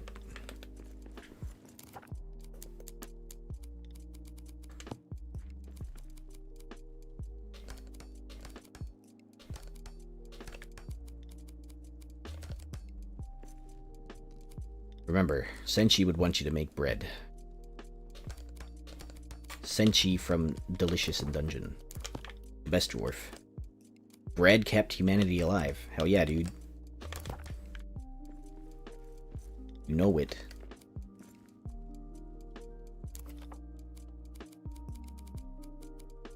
Loved Delicious in Dungeon. Dude. My wife finally got me to watch it. I had been kind of avoiding it because I don't like to pick up on new shows all the time. And I finally got around to watching it with her, and I enjoyed it. I knew I would enjoy it because of, you know, Senshi, and I had seen all the Senshi memes and stuff. But yeah, I actually really enjoyed it. I watched it like 2 times, I think. I leave of work. Gotta feed this family of mine supper. Oh, nice. All right. Thank you for the lurk. Enjoy dinner.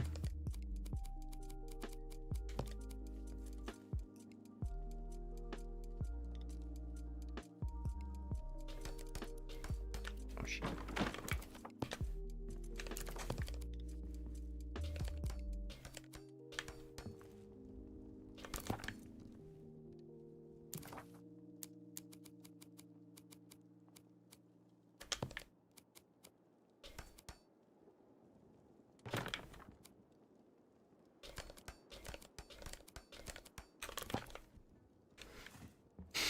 Almost done.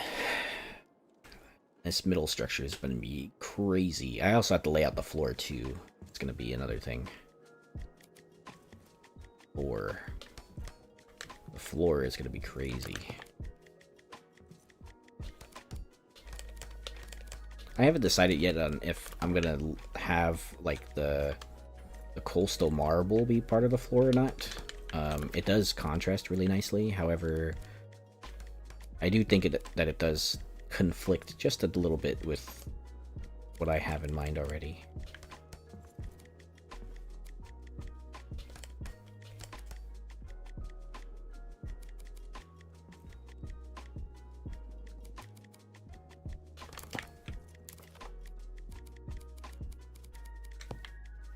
I've seen a lot of really cool designs with the coastal marble flooring.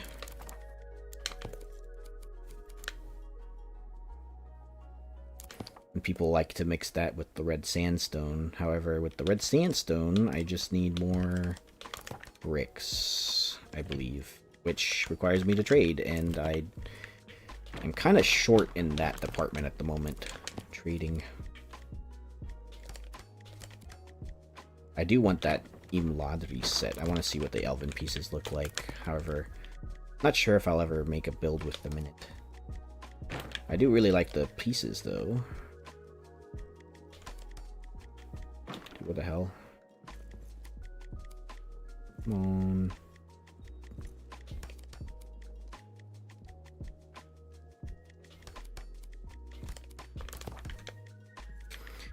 Alright. It's fine.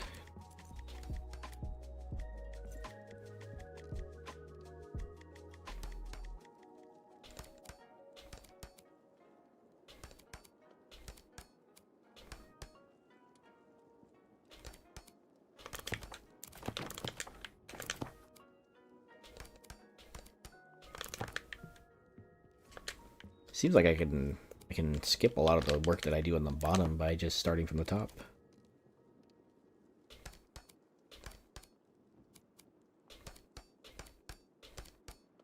Get a little bit more alignment on the pieces too. Which is strange. you know, you'd think that you would get more alignment by going from the bottom up, but if you do the exact opposite, your pieces will align even better for some reason.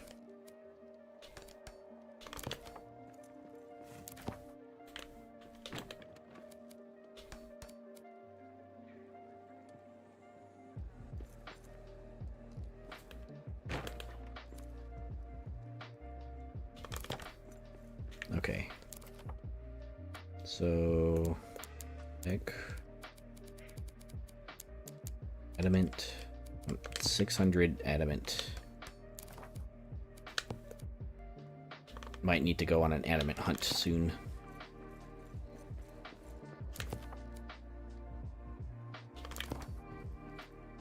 Okay. Looking good. Looking good.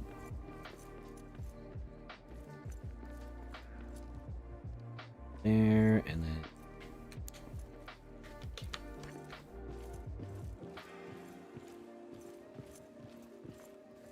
once my wife gets home, guys, I will end the stream since I'll be eating some pizza.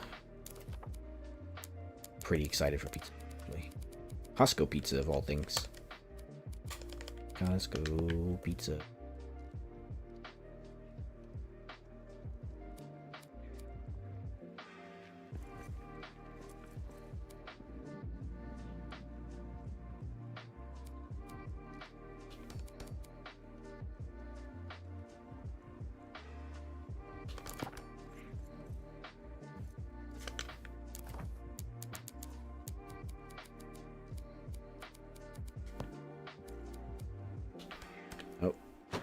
Is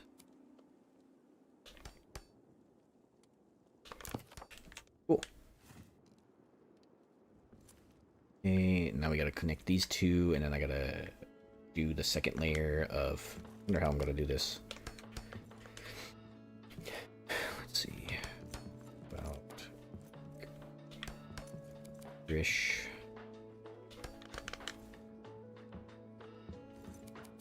Even just a little bit taller.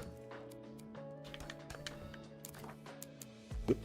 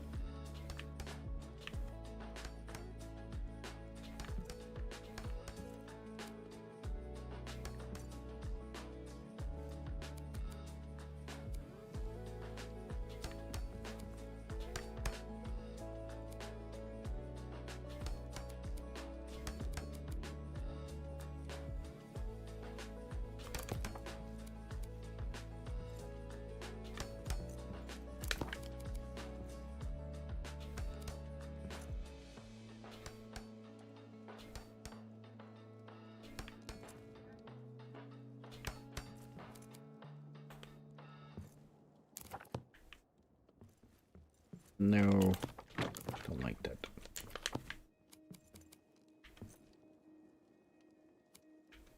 I had to do something similar to this in the FireMane Keep build, where I had to, like, from the bottom of adamant, place the adamant straight. This. And it is very tedious, very difficult, and I had to check on something. No.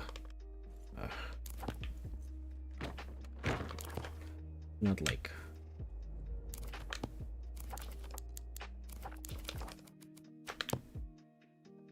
Nope. Definitely don't like that.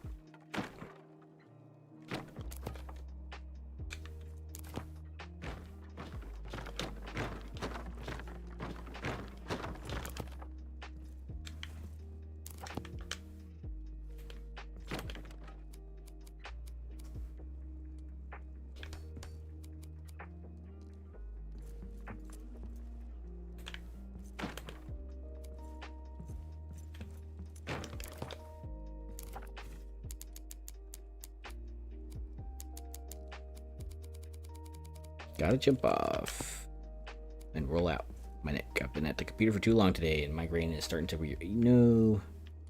Okay, well, thank you for hanging out, Jubo. Appreciate you. Hopefully you get some of that neck problems, rolled out of you. Your neck feels better. Hot compress. Nicely. That's something.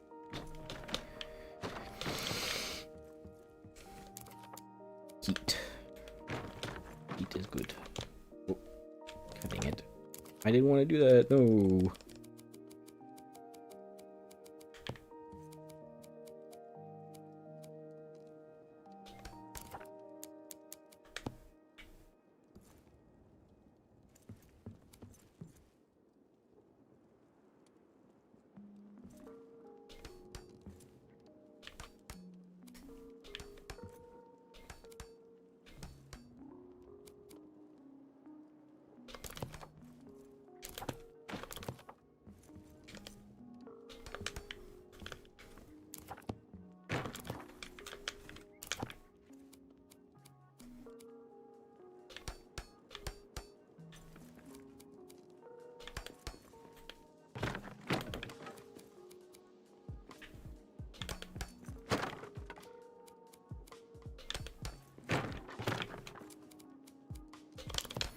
I think I might have to realign this side to that side, actually. How did I think about it? Because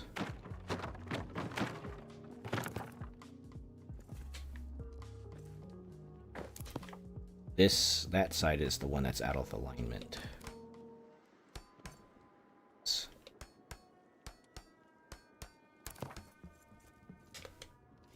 Because I recall that I realigned everything. And I know that this side of the structure has been aligned a lot longer than that side has been. I know that around there is where I have some issues, if you will.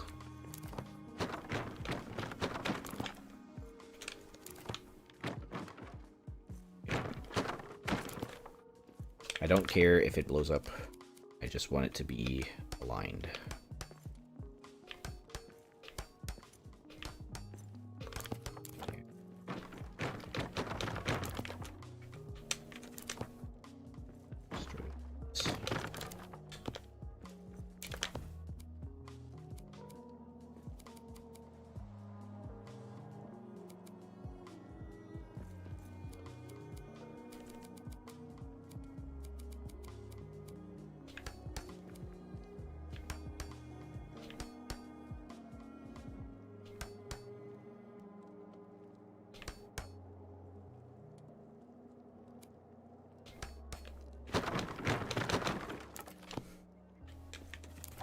Throw that one.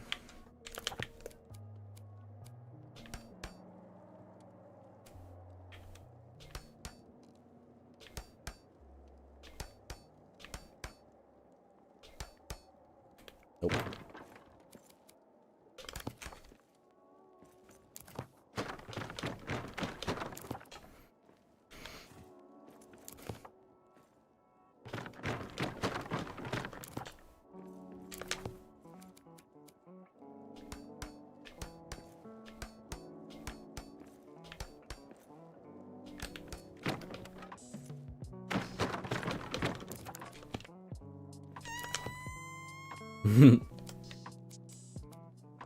A little nervous there. Little nervous fart.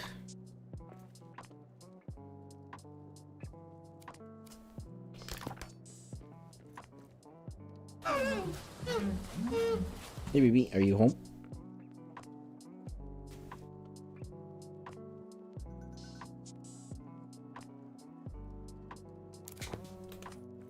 Not home yet. Okay. Okay. I check text.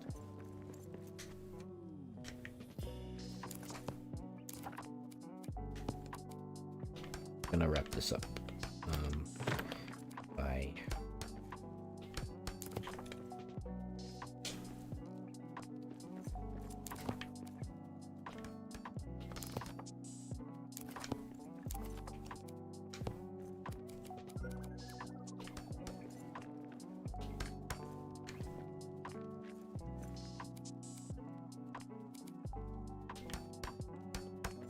I'll be right back, my dudes. Taking a short break after I place these.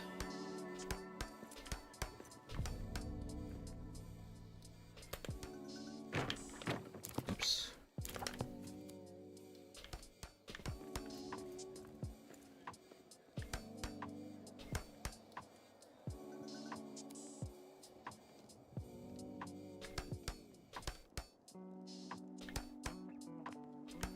Maybe we can find out the mystery as to why this side of the tower is like just like a half an inch high or something like that.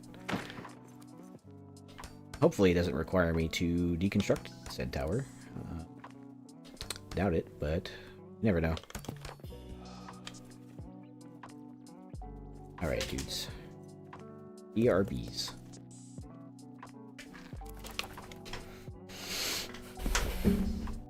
Listen to some lo-fis while I'm gone.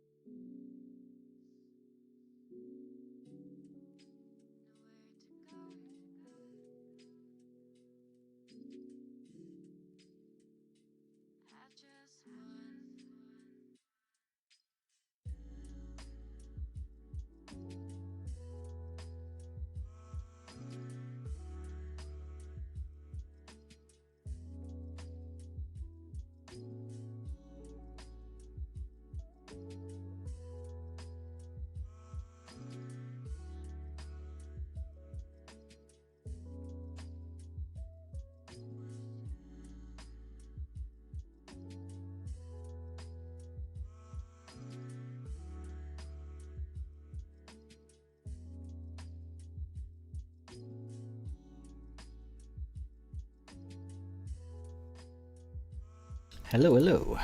Alright. We're back. I'm going to... I want to do some of this. Hold on. I want to see what's going on in here.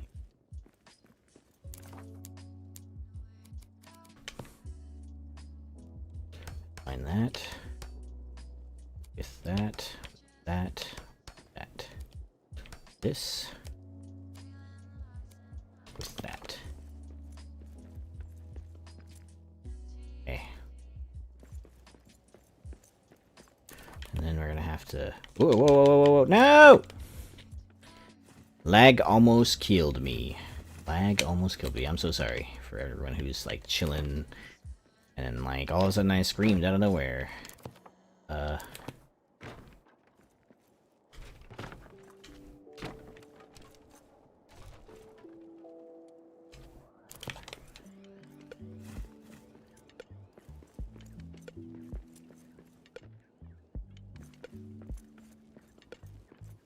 Alright, let's go to sleep really quick. I lost a bit of health there.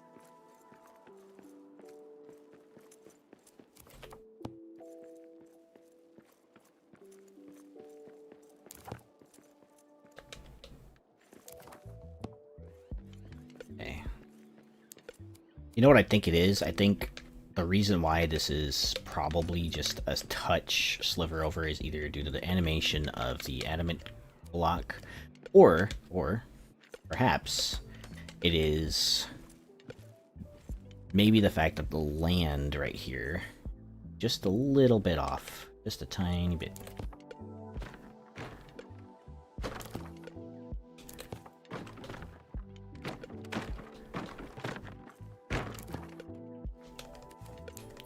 Because I laid it all on the same land. Well, I don't know. I think I was still having issues even before, right?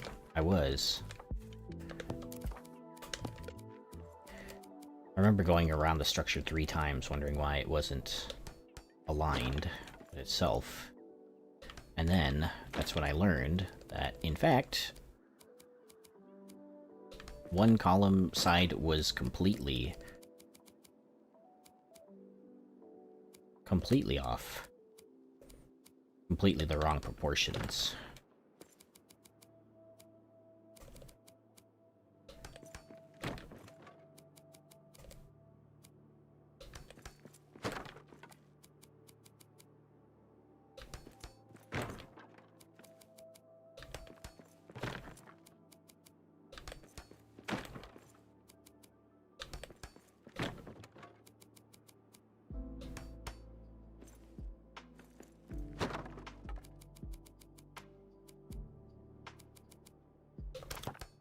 Seems like it's all on the same thing. It's because like right here too, like it's just ever so slightly above.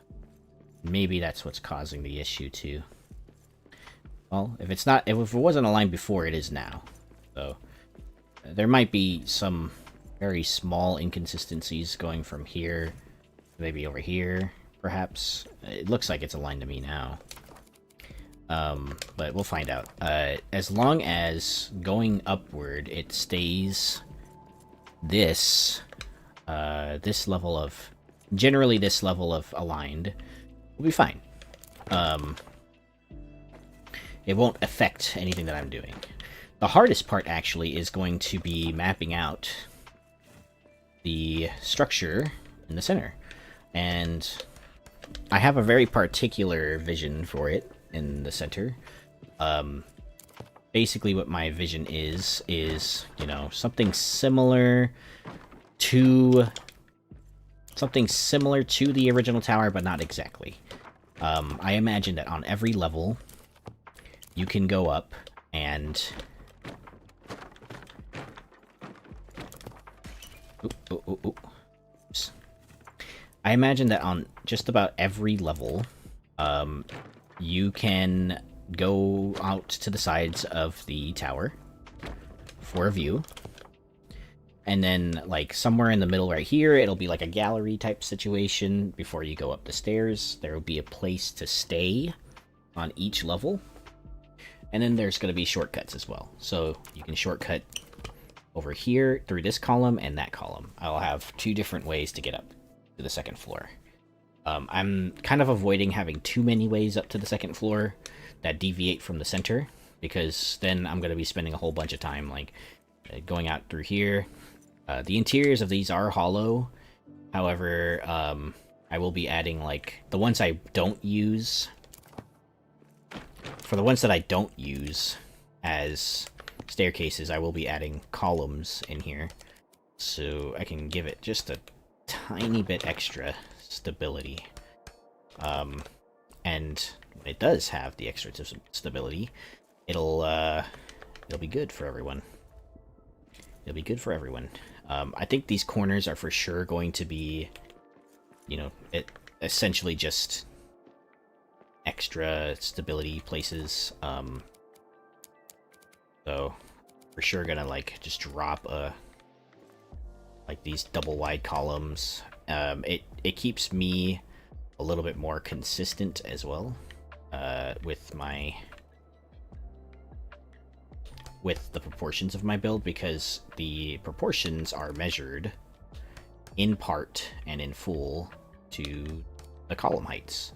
So the first column, the first set of columns at least, are actually 4 walls in total height, which are 2 pillars, 2 full height pillars stacked on top of each other, because each full size pillar can have 2 walls, so like this.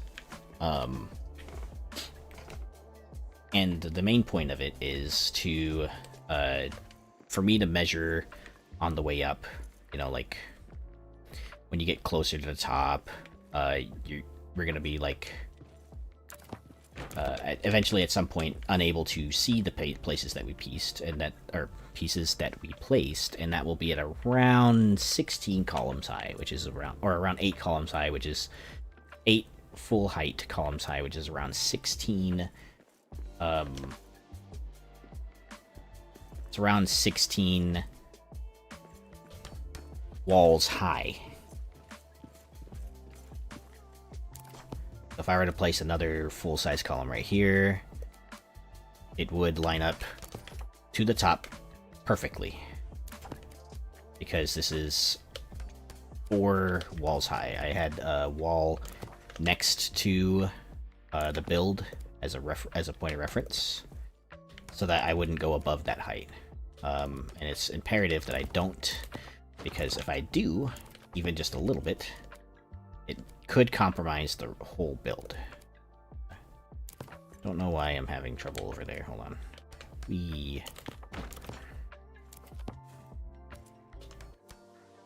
There you go. So yeah, 2 walls high right here. And then... hold on. This feels weird for some reason. Why is it like that? Gotta look at it from the top.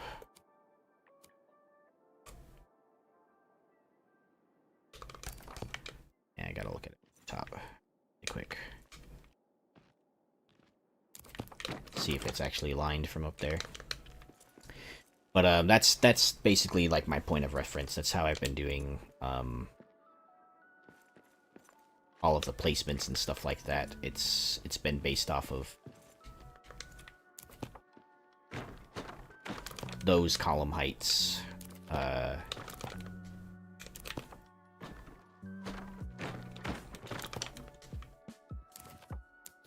Yeah, that's basically, like, my draft. Now that the columns are done, I have no qualms about sharing the sketch for the design. I do kind of try and keep my sketches a little bit private to some degree, because, you know, I don't want people to be knowing my next move. You know what I mean? Like, to whatever degree it may be. I just want to.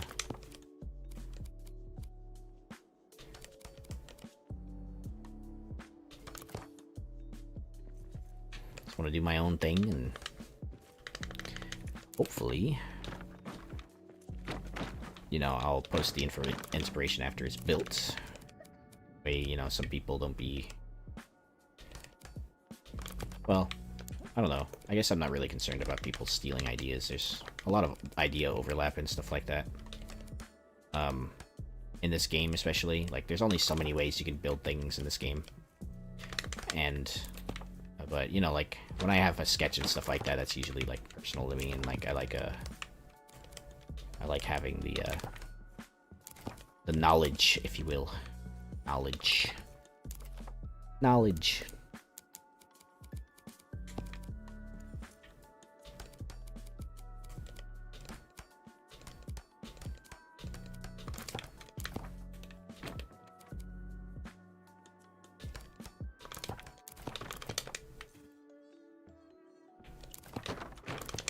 Wife is getting her oil changed, so I will be.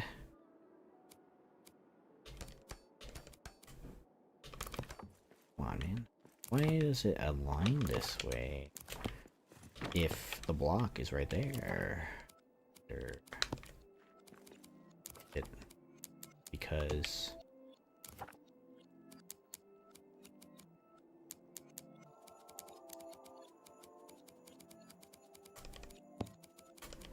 I wanted to align to the bottom of this block.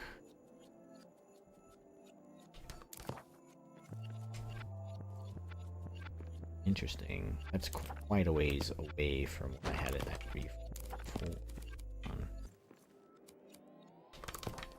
Yeah.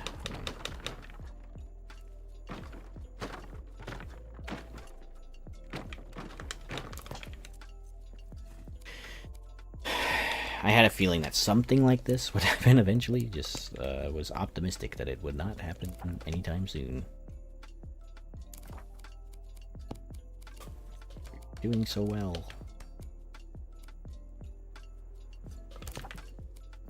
At some point or another, though, it's going to matter a whole lot less to me.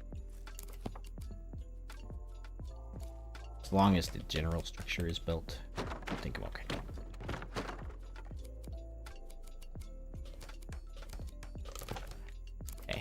Now I can realign that really quick. The correct way, hopefully.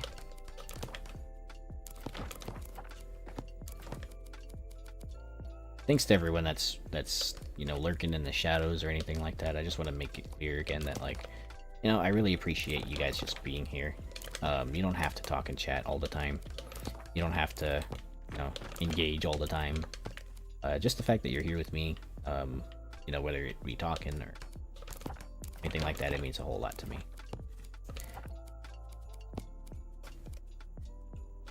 Sometimes, you know, being with us, you know, people that you like or friends that you like is just chilling together, parallel playing, or, you know, silence and stuff like that. Well, got music in the background and stuff, you know.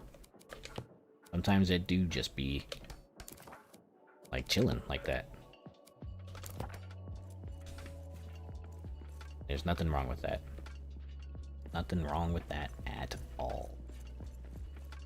Ah, that might create some complications. Columns might create some complications. Yeah, thanks for hosting. Ironically, I got a bounce for some League of Legends. Lol. Nice. Good luck. Good luck. Good luck on your League of Legends, Shinisaurus. Really appreciate you. Thank you. Thank you for the follow, by the way. I appreciate you.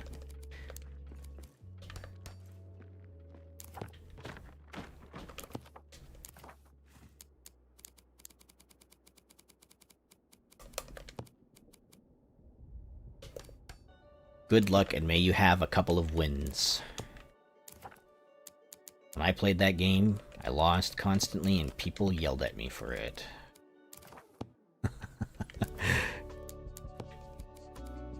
Well, maybe not constantly, but, you know. Enough.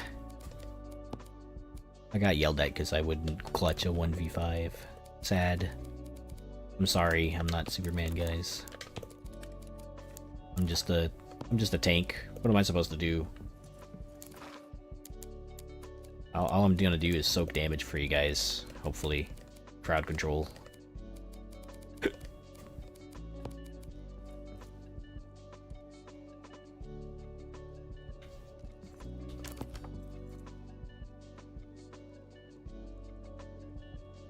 Okay, that seems like a lot better.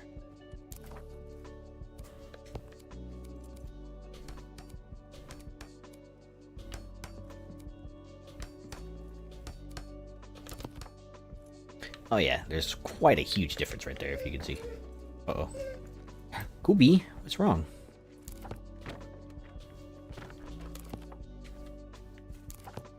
He's crying. I don't know if you guys can hear him with the noise gate on. In fact, I could probably turn the noise gate off now. There's nothing going on in the background.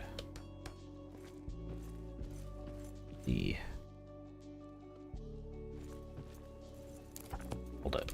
I will do that in a moment. He's over here. Ooh, ooh, ooh, ooh, ooh. He's crying. Cry, baby dog. Cry, baby dog. Cryboy, are you a crybaby?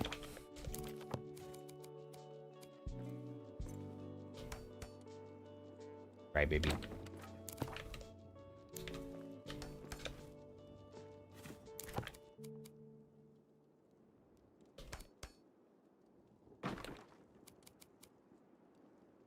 Oh yeah, and you know what? I should mention too, I did get my Twitch recap, and it measures like cool little stats like, you know, how many streams you did this year, how many followers, subs. Just wanted to thank all the people that, you know, joined me on this Twitch journey of mine that I didn't think would ever happen in my lifetime. And for being here, supporting me, encouraging me. If you're good friends, you know,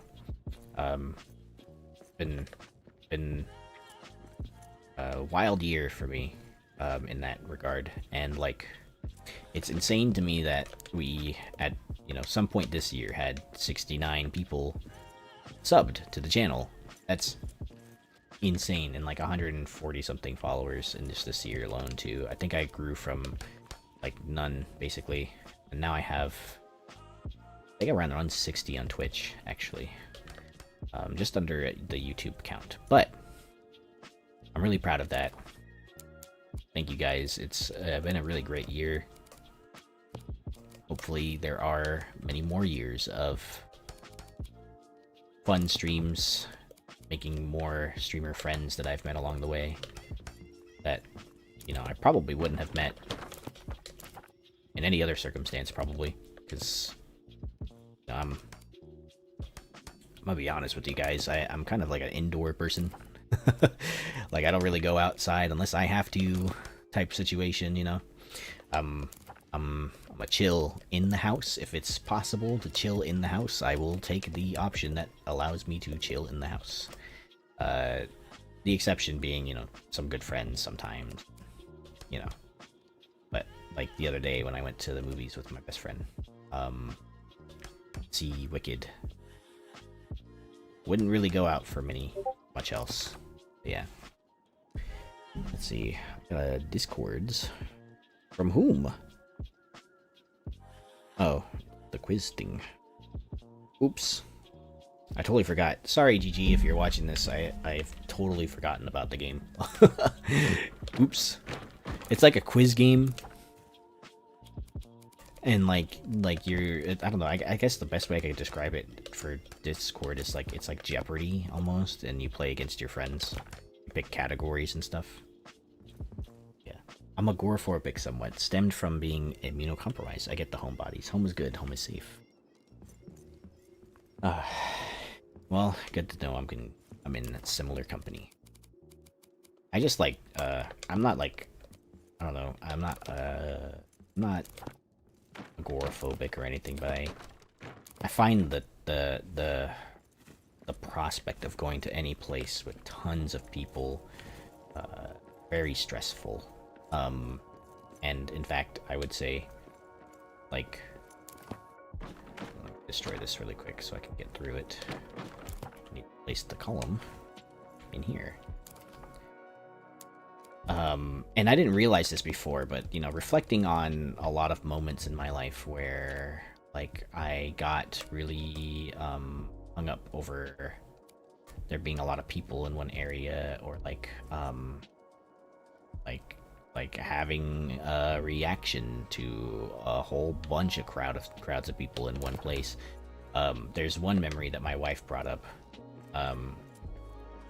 following my diagnosis recently, that, you know, she brought up, and she's like, you remember that time that we went to the Monterey Bay Aquarium, and, you know, you said you felt like you couldn't breathe in this really big crowd of people that really wanted to see the otters, right? And we were like jam-packed in there like sardines. And I told her that like it feels like I can't breathe, like I can't catch my breath in between all those people, and like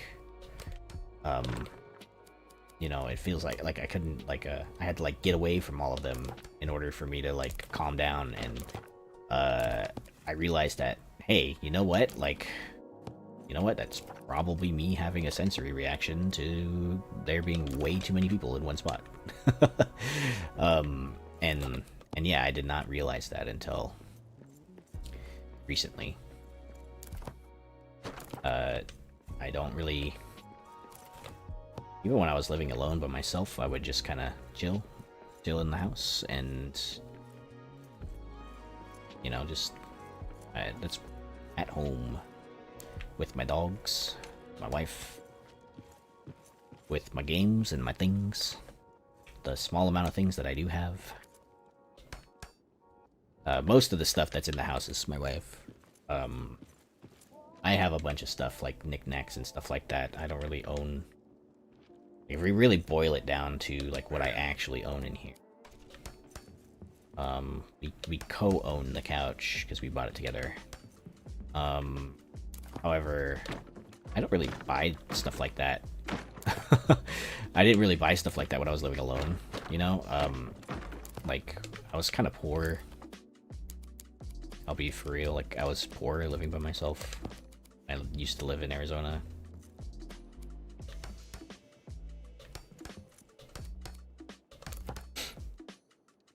And I didn't have money for decent furniture. I bought like the IKEA stuff, and where I at a couple of instances I actually bought some lumber from the Home Depot and made my own desks and such.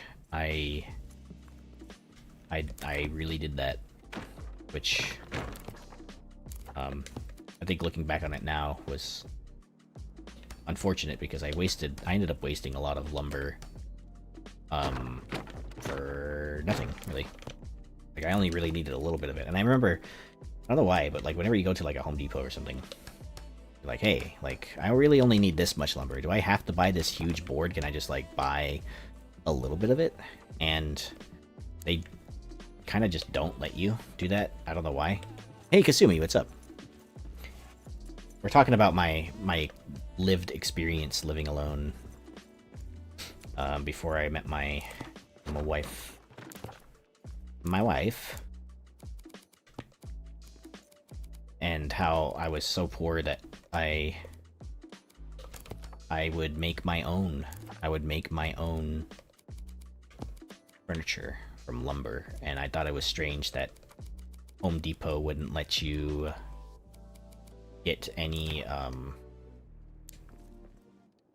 like, you had to buy the huge board of lumber. You couldn't just like only buy what you cut up of it, which at the time I thought was kind of weird. But I don't know, I guess it's just how it is. So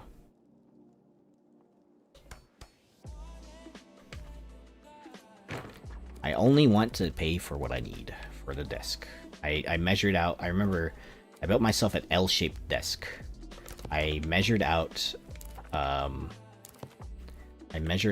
the portions of said desk, and all the pieces that I would need, down to the nails and stuff like that. Had like a little brief tutorial online, and then I looked at what was it that I looked at? I looked at, like, you know, best practices for like drilling things, and, you know, doing a test hole, and I had some spare wood to do tests on before I tried the real, you know, before I built my real actual desk. And then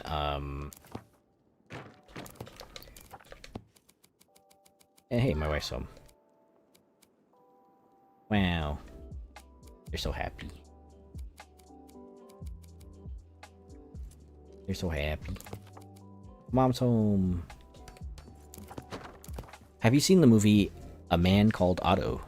Or the original A Man Called Ovi? No, I did not.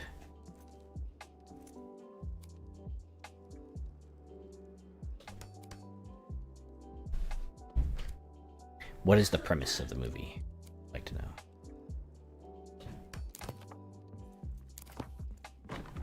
Hi, baby. Welcome home. Welcome home. I'll be wrapping it up soon, I promise.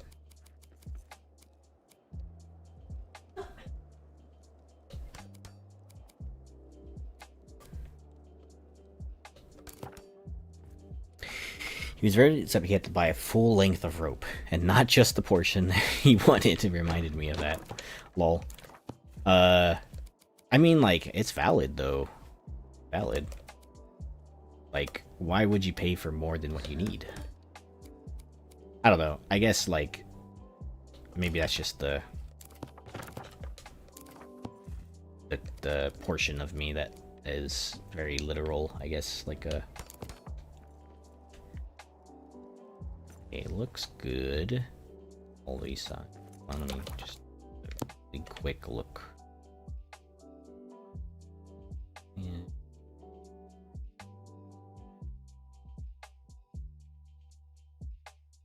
This one's slightly higher.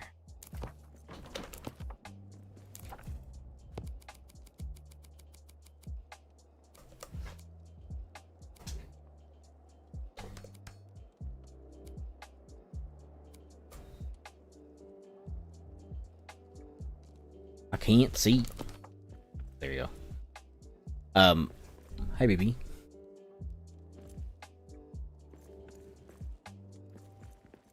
All right, let's get out of here. It's Swedish. A man had given up on life and found new purpose through a kind of neighbor. It's a bit dark, but uplifting. Very Swedish. Oh, cool. Sounds like an interesting movie. Something dark like that, but that has good messaging, reminds me of a lot of the other lesser-known Shia LaBeouf films, and I will tell you about that, you know, another time. My wife is home. That means pizza is here, and we have to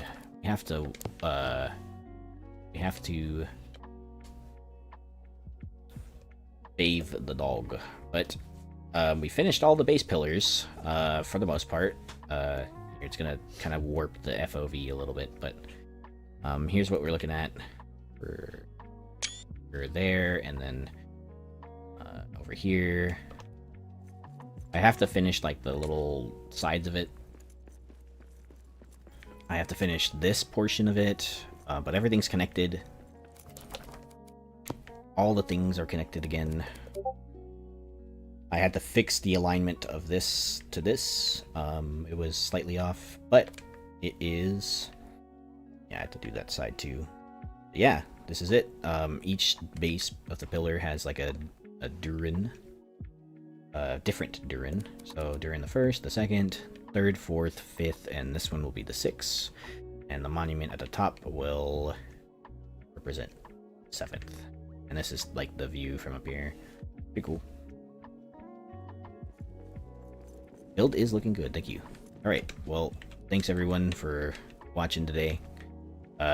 We more or less managed 2 pillars, pending that one right there. So next time I stream, it'll be the floor, the middle structure, and then going up, designing the interior of the middle structure and going up from there. Yeah, thanks, Blueberry. Thank you, everyone. Good night.